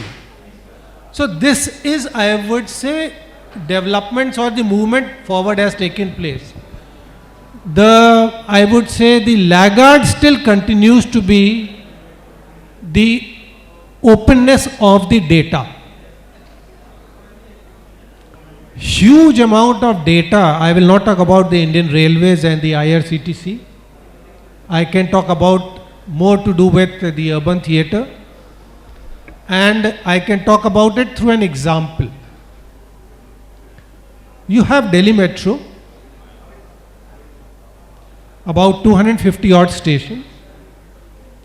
You have Gurgaon Metro, another maybe 20-30 odd stations. You have Noida Metro, another 20-30 odd stations. So you have a pool of about 300 stations within the National Capital Region. Huge amount of data is being collected every day, every hour, every 15 minutes. And when we talk about improving the mobility even further, there is a need of opening up that data. The public service improvement will happen with the opening of the data. And I'll give you a very small example. 250 stations or maybe 300 stations. Each of these stations have 3 exits. So maybe 1,000 exits. You know what is the passenger flow in and out of those exits. So if you provide the openness of that particular data to an individual like me, I will be able to deploy maybe the last mile connectivity vehicles straight in that particular, not only that building, but at that exit. And imagine the economies will change for the better. You will have more people coming into the metro and more people reaching home faster. This is one small example I am saying. Similarly, though the technology deployment has not happened much in the buses, but still with the electric buses coming in, it is going to improve. It has already improved and it is going to improve even further. Imagine that bus data was also opened up to people, for the developers, for the enthusiasts, for the open source community. What beautiful things can happen. Just think it over. Thank you. Thank you very much. Nicely explained, sir. I have been informed that hardly 5 to 6 minutes are left. I am skipping so many questions. My last question, common question to Mr. Anirudh Kumar and Madam Mona Srivastav. Because Nathani ji, you are from mobility, that is why this question is over, not being asked from you. Sir is from mechanical side, that is why I thought that only 2 should be. Starting, that reply should be first given by Mr. Anirudh Kumar, because I have gone through your profile, you have achieved so many national, international companies. Okay. Now I will give brief of my question. Globally, several countries have implemented smart transportation systems that integrate advanced technologies to create efficient, user-friendly and sustainable networks. I will give you examples of 3 countries, that is Japan, Germany and Singapore. If you see in Japan, in bullet train, I will give you an example of bullet train. Japan is renowned for its use of advanced technology to maintain punctuality, safety and high-speed performance. When I say about Singapore, Singapore has implemented a smart metro systems that provide real-time data on train operations and passenger flow. And when I say Germany, they has integrated big data and AI to predict delays, manage train traffic, everything is there. Now my question starts now. India with its rapidly urbanization population, using infrastructure and growing focus on sustainable development will face many challenges. Now what lessons can be drawn from successful global examples of smart rail and transport infrastructure, and how can they be applied in the Indian context? Shri Anirudh Kumar ji. So thank you very much for the question. So now basically you are asking that what lessons which has been learned from the global rail system, global examples can be implemented in India. So first is, when we are designing a system, it should be user-centric. So that means we have to prioritize the passengers. We have to prioritize that what are their requirements and how that particular system can benefit to a passenger. So when we are designing, so first it should be user-centric. Second, how the public-private partnership can be utilized if we will see the global scenario and we will see in India. So still the railway is operated by the government of India, and there is a very little participation by the private companies in terms of equity participation. So even my company, they also want to work as a only implementer, not as a equity holder. So then we have to see how we can do. So as Mona ma'am has said that if we want to implement PPP, so we have to, government has to think how to share the risk. If you want to put entire risk over a private player, then it is not a lucrative proposal for a private company and they will never come forward. So risk sharing has to be there. Then if you will see the global scenario, so another is a data-driven decision making. So if you will see the global railway system, so they collect the data, they analyze it, and they make a decision based on the data. Then next is focus on the safety and security. So one is the security of the passenger, second is the data security also. Because in India still our systems are not so, you can say, theft proof or breach of data security. So we have to, even still this IT law are not so elaborate or stringent. So when we are implementing this smart rail system, so we have to see that cyber security and safety. Thank so you. I think that's, thank you. Yes, ma'am, would you like to add? I would just like to add two things to this. You brought out, drawing from international examples. I'll just cite a small example to just illustrate what I want to say. It's not just private and public, or it's not just government and private. In a country like ours, within the government also, there are a lot of authorities. If I look at, say, the example of New Delhi redevelopment, which I was stirring way back since 2007-8, we came up with a transportation plan for New Delhi station redevelopment, and we thought ours was the only plan of mobility in that area. When we presented in front of Honorable LG in UTPEC, DDA, because the plans in Delhi, big infra projects are to be cleared by DDA. So they said that, you see, you can't just come up with a plan. There are already so many developmental plans already underway in your area. And I mean, it was shocking that we were just not aware of it. We were oblivious of it. NDMC was coming up with some redevelopment on our Paharganj side. MCD was already looking at widening of Bhavbhuti Marg. Then PWD was doing the Barapula project, which was crossing our railway track at some point. Now, the Chief Secretary of Delhi at that time was kind of given this assignment to bring over all these agencies together so that railway comes up with an integrated plan for transportation in Connaught Place area. That is not just for New Delhi redevelopment, but for the general benefit of the city. And as a part of that, I undertook a study of almost 5-kilometer radius around New Delhi station redevelopment that was undertaken by RITES only. And we came up with an integrated plan. What I just want to bring about is that if you look at a redevelopment anywhere internationally, you can say Zuzu, they are coming up with the trackless train. Zurich is doing a lot of work over smart rail. Europe is far ahead of us, but the problem is they have a unified authority. So there are no issues of integration. In India, the first thing that we have to look as a public body is that we have a unified mobility plan, a unified metropolitan authority for specialized projects like this, so that we have a very directed developmental plan, and there are no clashes, there's no duplicacy, there's no redundancy. That's all that I would like to add. Thank you, madam. Thank you. We have only 3 seconds. I think I should discontinue further. Ma'am, if you allow me, I can want to ask only one question. If you reply only for 30 seconds. Can I ask only one question? That is important question.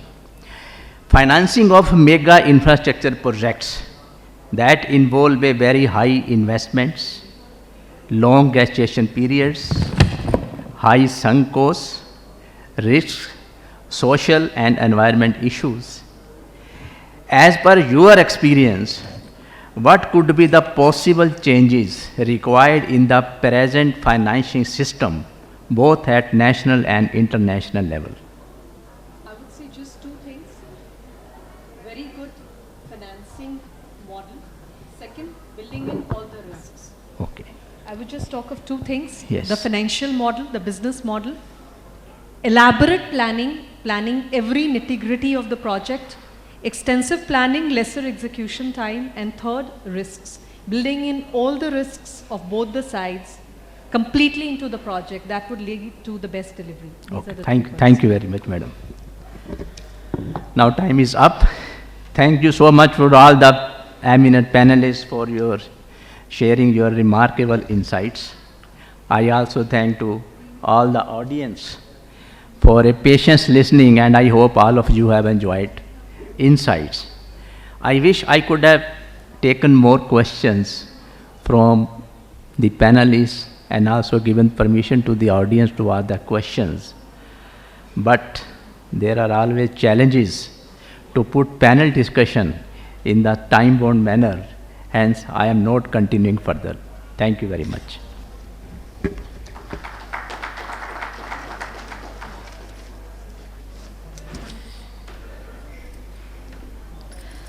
Thank you to our panelists for enriching discussion and for sharing your expertise with us.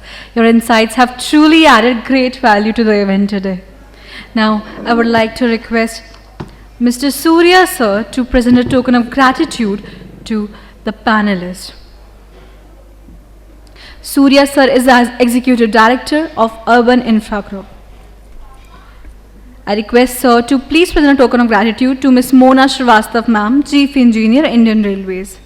Can we please have a big round of applause, everyone? I know it's a big day, but can we please have a big round of applause? I request sir to please give a token of gratitude to Mr. Kishore Nathani sir, MD and CEO, UMTC.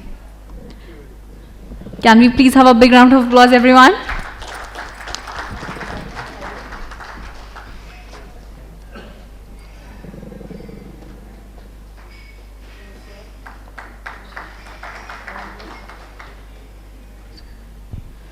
I request Surya sir to please provide a token of gratitude to Mr. Ashish Agarwal sir, former GM, RCF Kapurthala. Can we please have a big round of applause, everyone?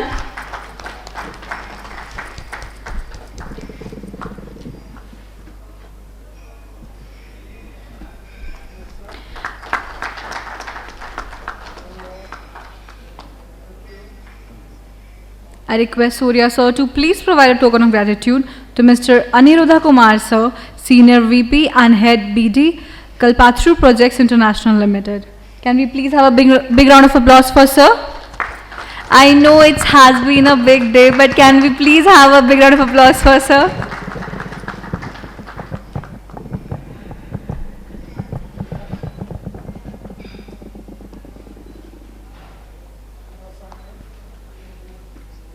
I request Surya sir to please provide a token of gratitude to Mr. Jugal Kishore Bhatti sir, former AGM, RIT ES Limited.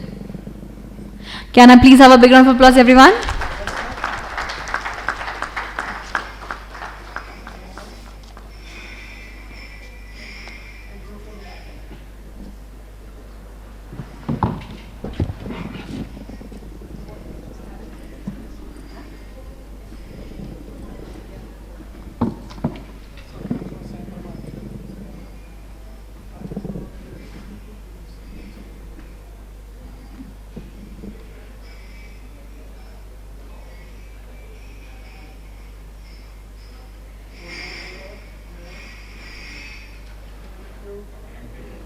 Thank you so much to our amazing panelists.